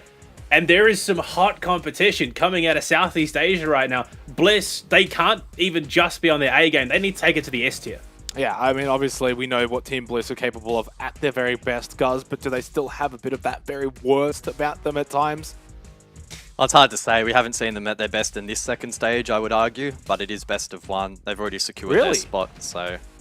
7-1 victory over Knights Playday once, not at their very best. I'd argue that's probably the best we've seen of them this stage. It was admittedly back in Playday 1, which was a while ago. If you couldn't remember... 3-7 wildcard would probably raise a couple of eyebrows. That was last week. Well done, mate. I'm glad your memory's back, but still, obviously, I think what I'm trying to get at is their best is great. Maybe their worst still does shine through too much. For now, though, we head over to the Sunny Villa. It's going to be Team Bliss and Ludovic to close out the night here for Oceanic Nationals Playday 5. Villa it is, and away from Oregon, as we are obviously getting towards the tail end of stage number 2. Sure are. Pointy end of the stage, and in some ways, the pointy end to the end of the year. Only 2 stages of OCN for 2022. And only a few more opportunities for these teams to lock in their final standings. Both of these teams, though, unofficially confirmed for APAC South relegations. I'm sure there'll be more formal confirmation of that at a later stage. Finca Thatcher off the board first. I think Finca's been banned every single map tonight, unless I missed it in the one that you casted with Blue. No, banned out. So there you go. Kaid followed up. Also seen I honestly think we've seen all 3 of these in almost every game tonight. Do we finish it off with an Azami? Are we feeling dangerous tonight, lads? Oh, we are. Let's do it. Why not? The big 4. Well, obviously, Kaya did make it into the clubhouse game of Chiefs, and Knights did get through the ban phase there. Because for whatever reason, Echo got banned out in that game, which was very surprising for me. But yeah, just to confirm that, Finca has been banned out in every single game tonight. And Azami's not too close. It's only the last game, guys. Of course, the Lions and Kraken game that Azami got through. Yeah, look, not really complaining that old mate Finca's been banned out a few times this evening. Nice little change of pace. AVG, they're the first side between these two. Ludovic on the defense first.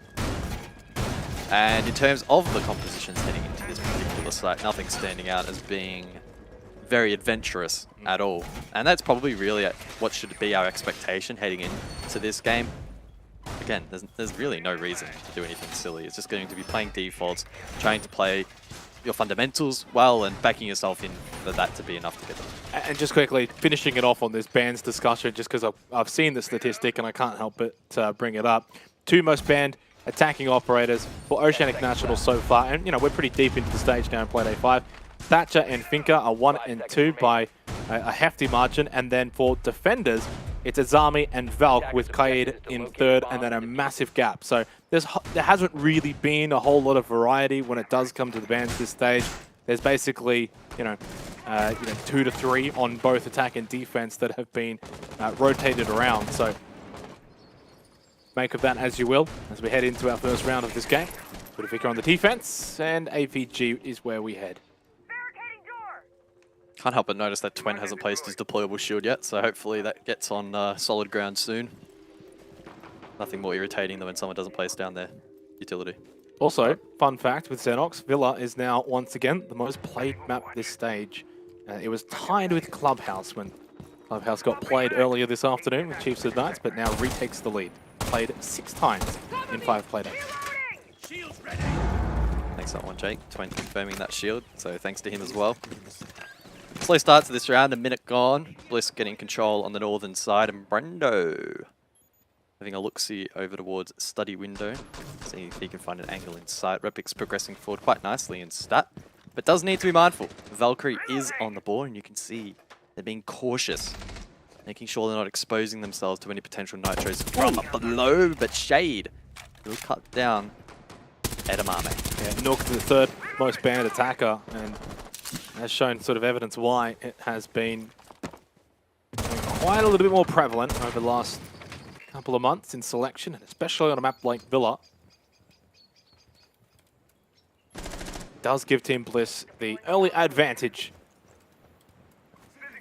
Hard to imagine this being a close game between these two teams, and I agree. Bliss do have it in them as a team to, you know, have one-sided victories. We obviously think back to Playday 1, even against a team like the Knights. 7-1 result, 7-2 over Kraken, 7-4 over the Lions. You know, they do have a habit of being able to sort of beat down their opponents. 50 seconds then remains, and an advantage for Bliss as we enter the execute. The shield's still left standing, the grenades didn't land. Fisher might find it tricky to get in towards sight, but Shade below on the lurk, good for 2. Repix as well gets a third for his team. Now Supreme and Sawyer in the 2v5. Top Brownstairs Vault, the location, so really pretty much can't play off of each other. In fact, Supreme pushes down Brown, gets the kill onto Shade, not taken off, but they know where he is. They'll get the trade, and they knew that Sawyer was inside of Vault, so it was all wrapped up like a present with a bow. There's no way that Sawyer was getting away from there and that position. Pretty easy in the end for Team Bliss on Aviator Games. I imagine stat trophies probably on the cards, and yeah, locked in immediately there. Ludovica, not the start they would like to see. I'm not getting too concerned yet, though. I'm not stressed. Well, you shouldn't be. Although we've seen it plenty of times. Plenty of times. Attack first few rounds, defense ties it up. We'll be fine. There's the third most defender-sided map in the Oceanic Nationals. Is Villa, 55.8% defensive win rate. Maps that, surprisingly, actually have a higher defensive win rate: Oregon and Bank. Yeah, makes sense. Anything further you wish to add? Chalet is by far and away the most attacker-sided map at 71.4% attacker win rate. Jeez. Yeah, not often you see a side go 70% plus, but there you have it. Only played twice, so small sample size. And one last Xenox fun fact: 2 maps that have still not been played. The Oceanic Nationals through now 5 playdays: Skyscraper and Theme Park. Attacker's objective is to locate a bomb and defuse it. Wasn't bad for him. I like that. And I like that shield as well, deployable on top of the bed. Slightly more aggressive than the typical shield rather you would see at Brick Store. And it's up to Bliss to deal with that. Wamai and Aruni on the board for the defense, and that will assist in fortifying some of these positions. So you're looking to be slightly more aggressive off the back of this shield. Also, has a vertical line of sight down below inside of Laundry in case someone tries to maybe nade him from down below and clear that util.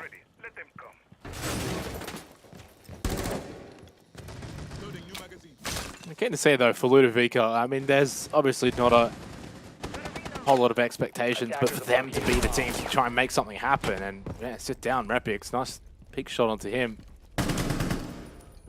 Magic holding over Brown's stairs from the outside of Study.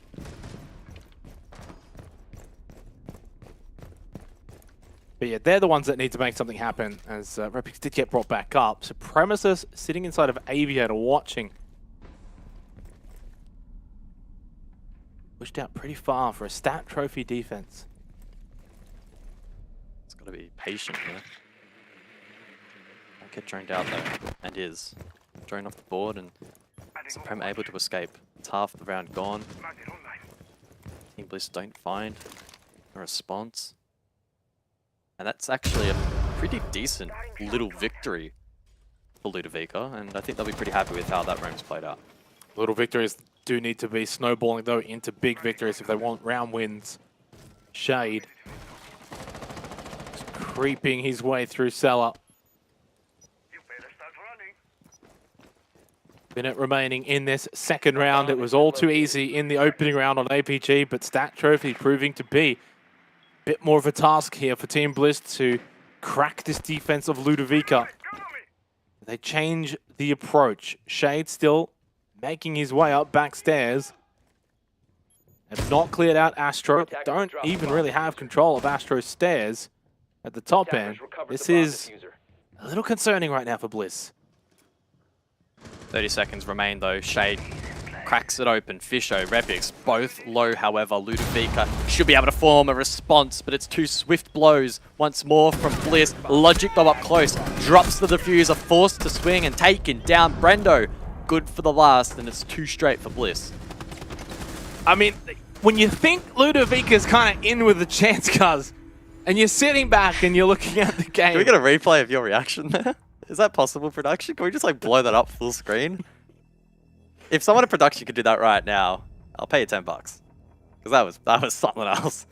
That was a little bit cursed. That round was cursed for Ludovica. It was a little bit. Just a little bit. Yeah, come on.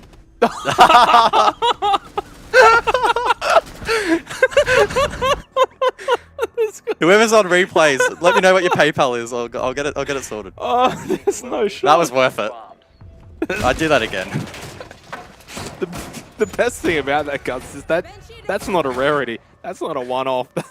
Those happen all the time. Well, not that specific action, but basically, just in case anyone's confused, that's my mind just melting as Ludovica melted on site. Yeah, it was a little bit of a disappointing round. Again, the roam, good, wasted a lot of time.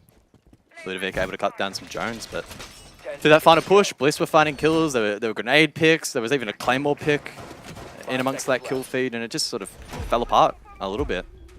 Bliss are clearly sharper at the moment. I've been quite impressed as well by Shade, who's lurking and finding some really key picks and a lot of territory as well. And Ludovica need to quickly form a response here.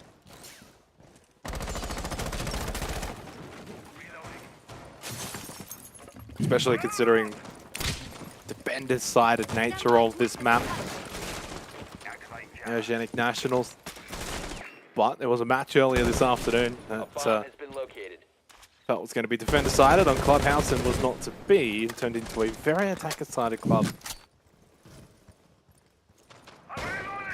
Who knows what may happen here. But Ludovica do need to start playing a little bit better if they're going to be getting any round wins against Team Bliss. It wasn't awful in the last round, hence my reaction.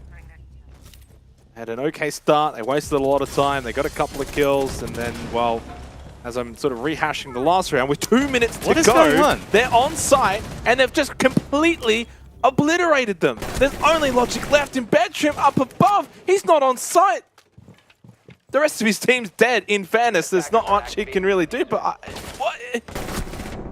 Do we have to do, honestly, the replay of the way that I reacted last round, because it's probably a little bit more relevant for this round. Bring it back, bring it back. Jesus, what was that? What happened? I actually don't know. I literally looked down for 3 seconds and they were in sight, so very, very weird. I don't even know what to go. Ludovica need to really use this tactical timeout quite wisely, because the first 3 rounds have been very, very, very, very, very dominant. They need to just try their very best to halt this momentum, reset, and find an objective they can get a round win on as quickly as possible. Yeah. Trying to form words in some way to explain that round, and the only thing I can think of is just Nook pushing on site, but he wasn't the only one that found kills. Team effort. I think there were also picks off site as well. Maybe it was just the matter of the fact that, you know, maybe you got like 1 kill on site, 1 kill off site, and then another kill somewhere else, and it all just kind of looks like it's snowballing. But bit of a messy round defensively from Ludovica, and this is turning into a bloodbath on Villa. You know how I said before that I wasn't too worried about my pick? I'm starting to get a little bit worried now. Logic might let me down here. He even tweeted at me. Did he? Thanked me for the prediction. Well, he's probably going to be upset at me now because I've cursed him. Did he actually? I need to find this tweet. He actually did. Let me find this. We got time as we head to ABG for the second time now. Let's have a look. Logic. Logic with 2 eyes. Attackers need to locate and defuse as many bombs as they can. What is it? Was it a tweet reply? It might be because yes. he didn't put a Oh no, dot at the start. at Guzcast is a real one. Respect. Don't let me down, please. And he said no guarantees, and he spelt it incredibly wrong. Maybe that's why they're losing.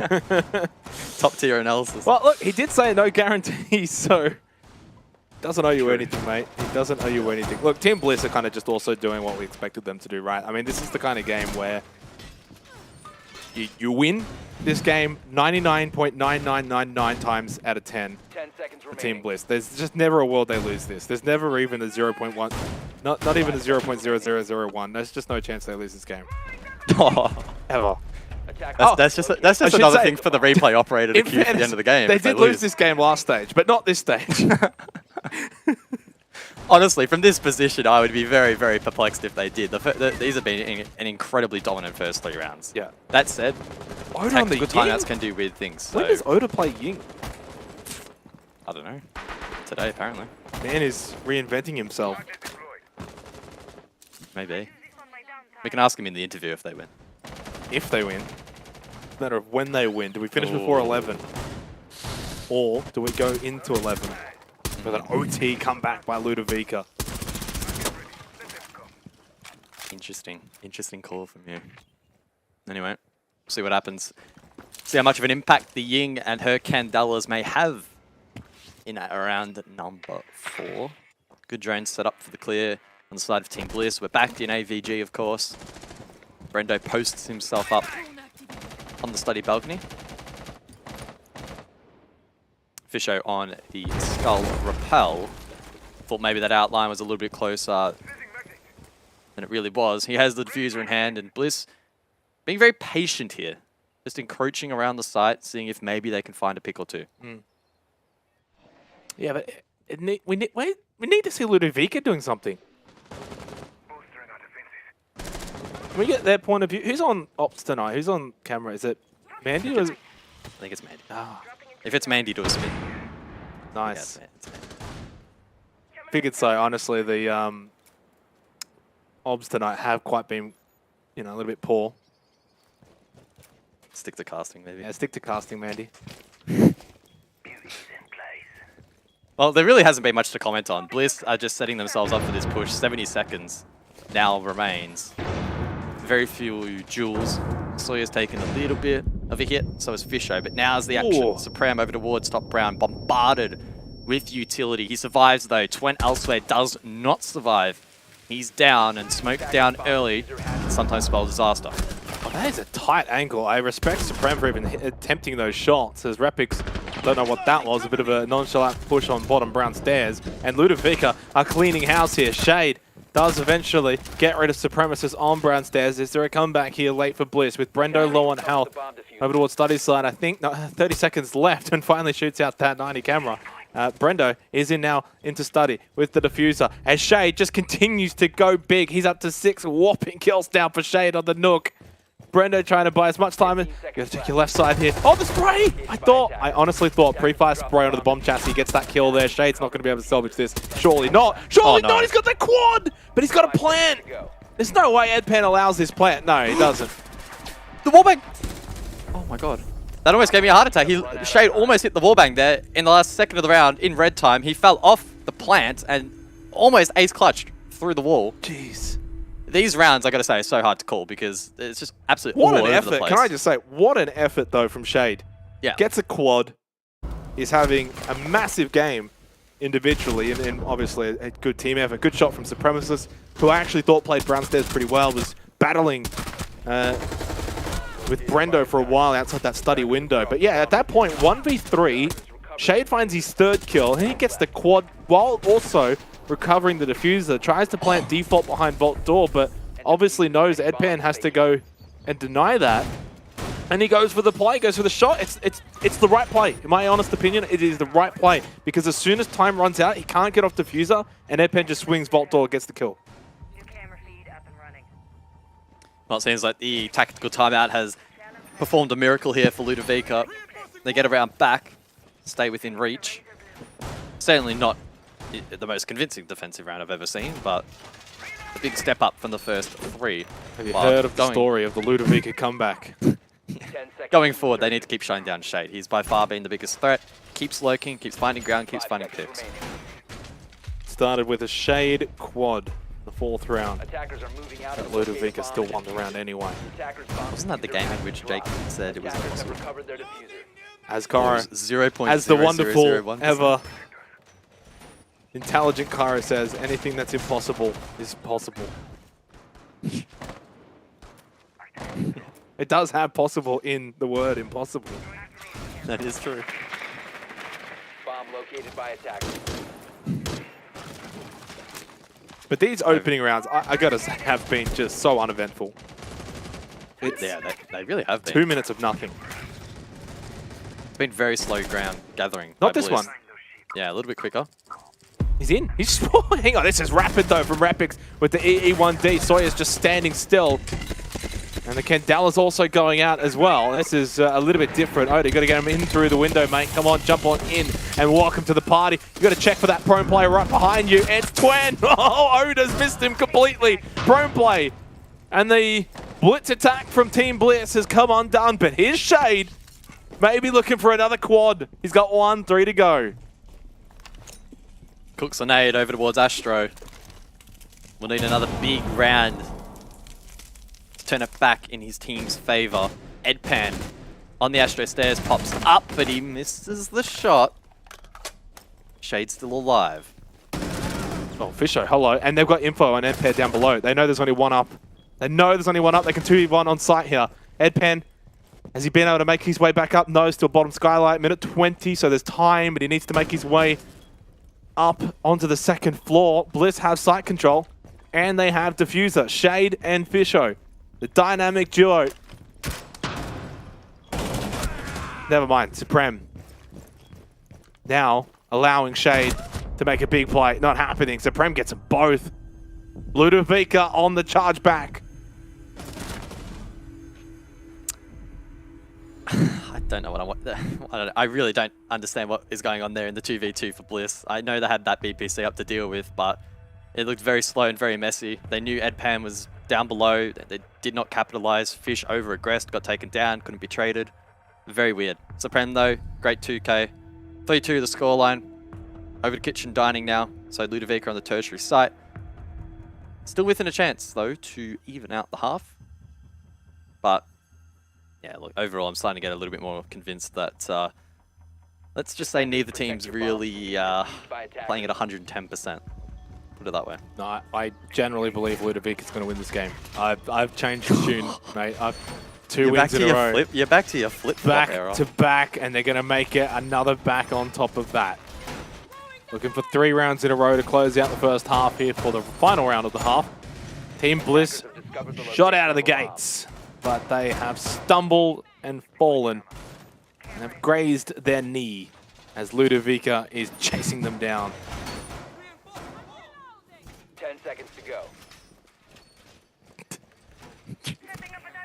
5 seconds left. I don't know who's taking this game more seriously, you or them. That's what I'm trying to break down at the moment. Oh well, we'll see what happens here. It's often is the case, the starts of these rounds have been relatively slow going. Last round was a slight deviance from that. Graphics got a very cheap, fairly big that round. But with upstairs control being pretty critical here, tempo is probably going to slow down once more. Yeah, and quite often you see teams that go for that fast approach, reel it in the next round, especially if it doesn't work. I mean, even if it does work, you don't really do it twice in a row. Which is why you should do it twice in a row, right? Expect the unexpected. Do it again, Bliss. Rush on in. Won't see it come.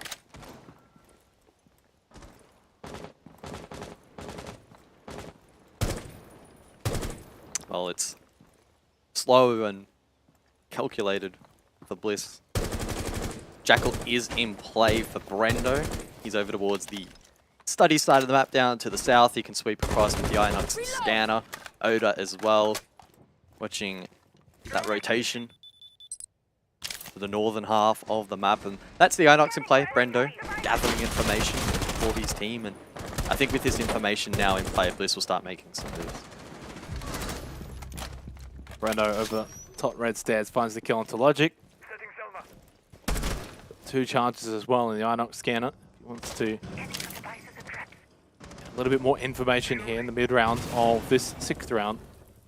That's a setup. Remembering, of course, that this is rather defend-decided. If Team Bliss do get another round here, it puts them in good stead going into the second half, where presumably you'd think that they will be able to run away with this game.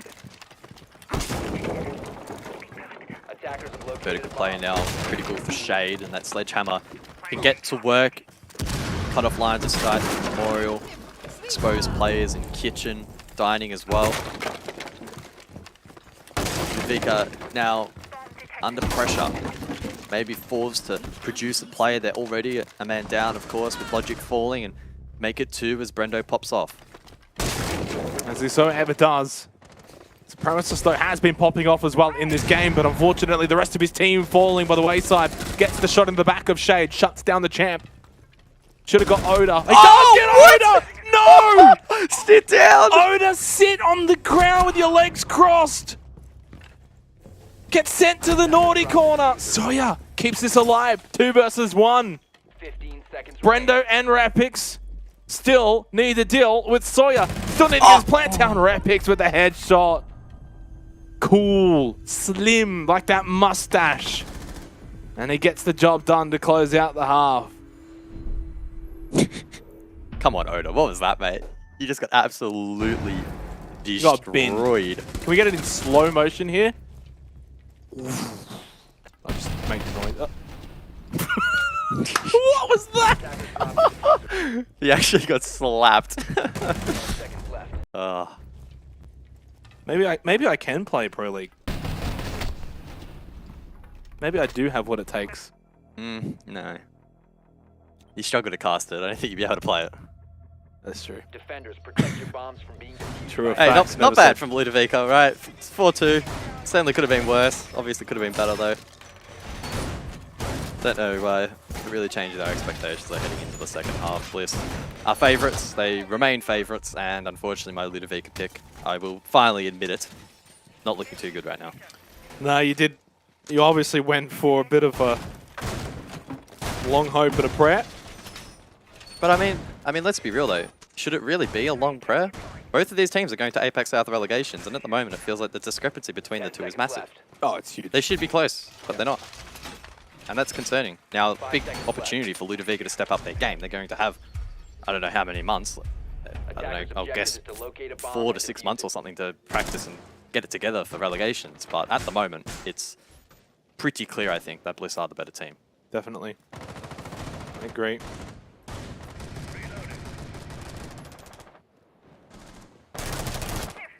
There is obviously always that thought to be said, though, of course, when it's, you know, the kind of game that where there's a bit more on the line. Yeah. It is hard to extrapolate this into how a team's actually performing, but even just this single result aside, overall, Bliss, I think it can be argued.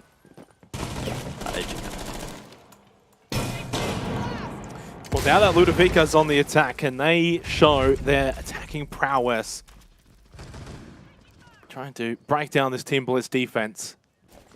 Feels like an important round. 5-2 scorelines are never easy to claw back. All said, it was at this point in the Chiefs-Knights game. Chiefs were up 4-2 and turn of the half, and we thought it was going to be defender-sided and that the Chiefs would run away with it, and lo and behold, Knights brought it back on the attack, and maybe Ludovica could do the same here. So let's not count them out. Especially with the way that Supreme is playing 8-5 at the moment. Logic, though, just getting a free look. Good position from Sawyer on that 90 repel. He can use X-Kairos on the game's wall. He can also open up the vault as well if he so desires. Repix takes a big hit. Don't know exactly where he's positioned, but nonetheless low. He's in piano, stranded, Supreme. 9 and 5. A good map from him so far. Minute left in the round, though. And you Nice shade with the headshot onto Supremacist, the two players that have been in form in this game. Pan, the right position inside a library, though, to get the running back shade.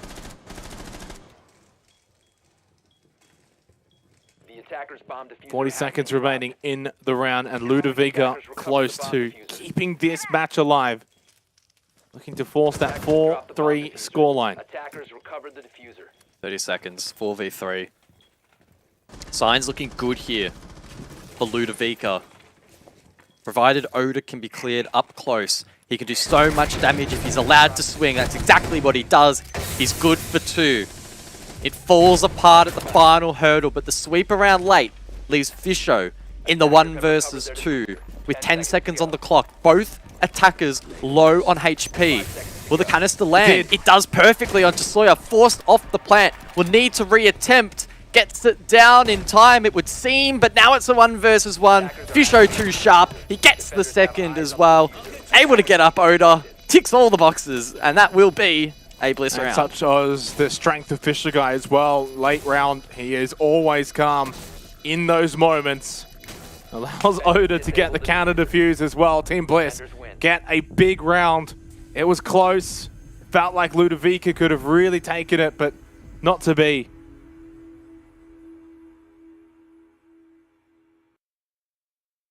Oh no, it crashed. That play was just too good.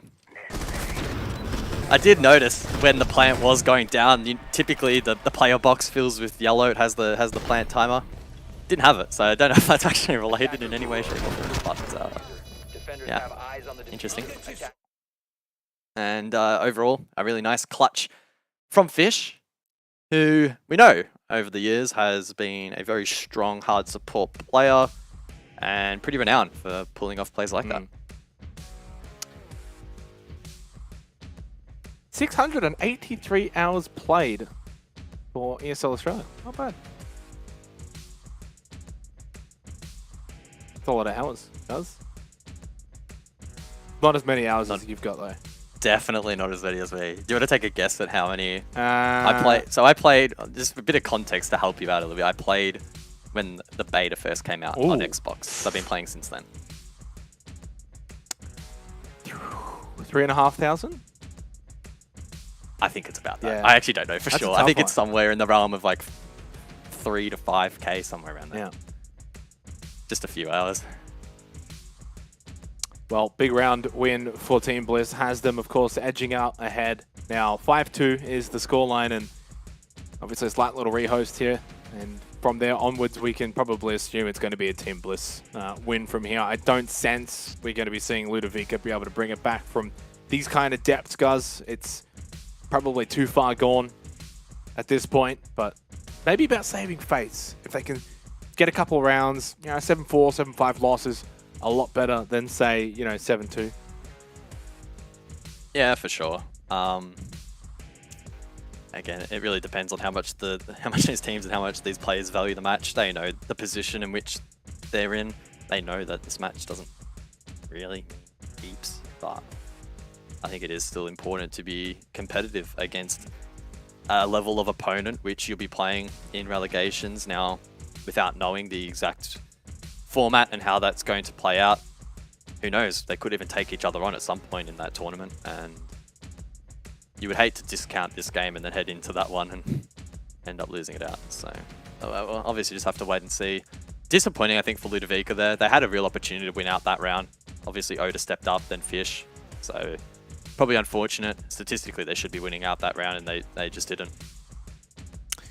Well, obviously, a little bit rough for Ludovica in this game, but as we've already prefaced, not really a whole lot to fight for. Had this been a bit different, though, if, say, they needed to win this game to maybe even make APAC Primaveras and have some kind of attachment to the result and to the game, do you think it would have even changed the outcome at all? I think still in the current state, Bliss are the stronger of the two. I think if there were larger stakes on the game, that would influence the way in which they approach it and the level of pressure in which they would both be under at the moment, because even the way in which they're playing is honestly pretty laissez-faire, right? They're just kind of chilling out and having some fun. if there were stakes on the game, it would be a very, very different story. In terms of, I guess, going back to your original question, would the result be similar or the same? It's so hard to call. I think Bliss probably would, again, have the edge and should be winning it out. But it's also very tricky to look past Ludovica. They have so many good players on their team as well. They certainly do, and I think that in some way, though, for a team that's going to be, participating in the APAC South Promo Rallies, when you actually kind of look at their stage here, guys, right? It's not the best viewing for a team that's supposed to be in that position. Now, keeping in mind, they do still play Kraken and Ground Zero for their last 2 play days, but obviously that being sort of in the future, we look at sort of what they've been able to do this stage. It's going to be, a round differential that's going to be about -14, only 1 win, that coming in overtime, and the rest of them all being losses in regulation. 2 points from 5 play days. It's not a good look, but as I said, they got a good look against Kraken and a good look against Ground Zero to close out the stage. In my mind, if you're a team that's going to be in APAC South Promo Rallies, you need to be winning both of those games. Yeah, I totally agree. With the caveat being, if promo relegations were in a week's time or a month's time, sure, but it is so far away. Again, no exact date, but I would be hedging my bets on, 4 to 6 months or whatever it may end up being. And so much can change between now and then. You have the game changing, you can have the map pool changing, the meta changing. Siege is a weird game. Overnight, a lot of stuff can change, right? Yeah. So that could favor one of these teams more than the other, perhaps. The roles in which they're playing and the players that they have available and the operators and maps they feel comfortable on. But that's a discussion for way down the line. I think it does bode well for whichever team wins this. It gives us somewhat of a form guide, right? But it'll be so outdated by the time we get to relegations that it doesn't matter. And we kind of cast our minds back a little bit, though, obviously, to Stage 1, because you may be wondering how are they in APAC South Promo Rallies if, they're not really having the best of stages. But their Stage 1 was incredibly tremendous. Of course, Ludovica/Odium at the time. When you look at their run that they started with, they took down the Knights, then they took down Team Bliss, then they took down Ground Zero, then they defeated Wildcard. And it wasn't until they ran into the Chiefs in Playday 5 where they got decimated. Then they lost to Vertex, and then they defeated Anami 7-0. Of course, Anami pretty much was also beaten by everyone, just about almost 7-0. They had a -31 round differential, but it does kind of highlight, they finished second in the regular stage there. In my mind, though, a little bit of a drop-off for Ludovica from that particular stage, because they haven't been able to beat any of the top 4 teams. And obviously, even if they do go and beat Kraken and Ground Zero, it's still nothing close to what they did in Stage 1. Certainly opens a bit of a can of worms, right? Do we see any roster changes from Ludovica going forward? That could be a very interesting discussion. I have nowhere near enough knowledge to even suggest if that is the right call for them, but it's certainly a possibility. And we'll have to wait and see if that does eventuate. But I'm sure Ludovica will want to try and identify the root cause of this drop-off in form, whether it's temporary, whether it's permanent, and what their solution is going to be. Because if they do play like this in relegations, I'm sorry, it's not going to be very good for them, I don't think. Because the level of competition is going to be fierce. As Blue was commenting on as well, there's some really competitive Seas teams on the rise as well, so it's not just locally you have to be afraid of or aware of. It's teams from all over APAC South who will be fighting just as hard as you to try and get that coveted spot. Back into the game. Appreciate everyone sticking with us. Of course, this is our final game of the night. Team Blue is probably wrapping this one up soon. Ludovica haven't really been able to fire much of a shot. Supremacist, of course, has been the standout for them. Shade has been the standout for Team Bliss. Pusher guy holding it inside a bedroom with that deployable shield. Stat trophy defense for Team Bliss. Match point on the other side of this if they can close out this 8th round. And Rotero Drone does its job.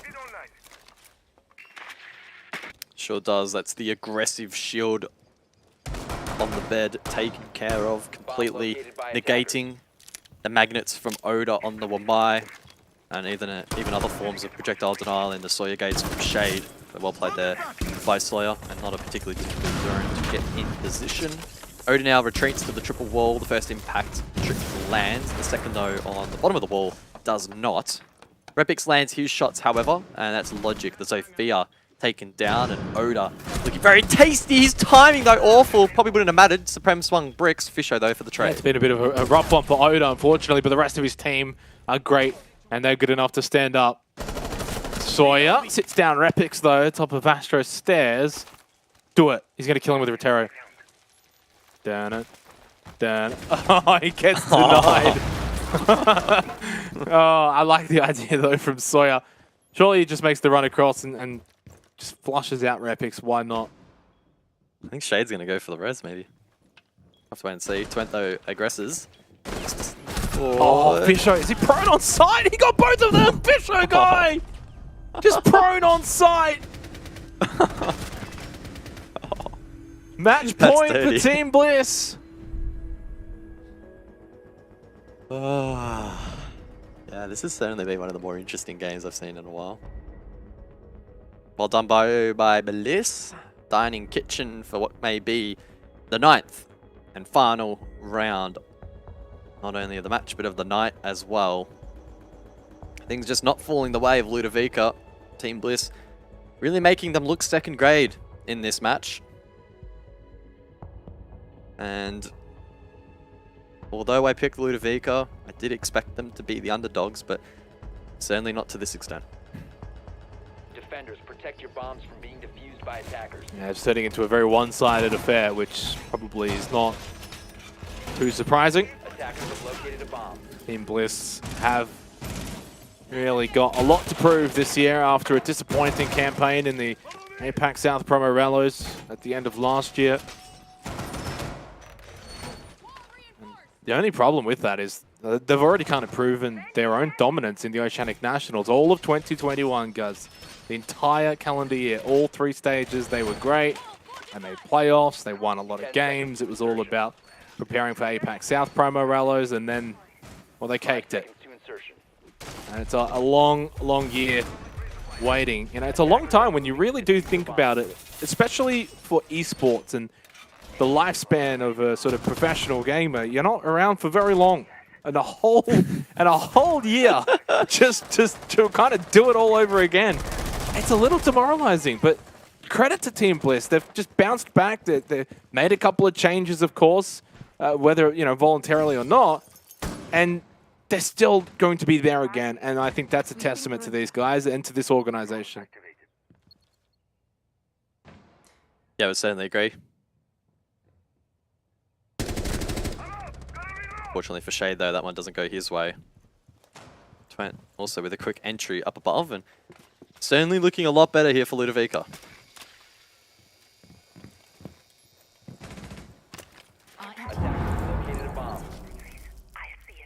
Yeah, getting the early kill. Instrumental in trying to open things up. Library living. Or are my eyes playing tricks on me? It is past almost 11. Kitchen? Awesome. Whoa.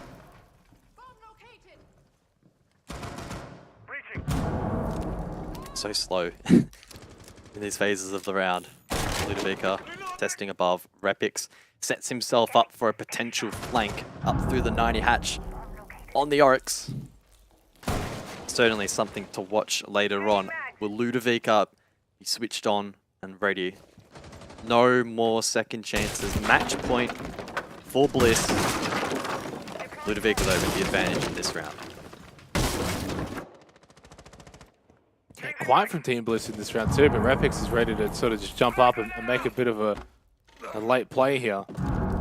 Pushes past 90 over towards Stat Trophy now, and he spots the head, and he will click that head as well onto Logic.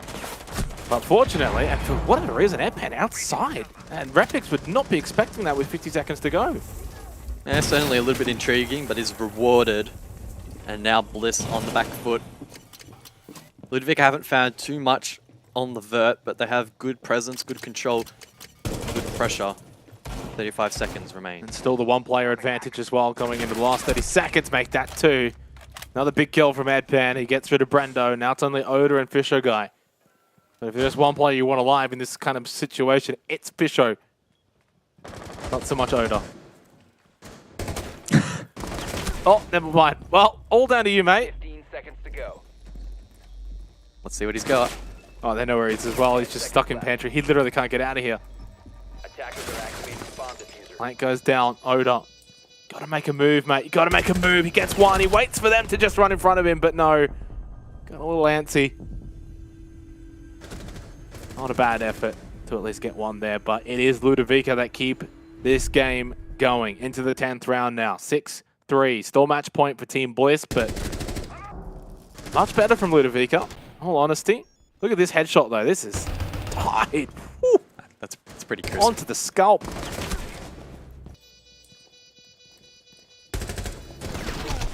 Yeah, good attempt there from Oda, but never going to be able to win that one out. 6-3 the scoreline, so Bliss still with 3 match points. Still plenty of opportunities to close this one out. They'll be able to rotate back to the primary site. So they shouldn't really have too much in the way of problems in concluding this one. But good to see Ludovica still mounting into a fight here.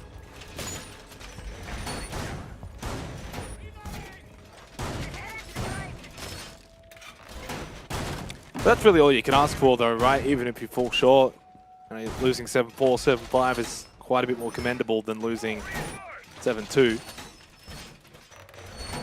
And generally played and looked a little bit better in that round as well for the most part. So good signs for Ludovica.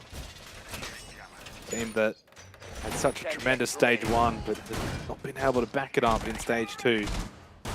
Impacts out to the future. We'll see. Of course, having to go through the promotion relegation system. They have what it takes, though, to get into the big leagues. It's a tough one. I think there's been periods, and maybe at the end of stage 1, guys, we would have said yes. For Bliss? No, for Ludovica, well, when they were Odium. Yeah. At the end of stage 1, they were second, and it was, you know, looking like they had arrived, and they were going to be able to maybe even overtake a team like Team Bliss, but stage 2, it's been downward. Maybe they're just saving strats.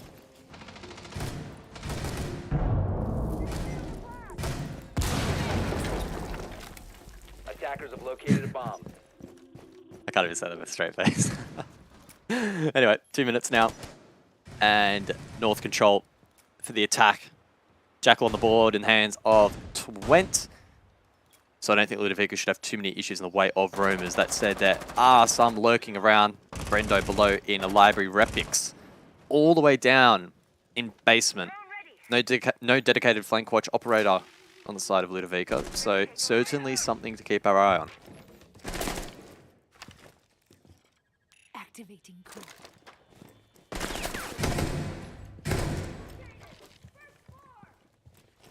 And Pan has been able to have a big impact in the last couple of rounds as Twent finds the opening kill onto Brando, and suddenly trying to just sit up a little bit and think this one is not over with. And Team Bliss may have to find themselves sitting up as well and really taking control of this game once again. Big fight over down in Library for Edpan and Oda at Brown Stairs, but not much really coming from that. Oda winning slightly, keeps that position. And a minute left in the round, but it's Ludovica that still hold the player advantage. Did hold the player advantage. Oda at landing gets one, but Sawyer to trade. Diffuser in hand and progresses towards the site. Repix, though, on the flank, and this could be the play. Oh, he's coming up right behind him. He should spot both of them. He's got the pings as well. You got the second ping. Repix get both. Oh, how joyous it is to be Repix in that moment with the double ping. Great flank up red stairs. Match point to be confirmed for Team Bliss, unless Logic finds a way to put himself in a highlight reel moment, because that's what it would take to win this round. He'll get rid of Repix first. 14 seconds, diffuser in sight, but he knows that there's so much more work to do. He just runs straight through the gas, and Fisho guy's waiting with a shotgun in hand. Team Bliss, 7-3 victory on Villa to close out day 5 of the Oceanic Nationals. It's just business job done as usual.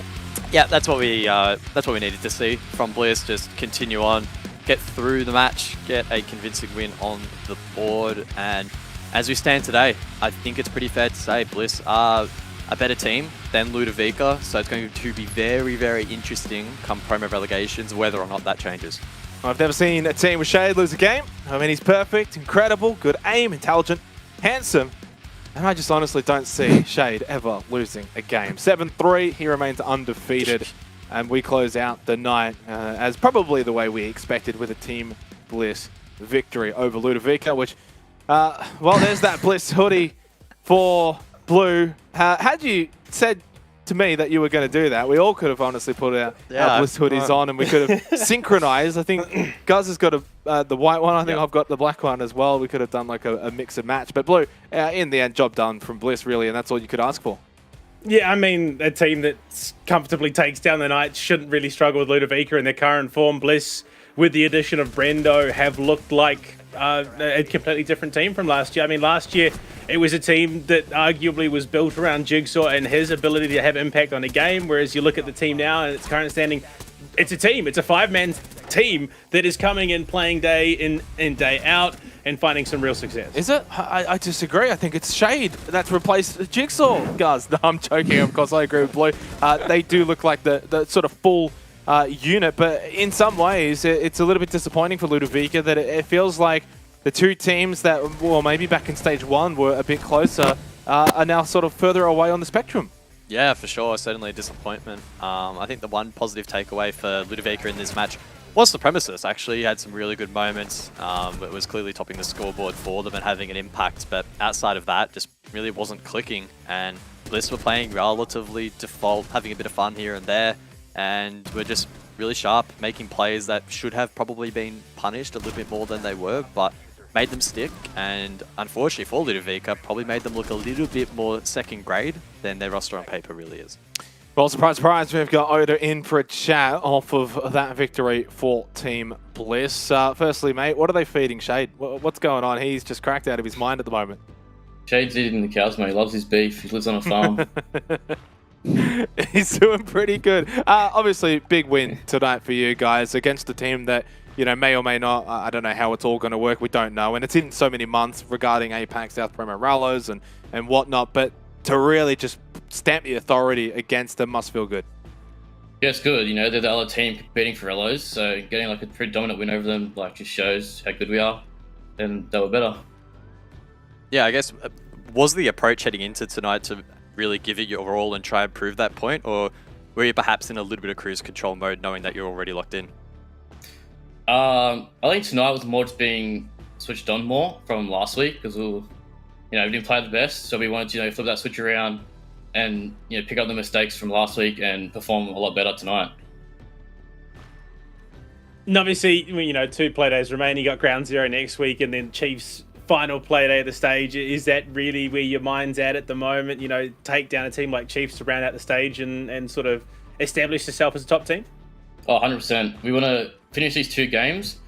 Depending what happens with wildcard, try to take the top spot off them, maybe. But just finish strong is what we need. Last stage of the year, so it's kind of what you need. And have a little break and then prep for Relos. In that preparation, are you going to look back to the Rallos of yesteryear and maybe kind of dissect that a little bit, or is it all just so much in the past now and it's all just so different that you don't even really bother? I wouldn't put it all in the past. I say we learned a lot from it. So it'd be more just like being better prepared for just for everything really. Yeah. What are some of those things, Oda? What are you being better prepared for? Better prepare the zinger boxes, got to have them ready day to day. I need to app my PC when we're scrimming. Oh, no, it's like all around stuff. Map pool, everything. Yeah. Well, obviously you guys are pretty prepared, and I know that you'll be ready for APAC Promo Rallies, whenever that may be at the moment. Of course, shout out Stowe, fresh off of this win. Give us your final thoughts. I would say shout out to Bliss and shout out to Supremacist. I'm 4-0 against him. And, he's never going to top me. I'm always going to beat him. Always going to be the better player, Well, what was his KD this game and yours? Wait, can we show that replay of earlier in the game when he absolutely slapped you inside inside a trophy? I don't know if I can bring it up. I forget that'd be insane. you But put you the can go replay watch on. the We pod. need You to can go find start. it. We need to start. How many times I killed him, how head-to-head. many times he killed me. Yeah. That'd be interesting. Oh, all right, mate. Well, we'll let you go, have your zinger box, and enjoy the rest of your night. Congratulations again on the win, and best of luck for the remainder of the season. Cheers, boys. He's Well, gonna his character he's is gonna look back at that is VOD and regret the what he wonderful just said. Oda and his apparent rivalry with Supremacists. 4-0, he said. Unfortunately for Supremacists, but either way, moving on, we'll start to close up the night a little bit.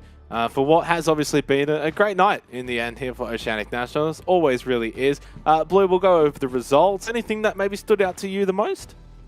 Oh, look, in terms of how I thought the night was going to go, it's kind of stock standard. The biggest one, obviously, the 7-5 between Wildcard and Ground Zero. I didn't expect it to go the full regulation rounds of 12 in the end, but I mean, everything else, this is kind of how I expected it to go. Well, obviously, the way that the Chiefs-Knights game was shaping up, Guz, was maybe not too expected, and then the Knights really just kind of put the foot on the pedal and brought that one home. But yeah, everything else really just kind of lined up the way we thought.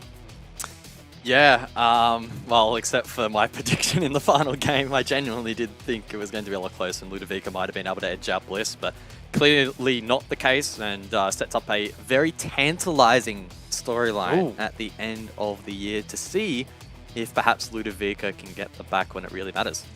All right, well, speaking of predictions, I thought halfway through tonight that I was going to be maybe on top spot and on Cloud9 with that Chiefs result. Not to be, though, on Cloud9 and in top spot. So far out in front at the moment, it's Ducky, 17-3, just in front of Dev and Blue, both 16-4. Dev going for the Hungry Lions pick, that costing him tied top spot. In the end, that Chiefs pick for me now really firmly in the middle of the pack. I'll go to you on this one. Blue, of course, now behind Ducky. You didn't do a whole lot wrong tonight.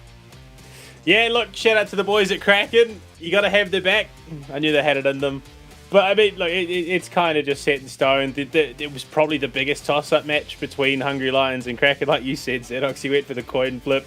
And, well, look, you got Kraken in the end. I know. I'm very fortunate of that coin flip. It's a shame I didn't end up going with the Knights. Chiefs really letting me down, because I tell you what, guys, if the Chiefs had won that game, I think I'm actually equal with both Blue and Dev. They would have been 15-5 and I would have been 15-5. So that's how close it really is. But 11-9, mate, what's going on? Still last. Yeah, I don't know. No comment. No comment. All right, let's move on. Let's go to the standings, which is really heating up at the top end of the set standings, which has Wildcard undefeated, 15 points behind them. Only now Team Bliss, 3 points behind, still keeping in touch. Knights, Chiefs, still kind of rounding out the top 4. But Kraken in the middle of the pack, Blue, where, 7 points, not quite close with the top 4, but they've got a bit of separation to the bottom 3. I mean, at this point, I think they're outright safe from relegations at the end of the stage, given that, yeah, they took down Ground Zero in Playday 1. So even if Ground Zero beats Bliss and Ludovica in regulation, it would still be Kraken safe from that potential relegation spot. But, I mean, the fact that there are still currently 3 teams that could find themselves in that relo spot is a little bit scary. Yeah, certainly is. For Ground Zero, 1 point from 5 Playdays, guys, it's not good viewing. No, it's really not. And I think the unfortunate thing for them, at least looking at tonight in isolation, is the fact that they actually genuinely played quite well against Wildcard. A 7-5, though, in a best of 1, you don't get anything to show for it. So probably a little bit unfortunate they didn't get away with a few points. And that does mean they are secured in that bottom spot for now. And then they have 2 more play days to try and fight their way out.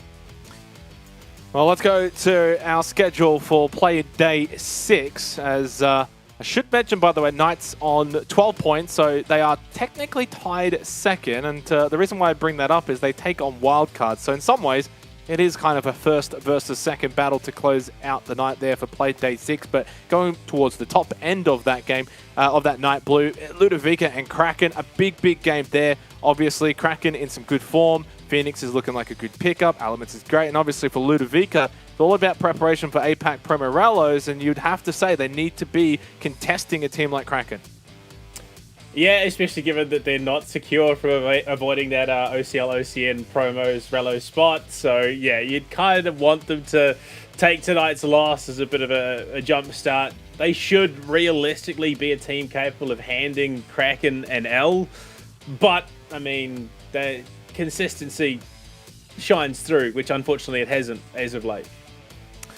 All right, so obviously this has been a bit of a discussion point on the broadcast, but in terms of sort of the APAC League standings, or the road to the APAC League, at least for the south portion of it, Team Bliss, Ludovica, both been in the headlines for it, Gus, and you can kind of see the way things do stand at the moment. Now, Ludovica and Team Bliss both getting a large amount of points back in Stage 1. The one downside for Kraken is, of course, they weren't in Stage 1, so they got no points from that, and you can kind of see how far everyone else has to catch up, and I don't believe they can catch up. It should be Team Bliss and Ludovica that should be getting through from here. Yeah, it should be the case. Again, I'm sure that'll be more officially confirmed when the stage actually does officially conclude, but it has been, again, another good performance from Bliss. They may well end up scoring more points if they finish higher in the standings, of course. Still a couple of big games for them to go. And for Ludovica, I mean, I don't think they're too worried about that particular standings at the moment. They're going to be focused on OCN, right? Where they're at threat of relegation, so they find themselves in a very intriguing position.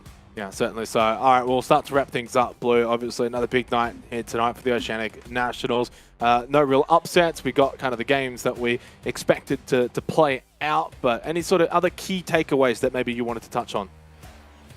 Oh, look, it just goes to show how competitive OCN is at the moment. There are teams that can show up in the day. Unfortunately, they're not always doing so, but I mean, a team like Bliss can go from 7-1-ing the Knights to then losing to Wildcard, and yeah, it really just goes to show that upsets can happen at any point. Gus? Yeah, super impressed with some of the gameplay we've seen tonight, and also equally disappointed by what we've seen from some teams as well. So the next couple of Playday is going to be super duper interesting. For me, the most intriguing storyline, again, it's Ludovica. Can they escape OCL relegations? Because it is a very, very serious threat. Super duper interesting is the way that Gus wants to frame it there for what is going to be Playday 6 and 7 still to come for the Oceanic Nationals. Thank you everyone for tuning in tonight. We had fun. I hope you had fun as well. Of course, Dev Marta, Mandy, and the big giant guy, I can't remember his name. They'll be back for next Friday for what will be Playday 6 of the Oceanic Nationals. We'll see you though for Playday 7, of course. Wildcard stacked towards the south, and now OJ's blowing down. Wildcard have crumbled, and now Pat left alone will eventually trade Wedables, and Kaken's low with the shotgun though, and he wins the fight. Ground zero in the 4 versus 5. That is impeccable, Steve. Still has Ethan and Boydie available. Loses his life. Sage, 2 big kills. Even though the plant is down, it's the Knights with another big shot from Boydie though through the wall. He'll get the second. That's the down. He's out to the count as well. They are entirely gone. Knights have been blitzed. Absolute calamity. Falling apart for the Chiefs defensively. Sticks falls though back the other way, bouncing into blue. Maybe a chance for the Chiefs to salvage this. Juicy has to plant, so it's only Sage. Drops down into Memorial. What a shot onto bouncing from Sage, but Ethan, he got the shot back, but fortunately the Don is good. Elements is just there, primed and ready, knows that there is likely someone here. Fakes the nade! Oh my god, he just absolutely plays Mizami like a fool. The re-swing and finds it. Elements on a hunt of his own. Mizami finding Phoenix in there. No! Mizami shuts it down. Gets a bit of revenge. And now they'll just be waiting for Pluto to go and plant as Hunter's in the side. Oh no. Oh, Toxic. Oh, Mizami gets it! Forced to swing and taken down. Brendo, good for the last, and it's 2 straight for Bliss. Shade's not going to be able to salvage this. Surely not. Surely not. He's got the quad, but he's got a plan. There's no way Edpan allows this plant. No, he doesn't. The wallbang. Oh my god. That almost gave me a heart attack. Shade almost hit the wallbang there. The rest of his team falling by the wayside. Gets the shot in the back of Shade. Shuts down the champ. Should have got Oda. He does get Oda! No! Sit down! Oda, sit on the ground with your legs crossed. A 4-win streak over the Chiefs on the verge of being broken here in the Oceanic Nationals. And for the Chiefs, a win here, Blue, all 3 points will get them up into 2nd place, only behind the undefeated Wildcard. I do have to ask you, what exactly did the Chiefs promise you for you to use your caster's curse on the Knights tonight? Sage now has top red control. Found a kill last time in this position. Stiggs getting that plant out. Nice shot though from Boydie, up close with that shocker. He spots the hill. Shoot it. He's planting. Why are you not shooting? What is going on? What are you doing, Boydie? Shoot the player that's planting the diffuser. Yeah, I agree. Fullergreens. Now my prediction of the Chiefs is unfortunately not holding strong anymore.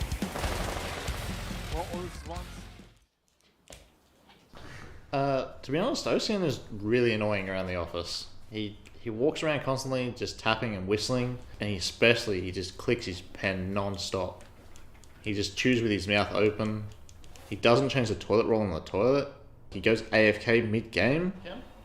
OCN? Hello? Who does that? You know what the worst thing is of all? He backseat games constantly.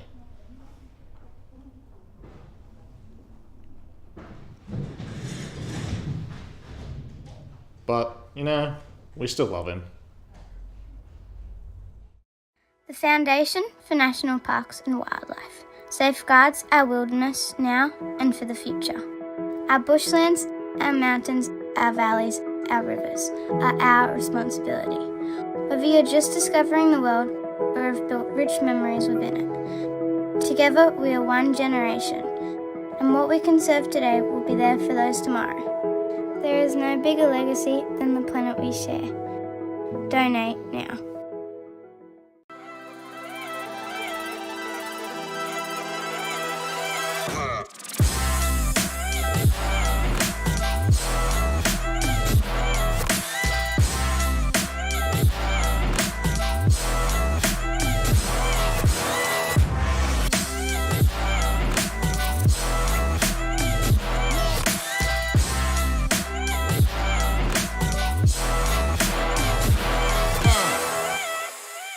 Salutations, gamers.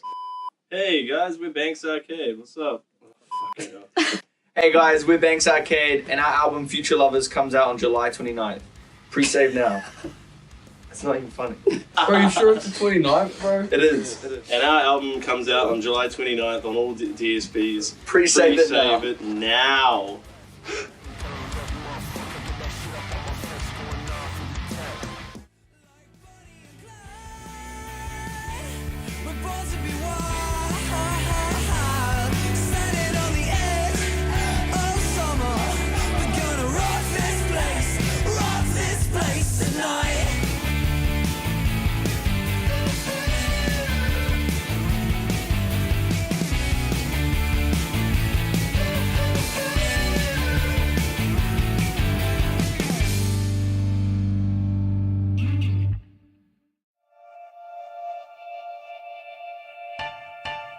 Hey baby, won't you come with me? I got money like it grows right on